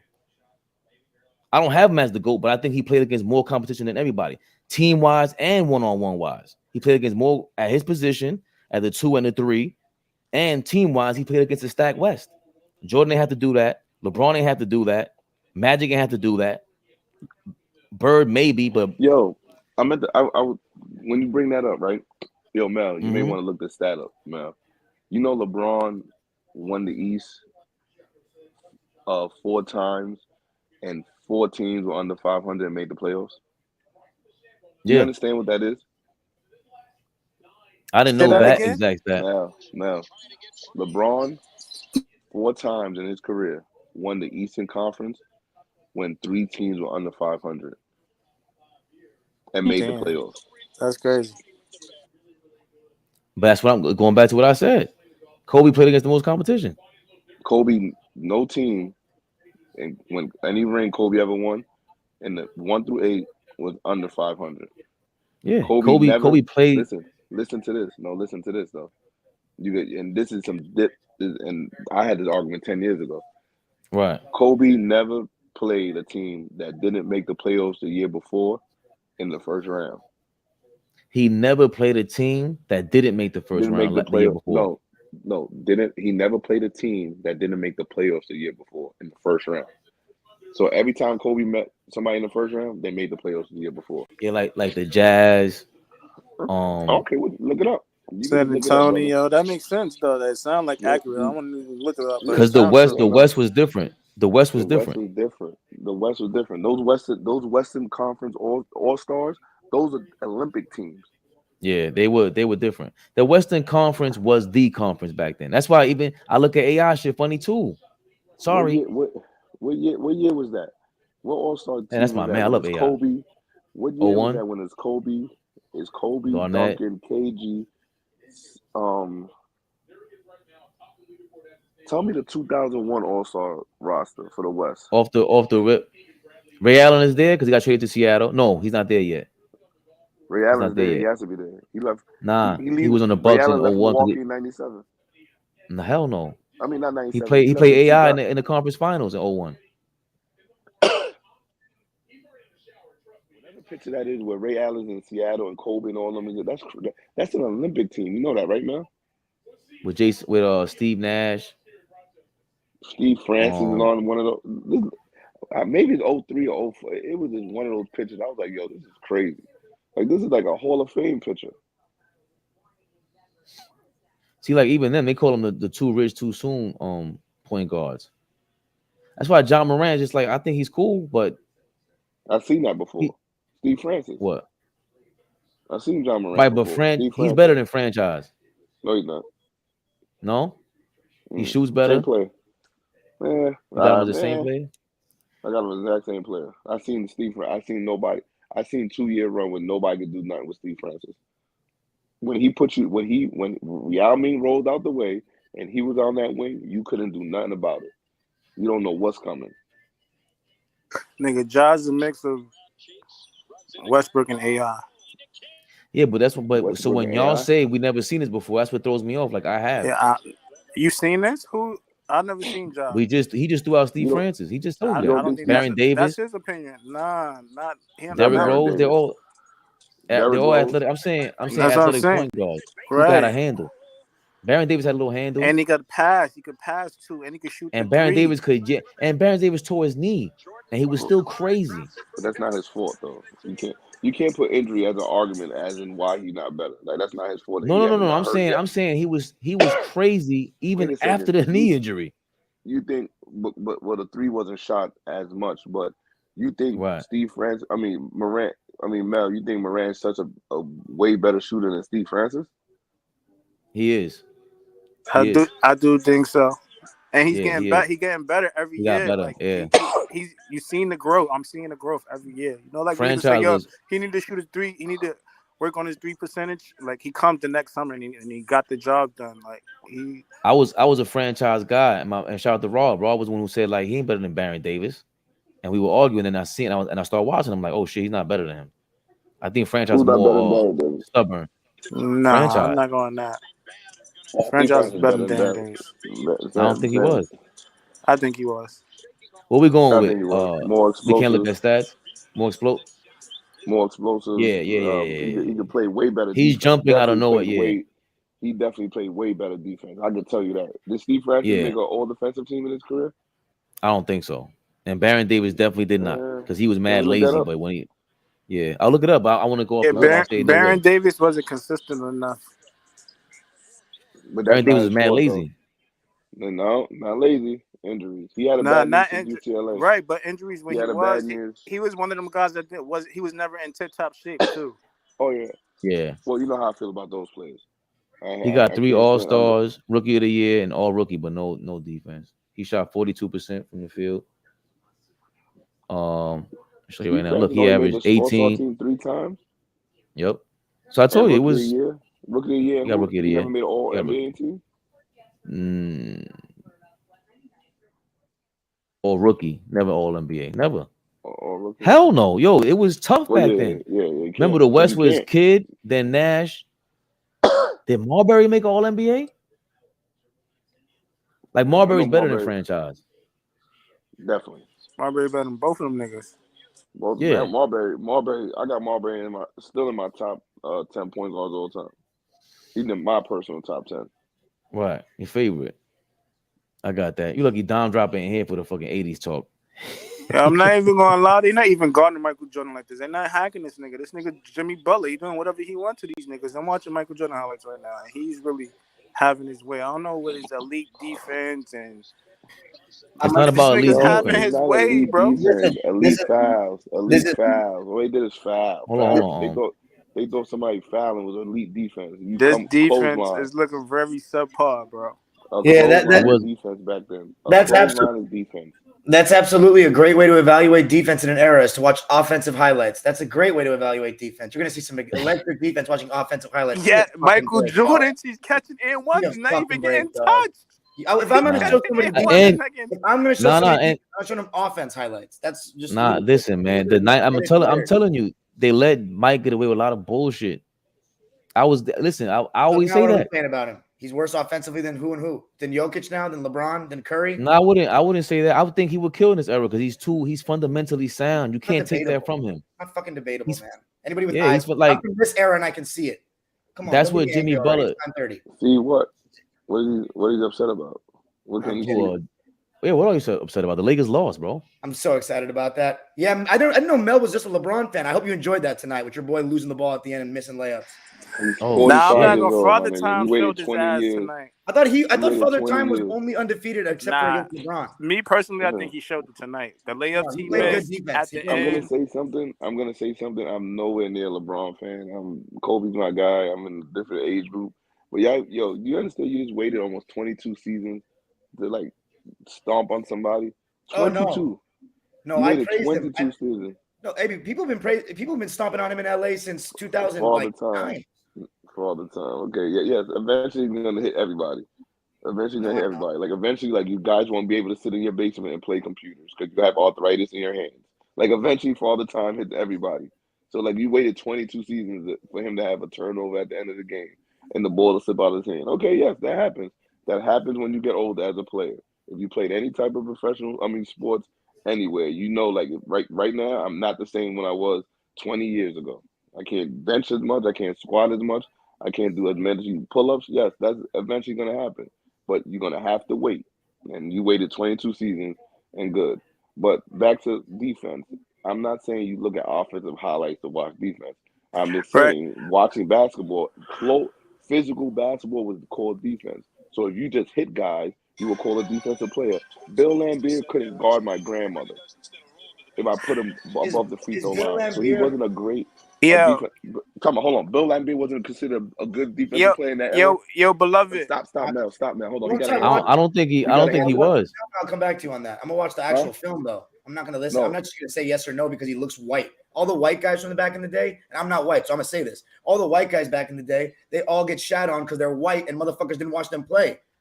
No, I think I just said the opposite of what you're upset about. I just said Bill Laimbeer was considered. Listen, I'm not discrediting. You gotta stop and listen. I said Bill Laimbeer was considered a great defensive player back then. Correct? I don't know. Okay. Well, he was. He was a staple of the Bad Boy Pistons. Was a great defensive team. Back then, he didn't play defense. He was just taking people in the air, suplexing them down, and then he was called a tough guy. He was a great defensive player. That's not defense. That's hockey. That's football. There's another sport to do that in people in. That's not basketball. You shouldn't. I think he was only considered. I think he's only considered a great defender because he's on the Pistons. Because when I look at his shit, I don't even think he got 3 All-NBA defenses. But I think he's only because he's on the Pistons and he's a big dude that takes up space. Because if we look at the tape back then, we could look at mad people that probably played way better defense than him. Like there's no way he's close to Rodman. There's no way. Ewing back then, Robert Parrish back then, it's not close. No way. Exactly. You know what I'm saying? Yeah. This how great defense was back then. Oh my god. They said Muggsy Bogues was a tough defender. But Muggsy fucking Bogues. Come on, bro. What are you talking about? He put it on great ball. So those offensive players were just not good. Is that what we're saying? Or we're just saying they're lying? Who the fuck would he be guarding today? If he was guarding, I don't think he could play today. Other players, you know what I'm saying? Like he I don't think ass back then. Like that's what I don't fuck with, bro. No, that's not that. Yeah, they do what you listen. They can't. I'll give you Muggsy Bogues. He can't play today. Now what? Okay. I say there's a bunch of players back in the day that couldn't play today. Earl Boykins played in my era, and he wasn't as good as Muggsy Bogues. Nah, that's right, but that's not this. Earl Boykins, come on, hold on. Wow. Wait. Time out. Hold on, wait. He wilding out, down. Nate Robinson? No, not Nate Robinson. Hold on. Earl Boykins. I've seen Earl Boykins score 50 many times in a game. Twice, right? Yeah. He scored 50 twice. Yeah. You're saying Muggsy Bogues was a better player than Earl Boykins? Of course he was. I got this one. He actually puts opposing guard. They need to pick up the ball against Muggsy. That's what they all say. NBA teams would sign Earl Boykins so they can have a spark off their bench. And wait, didn't Earl Boykins win a 6-man award? Or was he close? I don't know. But Muggsy Bogues started on a playoff team. And he started on a playoff team. And you about to say something? He was one of what? I was gonna say he's one of the better Hornets ever, but Hornets don't have a very good franchise. Oh shit! We're talking about. So but he could. But again, he fits. Hold on, Tom. You can't skip over that. You're not gonna skip over that with me. Let's see. We have Glenn Rice. We have Alonzo Mourning, Larry Johnson, Kendall Gill, Kimball Walker. Those guys are all better than him, as far as I don't know much about Kendall Gill's resume, but the other guys. He's the top. He might be top 10. He's iconic. You Larry Johnson? He's like Del Curry, maybe? Del Curry. Wait. You going with Glenn Rice? You going Glenn Rice? I got Glenn Rice already. Let me start the list over for y'all. Here we go. We have number 1 Hornet of all time still has to be Larry Johnson to me. Or Alonzo. So Larry Johnson, Alonzo. Not LaMelo? Yeah. Why are you trying? You want me to get off? I can just get off, bro. Because I've been saying a lot of shit tonight that my patience been good. Okay? okay, Alonzo, beloved. Larry Johnson, Kimball Walker, Glenn Rice, Jamal Mashburn. He had a long enough tenure there. Monster Mash. I don't know about Al. I'm joking. He's a great player, though. The Bobcats count? Yeah. Yeah, they do. Okay. Andrew Bogut.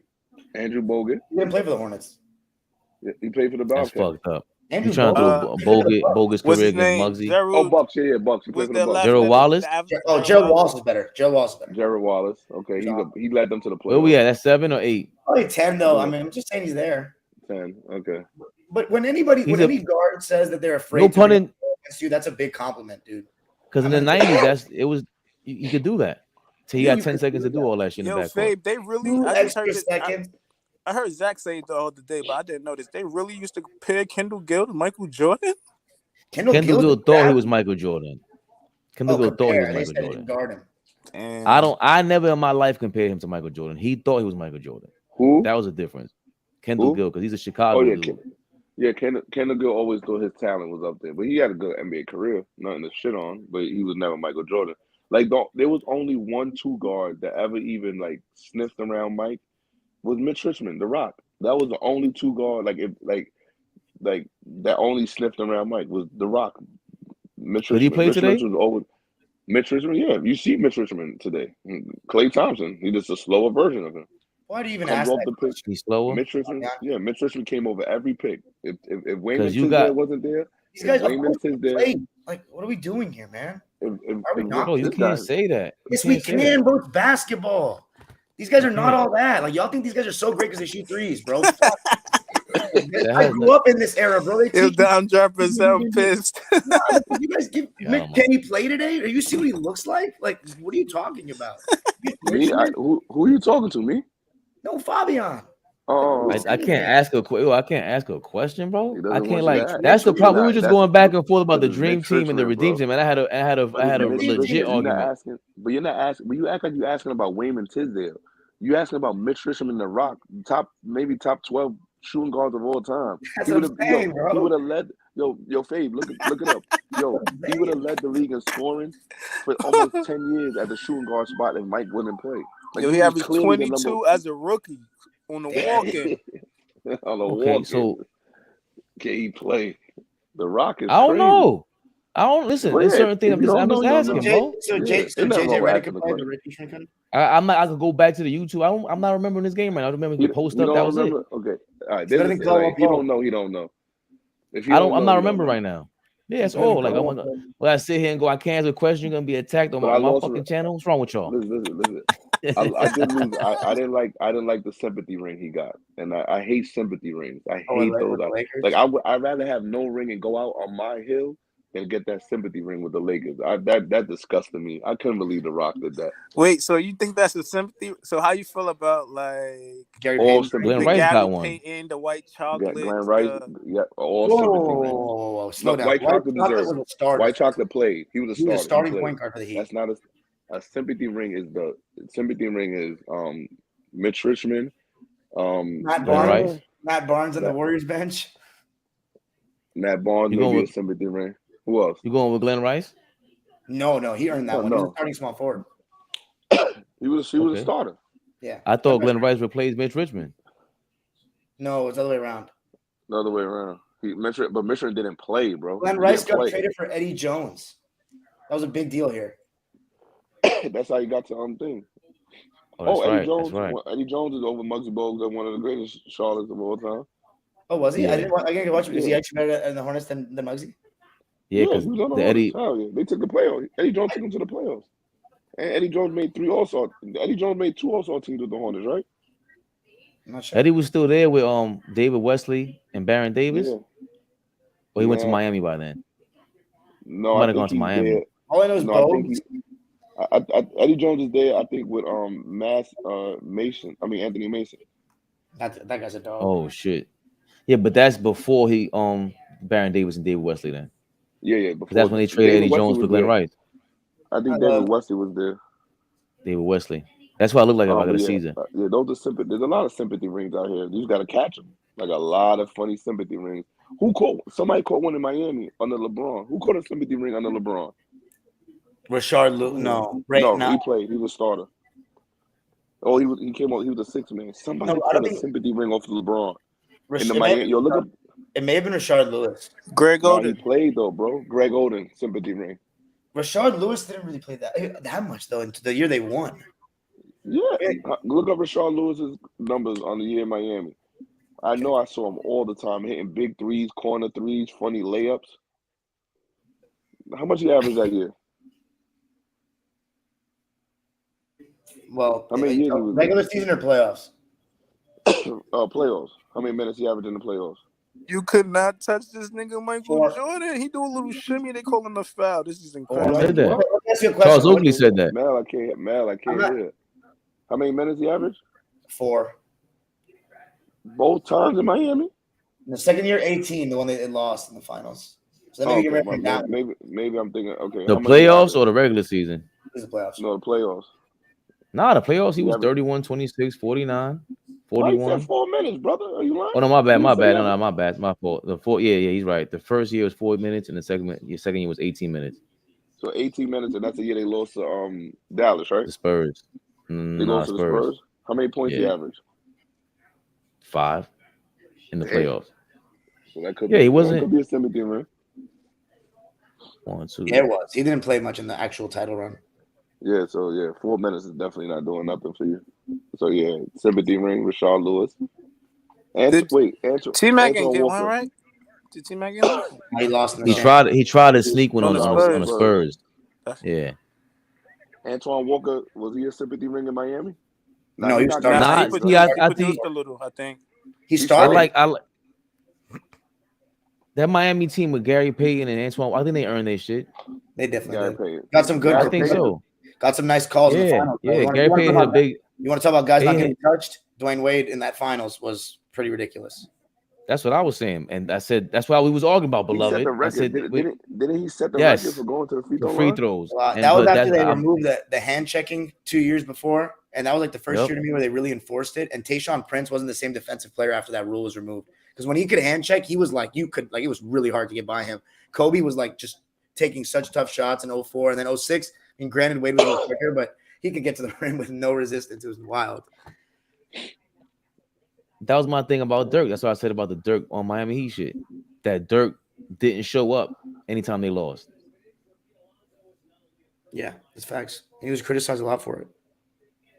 Nah, they was acting like that was the worst. Eric Dampier played, right, in that Dallas title run? Yeah, he was a starting center. But see, that's a player whose game just doesn't seem to translate, because what he is asked to do is not a thing anymore. That's a player that you can actually talk about. Not Mitch Richmond. Not these offensive. Not for nothing. Listen, first of all, if you just take these players, right, and they hop in a time machine and they just hop off the time machine right now to play in today's game, they're gonna have to change. They're gonna go through training camp, they'll do some other shit. They're gonna Michael Jordan included. What does Michael Jordan have to do? Shoot some couple threes? That's it. He's gonna have to condition himself differently. The easiest skill to get good at to me. Funny. Bro, it's so easy to get good at shooting threes, bro. Like, I will shoot with anybody right now. Like, let's go. That's not just three. I'm just saying it's the easiest. Like, look what Brook Lopez did and Jonas Valanciunas. These guys couldn't fucking shoot threes, but they had good touch, mid-range. Jimmy Butler is a solid. It's like he's not that good of a three-point shooter, is he? But he makes some. Nah. MJ. You bring up a good point. You know who really like been through ups and downs in the NBA? Brook Lopez. Like, you gotta remember, like, he was a top draft pick. He was a franchise player. Then he moved around to like 2 teams. Like, he was in Brooklyn for a second.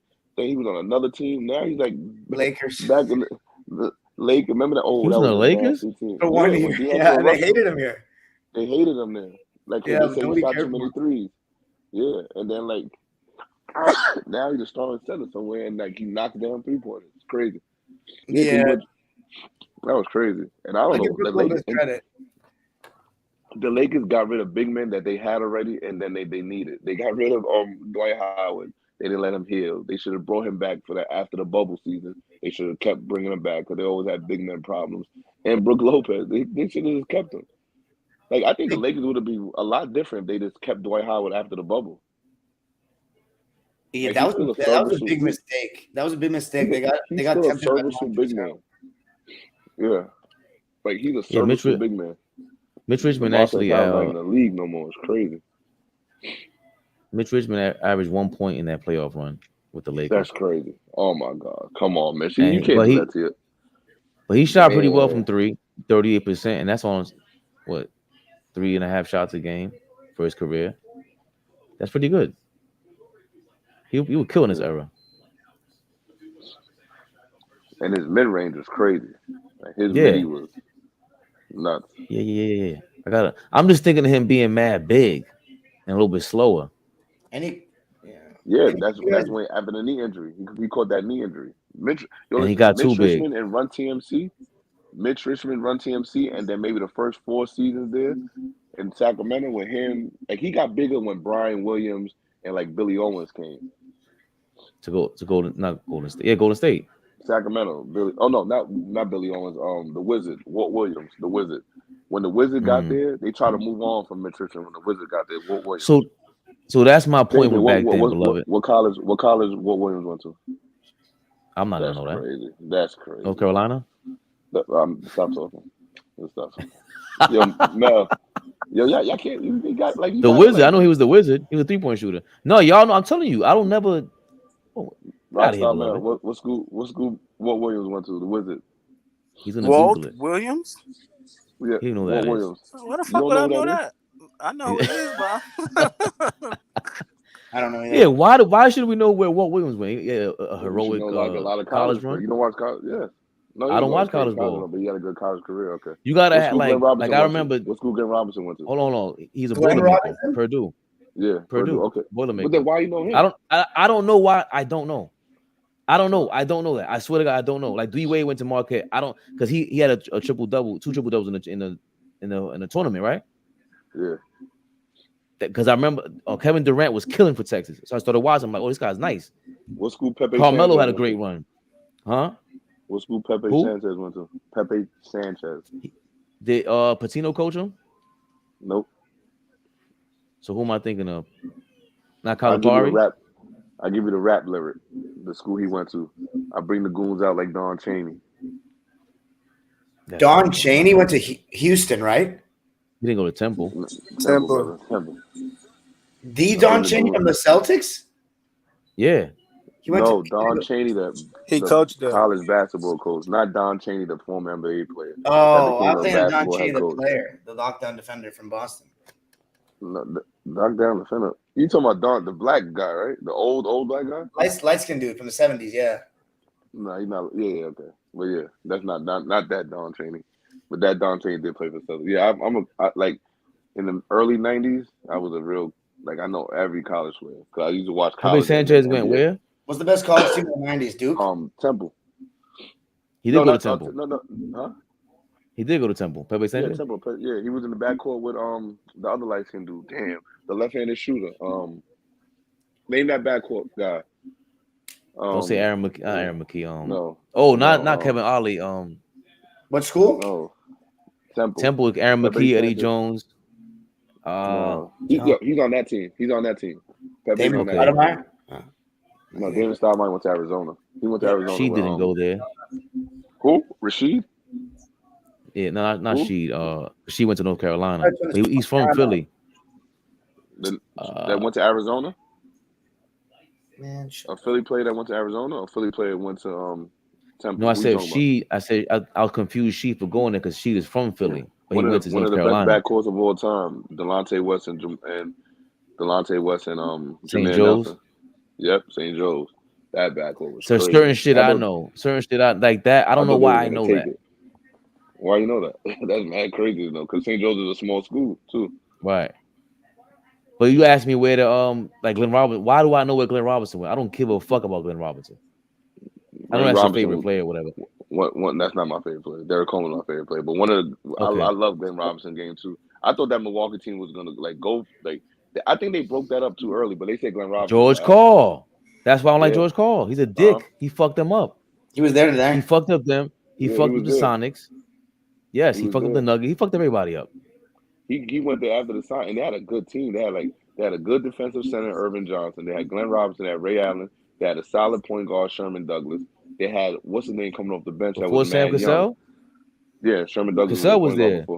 Tim Thomas. They went to the Oh man, Thomas came off the bench. No. Whoa, wait. The Tim Thomas was Tim Thomas going off the bench. pond. Yeah, With the yes. headband. Came off the Wild. bench. Yeah, because they lost to Philly. That team, that Philly. Milwaukee team could have played today and killed. Yeah, because they had versatility. Killed.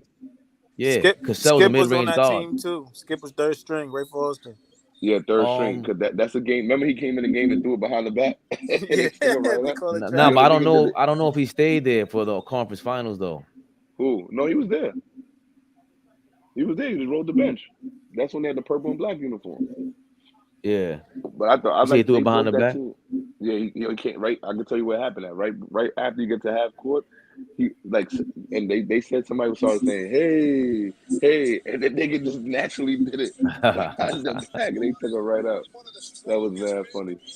They broke him up a year later. Yeah, but remember, Glenn Robinson made that. Remember, Glenn Robinson made the $100 million contract. Remember, Glenn Robinson was the first person ever. I'm a big dog, Glenn Rob, nigga. You a flea.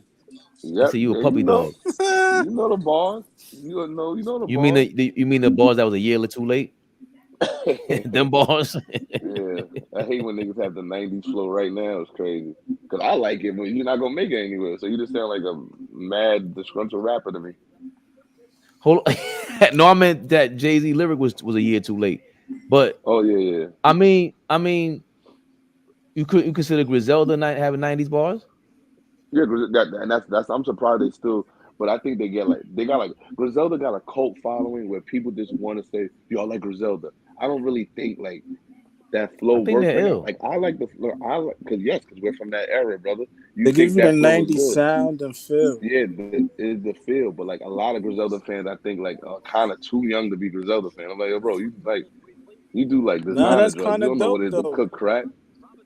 Yeah, but Griselda fans understand what Benny the Butcher is really talking about. Like any fan under 25 doesn't know what they're talking about because niggas don't even cook crack no more. But I'm saying everybody can't sell dope. Niggas okay listen to Griselda and go work in 95. I didn't say you have to sell that. I'm just saying if you hear that era, you understand what he's saying. And like if Griselda came out, like say I can see Griselda being on Rockefeller. You know what I'm saying? Yeah. I think like they could go to another era and survive. Like the biggest issue is they got no hooks. Like I don't even know a song with any hook on it. They just rap. Right. So I don't even know what song is what song. But I think they're dope. Yeah, I think they're dope too. But Glenn Robinson was the first person with the first $100 million contract, right? Nah, before KG. Can we look that KG's the first. Can we look that up? Yo, Darvin Ham was on that Bucks team too. Yeah, he was. Darvin Ham. Who else? Darvin Ham had hops. Herman Douglas, Darvin Ham. You looked up Darvin Ham's dunk competition? We broke a backboard before. He didn't break the backboard in college. He shattered, in college. Yo, I told you need to do some research with Dime Dropper, man. You always say I don't know that every 5 minutes. Unlike you, who thinks you know everything. I'd rather be me. You know what I'm saying? Oh, my bad. Oh, we fucked up. We bugging, beloved. Juwan Howard. Juwan Howard was the first $100 million contract. He was the first $100 million contract. Yeah, 94. And then who's the second? The first NBA sign isn't what you think it'll be. Damn, they don't have a list. I'm sure they have a list. Dime Dropper, who's your finals prediction? I said Denver and Boston before the playoffs started. So these niggas had Jason Caffey too. Ooh, Jason Caffey's funny. That's crazy. The Bulls had Jason Caffey. Right now. No, I'm talking about Milwaukee. Oh, Milwaukee, okay. Oh, you watching Bucks? I'm about Milwaukee versus Charlotte. Oh, Charlotte. Who Charlotte got on call? Anthony Mason. Who else? Nah, they got Baron Davis, Wesley, Jamal Mashburn. These niggas is good team. That's your they were good. They were good. Monster Mash tour. Monster Mash tours. Monster Mash tours. PJ Brown he was a dog. I like PJ Brown. PJ Brown used to big shots in that Celtics team in 08. Yeah, big shots. He used to kill them. He used to hit that. I hated PJ Brown when the Knicks played Miami. He was so strong. Yeah, LeBron too. But when I was rooting for it was my sister's birthday. I was rooting for the Cavs so hard, and I remember he hit that mid-range shot. It was such a dagger. I remember that in Game 7. You got the list yet, Fade, for $100 million contract? I'm looking for. You know how Google is. Oh. Yeah, PJ Brown. Damn, that Milwaukee team is all right. I don't want the worst. Who just signed $100 million contracts?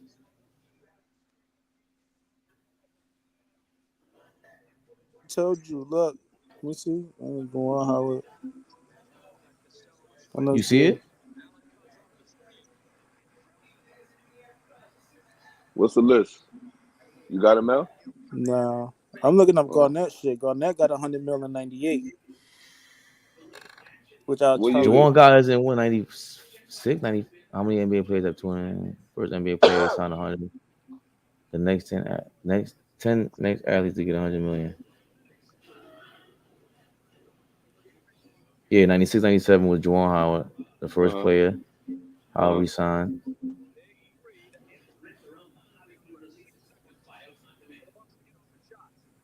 I don't care what Juwan Howard's career was like. It say Juwan Howard's on the Bullets. He's got 105. Okay. I thought it was Glenn Robinson for some reason. The first player to sign. Let's see. What is this? What side is this?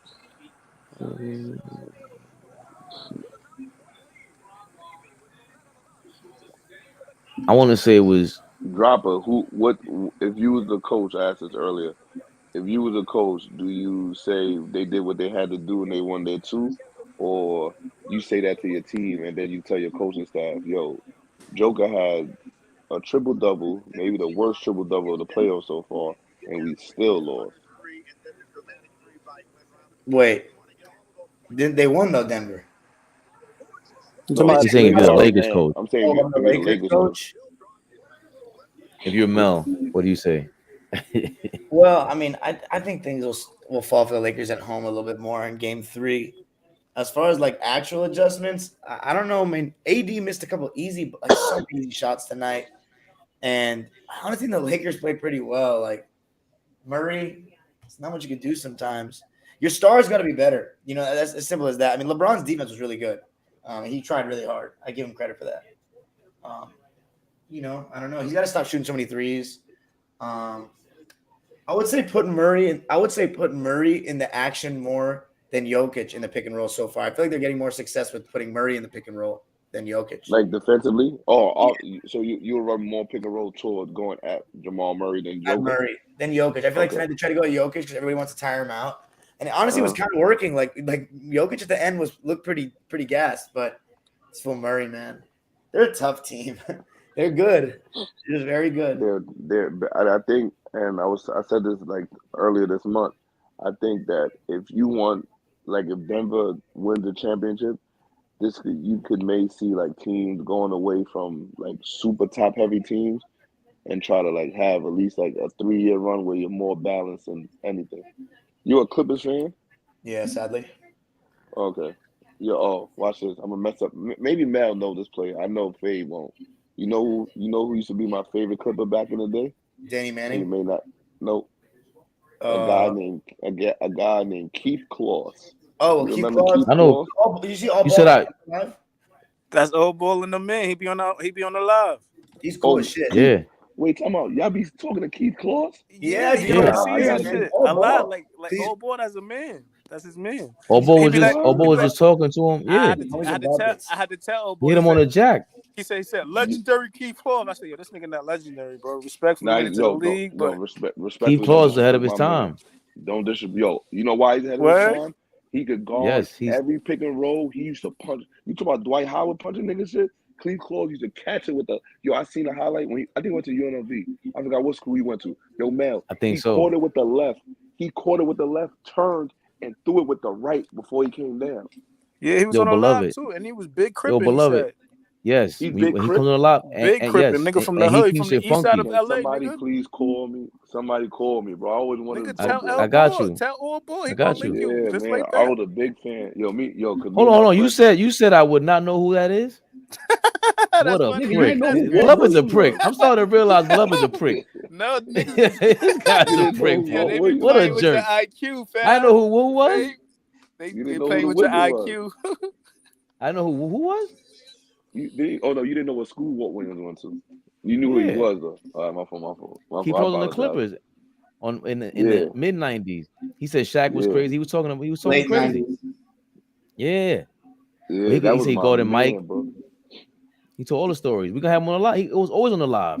You They kidding came me? up there a few times. I was actually up there with him one night. Yeah. Nah, I missed it. And I missed it. And it's keeping it funky. Whatever question you want. Word? I want to Yeah, know. Yes, like this. He was talking about We're MJ. doing like this. I want to know how. I want to know if he used to really kill. What's his name? Oliver Conde in practice, because I know he he used to catch the craziest lobs, everything. My favorite big man. You know what big man I had in that era really that was underrated to me? Stromile Swift was one of my favorite big men. He was athletic as underrated? Shit. He was so athletic, bro. You would love his dunks today, man. But underrated? I think he could. Yeah, I think you know why? I think people moved on for him too much. I loved him in Houston. I don't understand how that Houston team at least didn't go to the finals.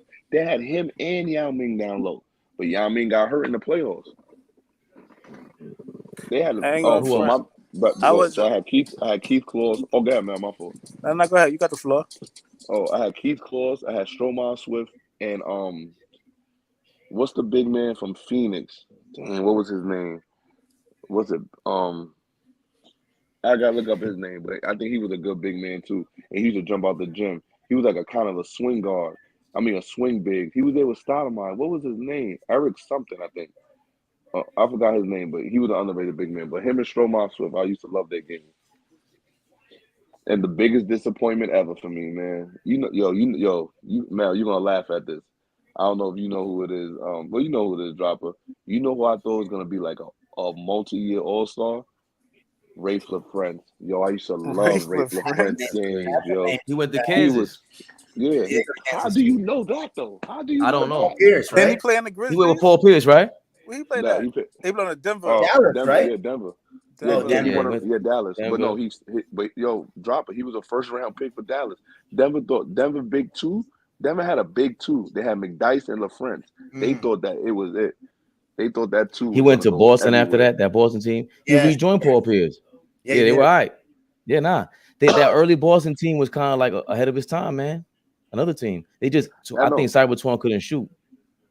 That Dallas team had crazy. With Nick Van Exel coming off the bench. Yeah. I always talk about them. That's when Dirk got hurt.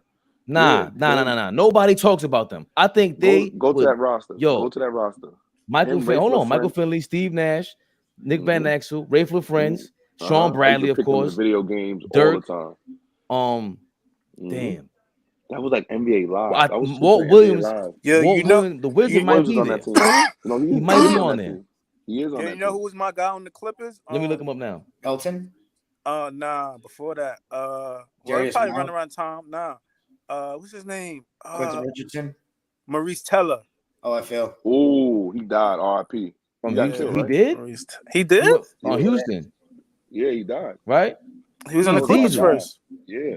He was on the. They said, in high school he was crazy. I played against him in high school. It took me 3 hours to go around him. He was so broad. We played him. I think it was like I think he was a DC Attack. I forgot what. I don't know if we played in. Matter of fact, we played in a DC tournament and he was there. I tried to get around him. It took me 3 hours. I said I can't get around him because he was posting me, but I was trying to get around. I couldn't get around him. He sealed me, and I was just under the rim. I was like, all right, I did good. Like when you play against niggas that's about to go to the NBA, it's different. Like you can feel their body and everything. Like it's NBA. Like there's nothing I could do. Like I eat chopped cheese every day. Like there's nothing I could do. Nah, different level. I played. That's what Cam was saying. Yeah. I played against Lance Stevenson. Yeah. Jesus Christ. Lance. Yeah. Well, 03, right? He was talented. Nah. Nick Van. Yeah. Walt Williams. Too strong. He could shoot, handle everything, bro. I was like, this is Mark Strickland that went to Puerto Rico. They don't have his face on here. They got this dude named Mark Strickland. He played in Puerto Rico. He used to dunk his ass off. Dude, this dude Bruce Brown has been playing amazing. You Puerto Rican fan? He was all right on it. Nah, I'm Dominican. I was in PR though. My cousins live in PR, and we seen this kid Mark Strickland, and this other guy was playing ball out there. It was a crazy team. They had a crazy team. They won a championship. So what's that roster? Say that 03 roster from top to bottom. Tariq Abdul Wahad. I remember him by You probably know him better. He went to Michigan. Yeah, Rajah Bell. Yeah. Look, Rajah Bell. Young Bradley. Don't say that name. Young Rajah. That's after the Philly. One of the most hated people. Evan Eschmeyer, Michael Finley, Adrian Griffin. Adrian Griffin. Oh, Adrian Griffin was one of the one. Nah, he was lefty. Yeah, he was left-handed. Yes, he was. Yes, that was the Seton Hall? Yes. Yeah, no, he went to Seton Hall. Not the Adrian Griffin. Oh, he went to Seton Hall. This guy. No, this is Adrian. This is Adrian. No. The one I'm talking about. No. This is Adrian. He died too. You know he died too. He died in a train crash or something. Yeah, Eddie Griffin died. He was tough. He was super tough, ahead of his time too. Eddie Griffin. He played for Houston. Yeah, Houston. Eddie Griffin. Yeah, he was there with Maurice Taylor. Matter of fact, that's crazy. They both died on the same team. No, I'm thinking of somebody else though. Eddie Griffin. Robinson. He had a mole on his face. Eddie Robinson, Chicago Bulls. Yeah, he was. Adrian Griffin went to Seton Hall though. The one that Mel's talking about. No, but Adrian Griffin's son plays for the Hawks. Isn't he a coach? Is he an assistant? Adrian Griffin's an assistant somewhere. But is he? I don't know if he's an assistant on the Hawks. But his kid plays for the Hawks. Oh, he does. So look, AJ Griffin. He's a much better shooter than his dad. But he doesn't defend like his dad. Well, real quick about Eddie Robinson. If Eddie Robinson wins the league today, he'd be a great swing defender. He'd be very athletic when they could dunk and he could guard. Remember he didn't have a jump shot for nothing. But see, that's what I'm saying, beloved. Now we're using our brain. But he's playing how many minutes? Right now, I'll give him 18 minutes a game. And if I have an ultra scorer, I got to stop. I'll give him 25 minutes. You're doing it with Josh Hart. What's the difference? He can't shoot. You're doing it with Josh Hart, and he's way more athletic than Josh Hart. If you remember his game, you want me to tell you that Bulls roster? He was mad lanky. Yeah, you want me to tell you that Bulls starting five? No problem. Yeah, Tyson Chandler, not Eddie Curry. Eddie Curry. Yeah, yes, Tyson Chandler, Eddie Curry, Eddie Griffin. Not Pete Myers. Kendall Gill, and Kurt. Kendall Gill was there. Yes, Kendall Gill was there rookie year when they both drafted Eddie Curry and Tyson Chandler. Kendall Gill was the starting two guard. Kurt Heinrich was tough. Was the one. I love Kurt Heinrich. Remember the big dunking dude, Tyrese Thomas? He was a of course. Tyrese Thomas. I got gassed off him. I thought he was gonna be nice. Kurt Heinrich is one of those guys. I don't know why. 20 years. Man. You know what? The same way I felt about the same way I felt about Rafe LaFrance. That's well. That's the only one though. Rafe had the Larry Bird hype behind him. Yo, you know what? The white man behind him. You know what? I would ask Keith Claus, Dropper, and I'll ask Keith Claus, yo, who jumped higher, you or Keon Clark? Who remember Keon Clark from the Sacramento Kings? Oh, of course, bald-headed black nigga. Yo, should cock that. Why did he not pan out? He used to smack nigga shit to the backboard. Yo, you know why? The game is different. They wanted you to sit at the box and do nothing for 28 minutes. Right now, imagine him as a help defender. You know who he is? Hell yeah. You know who he is? Mitchell Robinson. An in-shape Mitchell Robinson. A more athletic Mitchell Robinson. And a more balanced. Hell, he'd be way better than Mitchell Robinson. Yeah. That's what I'm telling you. The game changes, brother. Game changes. And he's a lefty. Yeah, lefty. He's a smack nigga shit. All right, you got a little basketball knowledge. I see you. Dog, we used to listen, man. I used to smoke weed every day. All day. So my shit my shit. Oh, crazy. My daughter's in the back. Fuck. See, now I got too comfortable. Yo, drop it real quick before I gotta ask you a question. You a Clipper fan? Yes. If I tell you right now, if I give you Obi Toppin, RJ Barrett, all my draft picks, I'll give you three first round picks. You got to give me Eric Gordon and Paul George. Would you do it? I'd drive him to LAX right now. Huh? I would drive him to LAX right now for that trade. Absolutely. 3 draft picks. I'm done with Paul George and Kawhi Leonard. They need to go, man. They can't stay healthy. Listen, that's fine. Listen, guess what? As a Knicks fan, I'd still rather take Paul George because I'm going to give you a small forward. RJ Barrett is never going to be an all-star. I think it's a good trade for both sides. I think I think Paul George would be great with New York. You guys need someone like that. Instead of Randall. But the thing is, PG won't take you to the title. But no, I said RJ Barrett. I said RJ Barrett. I didn't say Julius Randle. I'm keeping Julius Randle, brother. I ain't one of these stupid Knicks fans. No, I don't like Randle. I need Randle. See, what I like and what I need is two different things. I need another girlfriend, but what I like right now is something different. I keep her until, but yeah, I'm keeping Julius Randle. Oh, Dropper, listen, I'm not one of these Knicks fans to say he got to go. I am not trading a 2-time All NBA player, 25-10, 4-time All-Star. I'm not trading him for nothing. You're going to give me what I deserve. And 32 GM said that he's the third best power forward in the NBA. Correct or incorrect? I thought the media voted for that stuff. I thought GMs vote All NBA and players vote All Star. I'm not sure about that, but I don't know. You gotta look that up. I'm not giving that up. He takes a dip in the playoffs. Listen, right. guess what? He averaged 15 in the playoffs. He averaged what? What? Is Mel high? He averaged 15 in the playoffs. Maybe. That's fine. Guess what RJ Barrett averaged in the playoffs? Hold on, RJ Barrett was doing better postseason though, maybe. What against who? Then Randall. Listen, yo, beloved, ask Dom in the first 2 games against Miami. Ask Dom about what I think about RJ Barrett. So, like, I'm not the biggest fan of his. I say he should be coming off the bench since November, bro. Okay, all of these dudes can come off the bench. Listen, talking about RJ Barrett should come off the bench, and we didn't trade him for Donovan Mitchell. Make it make sense to me. Because again, yo, you can't. I keep telling you, beloved. What you just said right now earlier, when you said if Denver wins to this year, they're gonna change the NBA and all that. It's gonna be no longer top heavy or whatever. That's already in the mix.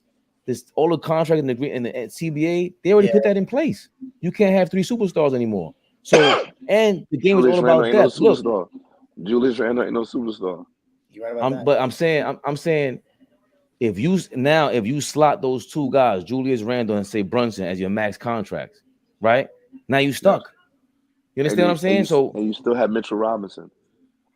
And you still you still have your rim protector. You have your stupid wing crazy scorer. What does he want to do? You have your clear last shot taker, and then you have the captain.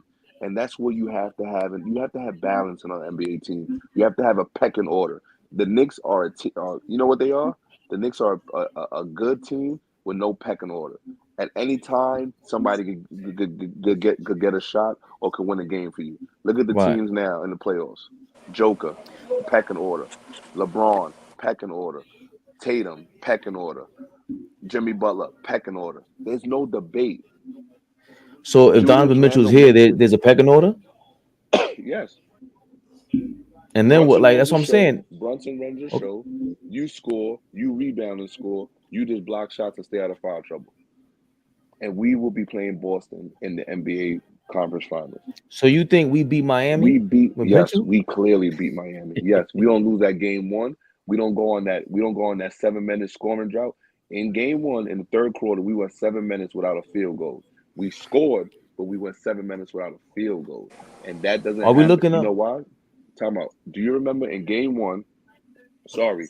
Do you remember Dropper and everybody? Do y'all remember in game 3 when he took Julius Randle and Brunson out and left RJ Barrett out there? He got stripped 3 times in game a row? 1 against Miami? No, game 3 against Miami. Game 3. No, you won game 3. What game we lost? 4? We definitely lost game 1. What game? That's when RJ came out killing. It was game 1. My fault. It was game 1. He took both of them out.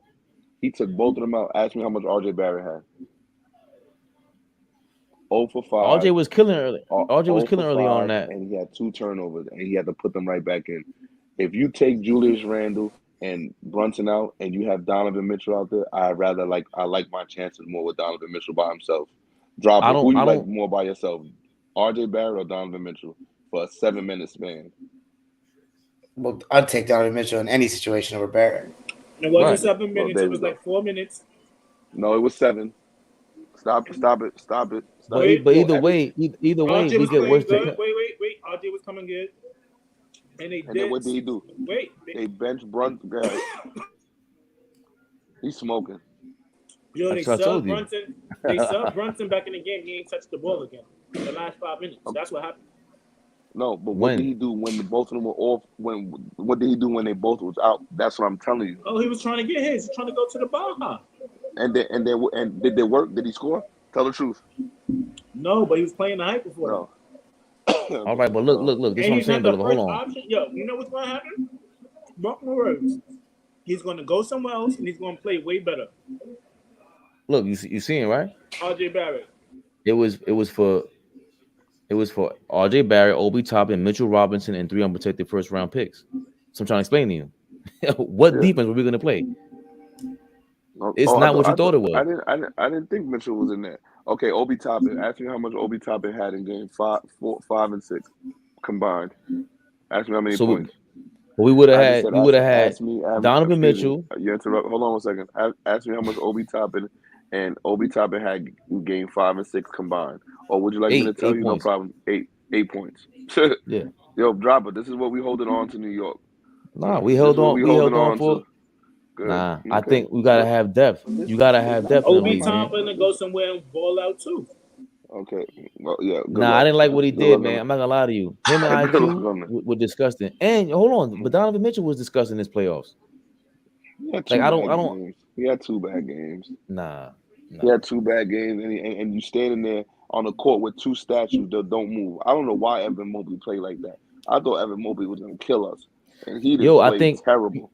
You don't have any blame for the coach. What is he gonna coach? What do you want people to do? Let me tell you something about coaching. If they don't do it in the regular season and you don't do it all in practice, nobody changes their game in one day. Nobody can change their game on a timeout. I can't call timeout and tell my worst defender to play defense. That's not logical. You're not a good defender.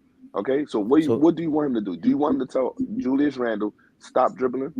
That's what you want him to do in the playoffs. I'm talking about. He did it for 5 seasons. Yeah. I'm talking about Cleveland, like with his approach to it, like the same way Thibodeau. It's easy for us to criticize. I would have put Evan Mobley at the 5, and I would have went 4 guards. I would have went small forward. I would have put what's the guy that used to play for the Nets? I would have put him at the 4, and then the rest would have been 3-2-1, and I would have ran the court like that. I forgot his name. The white guy. No, Caris LeVert. I would have put LeVert at the 3. No, the 4 would have been, what's the guy's name? He used to play for the Nets. Oh, white guy on the Nets? Yeah, he used to play for the Nets. He's on Cleveland now. Is he white? I don't know what he is. He got some crazy last name. All I know is Okoro. Yeah. But Ricky Rubio is there. I would have put him at the 4. Listen, a lot of things, Cleveland, if Rubio doesn't get hurt, this team may be a little bit different. That was the thing last year for me. I was watching Cleveland last year. Rubio was ill. He was depressed. He didn't want to be there. And when he saw the team, he liked it. But I don't think we beat Miami. Miami's, they are who I thought we were. I thought we were coming more heart, man. We have no fucking heart. Listen, I'd rather have Gabe Vincent guarding Donovan Mitchell than Gabe Vincent guarding RJ Barrett. He can't do nothing, brother. He's limited. He's never going to be an all-star. I'm not saving never all-star for a multi-year. No, all-star. I agree. It doesn't make any sense. The only reason he's making an all-star game is by default. So 3 people got to get injured, bro. RJ Barrett's not making. RJ Barrett. Oh, I didn't there's no way. I had hope last year, the year before, but after you come back it was back-to-back off seasons and you didn't get better. I said, nah, man, get the fuck out of here. Never draft a player high if he's not the best player on the team. He wasn't even the best player on his college team. So who would you have drafted then? Like, because you watch college ball. I wouldn't draft that. You could ask anybody. I thought the Knicks were ready to win that year. What I would have did, I would have packaged the pick.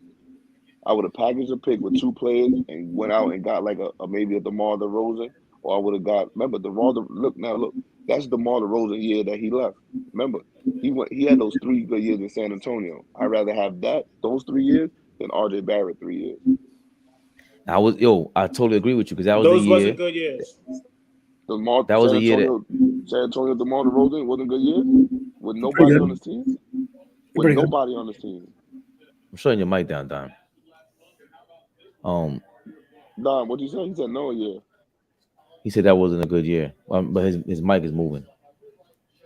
I can't hear. Okay, I think those are good productive years he had in San Antonio, and he would have a better team on the Knicks. What do you say, Don? Yes. What about DeRozan? I'm sorry, I'm just studying my notes before I go live. On San Antonio, he was good. He's decent. Yeah, and you gotta remember they still were trying to move away from him. And they were still trying to move away from him and give what's the name the team anyway, Murray, and they end up both leaving. I would. And my Listen, thing, that draft is terrible. You ever read that draft? Listen. yeah, hold on, Garland, Keldon Johnson, That's it. Jordan That's it. Poole. That's it.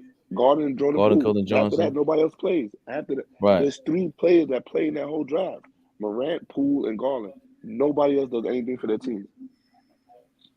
I was trying to think of somebody else. Yeah, you might be right. You can't. I'm telling you. But they're all inconsistent. I don't know if brother, you heard what he just said? I said no one else played. I know that. He gave me somebody that played 25 games. No, he gave you somebody else that doesn't play either. Stop doing that, man. I said somebody that produced for their team. He said Zion. So this guy is crazy. You have to play basketball, brother. I didn't like because that's not what Leon Rose. Leon Rose wasn't there yet. I didn't like. It's not that we traded Porzingis because I thought Porzingis got hurt and whatever. He was going to be a big time talent, or he was a big time talent. But it was more or less the fact that how they traded him. Yo, Mark Cuban was going to do anything to team up his little KKK crew. Just package it differently. That shit was stupid the way they traded Porzingis. I hated it. And what was the point of that trade? We didn't if you got a stud like that, you're supposed to get more out of it because he turned out to be less than what he was. I thought that was, and then you had the third pick in the draft. Remember the Knicks. You gotta remember the Knicks were just chasing. They just got tired here. We don't have a point guard. At that point, they were bringing any point guard in.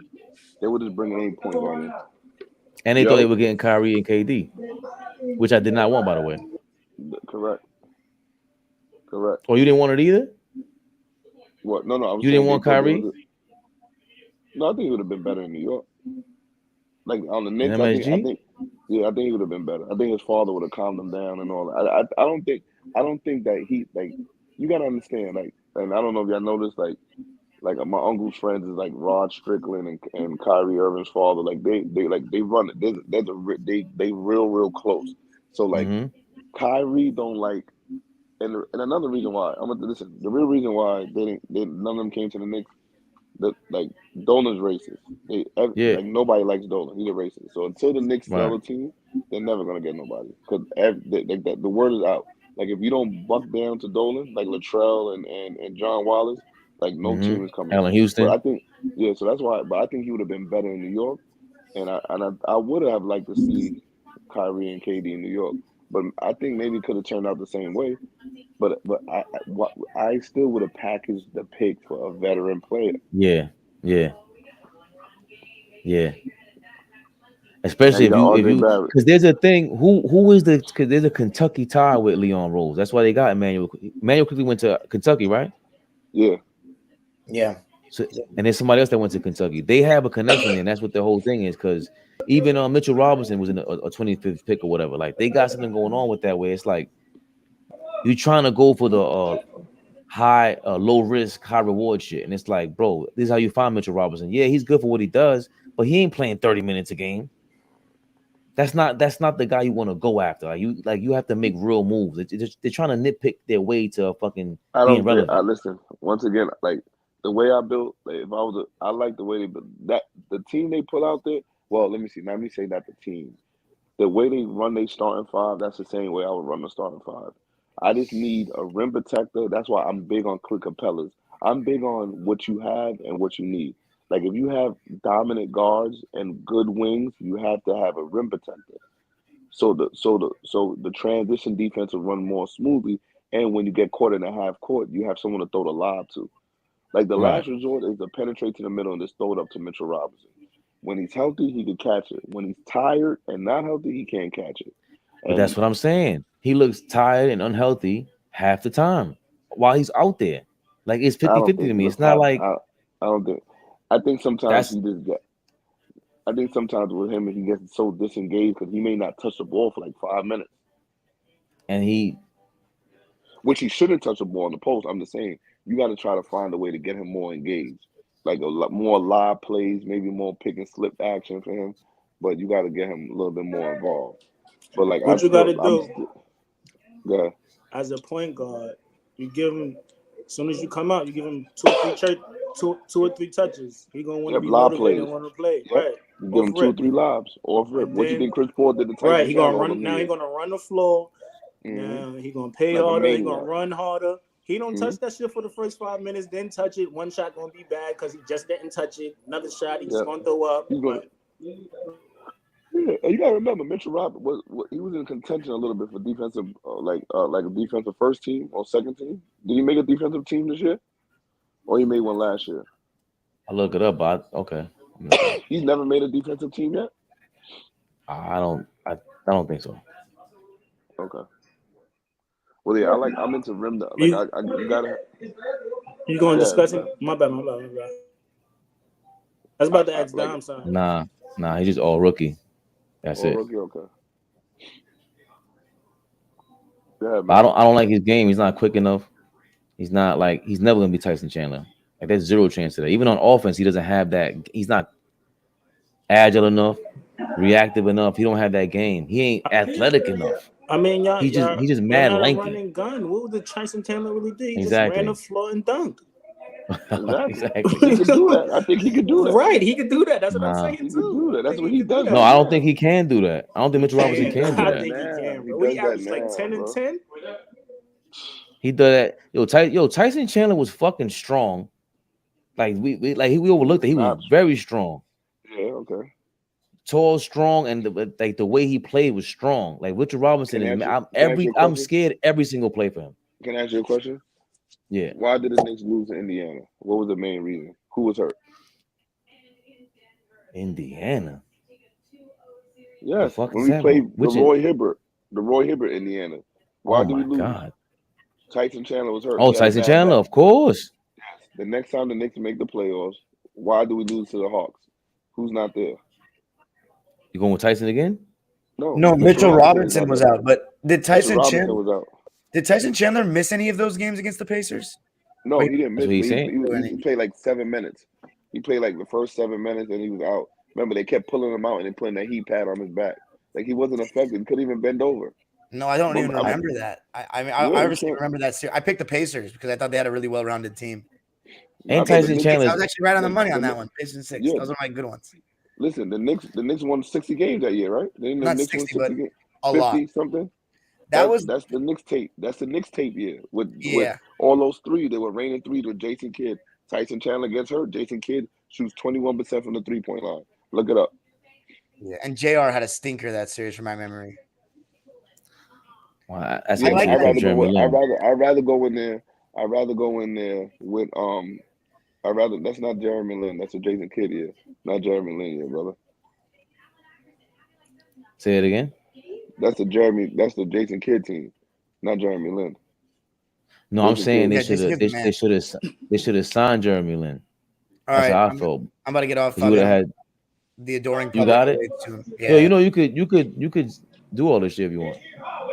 Like while you're on, you can still tag whatever. Yo, the nigga played 33 minutes and had 5 shots. Who? Robinson.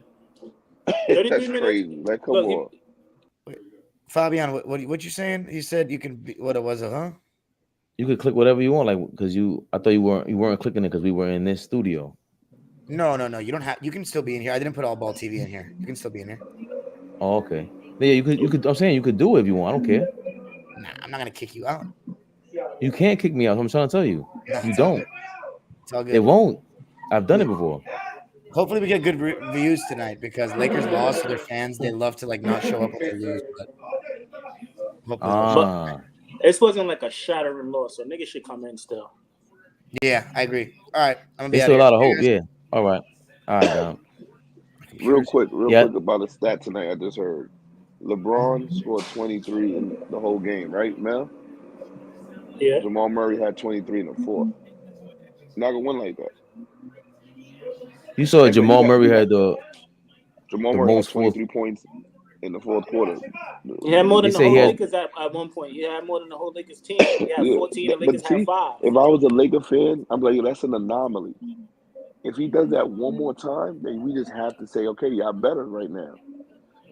But that happened first game, right? That happened first game. That's what I'm saying. That was just saying, like they said. I was talking to Fab last night. He said, "Yo, why would you want that little lineup?" I said, "The chances are for get the ball, run, and have some fast breaks." But these guys was hitting everything, shooting 60%. But they didn't do that the first half. This game, they did it the third quarter. You can't do nothing about that, bro. But see, like when you say that, right? I look at LeBron tired. They're in Denver to me. Like they should not be trying to run. LeBron I gonna don't be see that. tired in New York at 50. He's 38 years old, bro, and he sprained his ankle. He needed like he's old, y'all. He's extra tired in Denver, though. I'm not going front. You see it. I can read the body language. I see it. Like, I'm a grown guy. I've been watching. Like I told Fab, I walked 2 miles to watch this man play. I've been LeBron since day one. He was extra tired out there,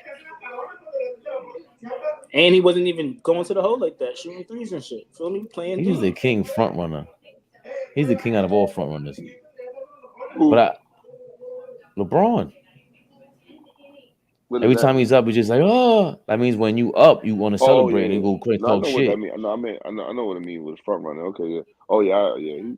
Listen, that's 18 years with a mother that coddled you, and he acted just like her, man. I can't, and I can't relate to that. And I'm not saying nothing against people that was raised by their mother, but like I was raised by my father, so I can't relate to the way he acts. Like it's very different to me. It's very weird to me. I'm gonna have like the way that the generation is now, he's like the king of that. Like the way the generations are now, he started all that. He started all the. He made it okay. Yeah, like he just started all that. Like he's like the Obama. So you think he made it like Bougie a little bit? No, he made it like crying for everything. He just like everything. Everybody, you're always a victim. You can't say anything to nobody. You got to be polite. Like it's just too much.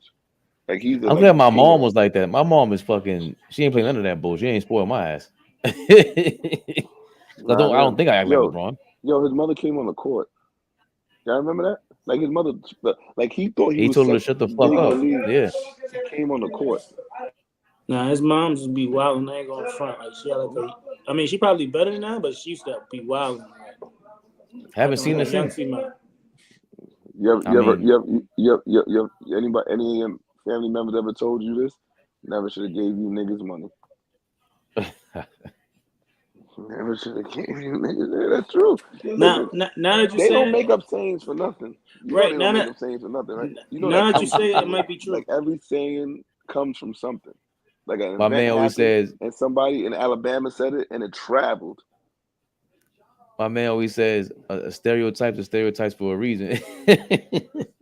Yes, a stereotype is the truth that shouldn't be said. Listen, they should never get hit. But good talking to you guys. Yo, I know you're not in New York, man, but Fabe, you're in New York, right? Yeah. Allball came to my game. I got a game. We got 2 championship games on Saturday at 2:00 in Johnson. All right. I'll send you the address if you're not busy. All right. Good luck, my boy. Saturday on what's that in the BX? No, Johnson, East Side, Lexington, on 112th Street. Oh, okay. Yeah, and then we got 2 playoff games in Johnson for my 16s, and then the 14s and 15s we playing at Zero Gravity in Riverbank. So I'll just give you all the addresses. I'll give you all the addresses in time. I'll send it to you. Definitely, you gotta do something in person. Right. Yeah, hell yeah, bro. We right here. All right, peace. All right, bro. All right. You going to Down Dropper joint? Should we? Mel, are you zooted and booted? No, nigga, what are you talking about? I don't know what I'm talking about. I'm sorry, Mel. I'm sorry, Melvin. I apologize. Sincerely. Ah, okay. Oh, you didn't hear me. I said, I was over here eating Chick-fil-A when you said I was hot. Because we heard some shit. I thought you were roasting something in the background. It was either weed or crack, bro, and I didn't want to tell you it was crack online. Nah, it's me fucking up some food. We're going to Dom. I mean, Dom don't talk about the game. He'll break the game down. What is it? 1:30 in the morning? I gotta go to sleep. You guys listen though, man. It's only 10 o'clock over here. Yeah, go fuck yourself, bro. You always say that shit. 800. Well, look, we got 897 hours watch. You didn't link your shit up, bro. I didn't. I should be annoying sometimes. I just forget. Yeah, it is annoying. See, now imagine doing that. I think I'm logged in on my phone, but on here I'm on my iPad right now. I gotta register it and I'll put my email in again. I ain't sweating it. It's all good. But damn, you did 4 hours today too. Damn. Nigga, 5. And look, We had 897 hours watched, bro. It took us a while, but the lives will get us going. And people used to say that before, but before I used to be hesitant to get on live because you won't talk to nobody. And then all of a sudden, people shit start picking up. But we're here now. Keep going. I mean, you know.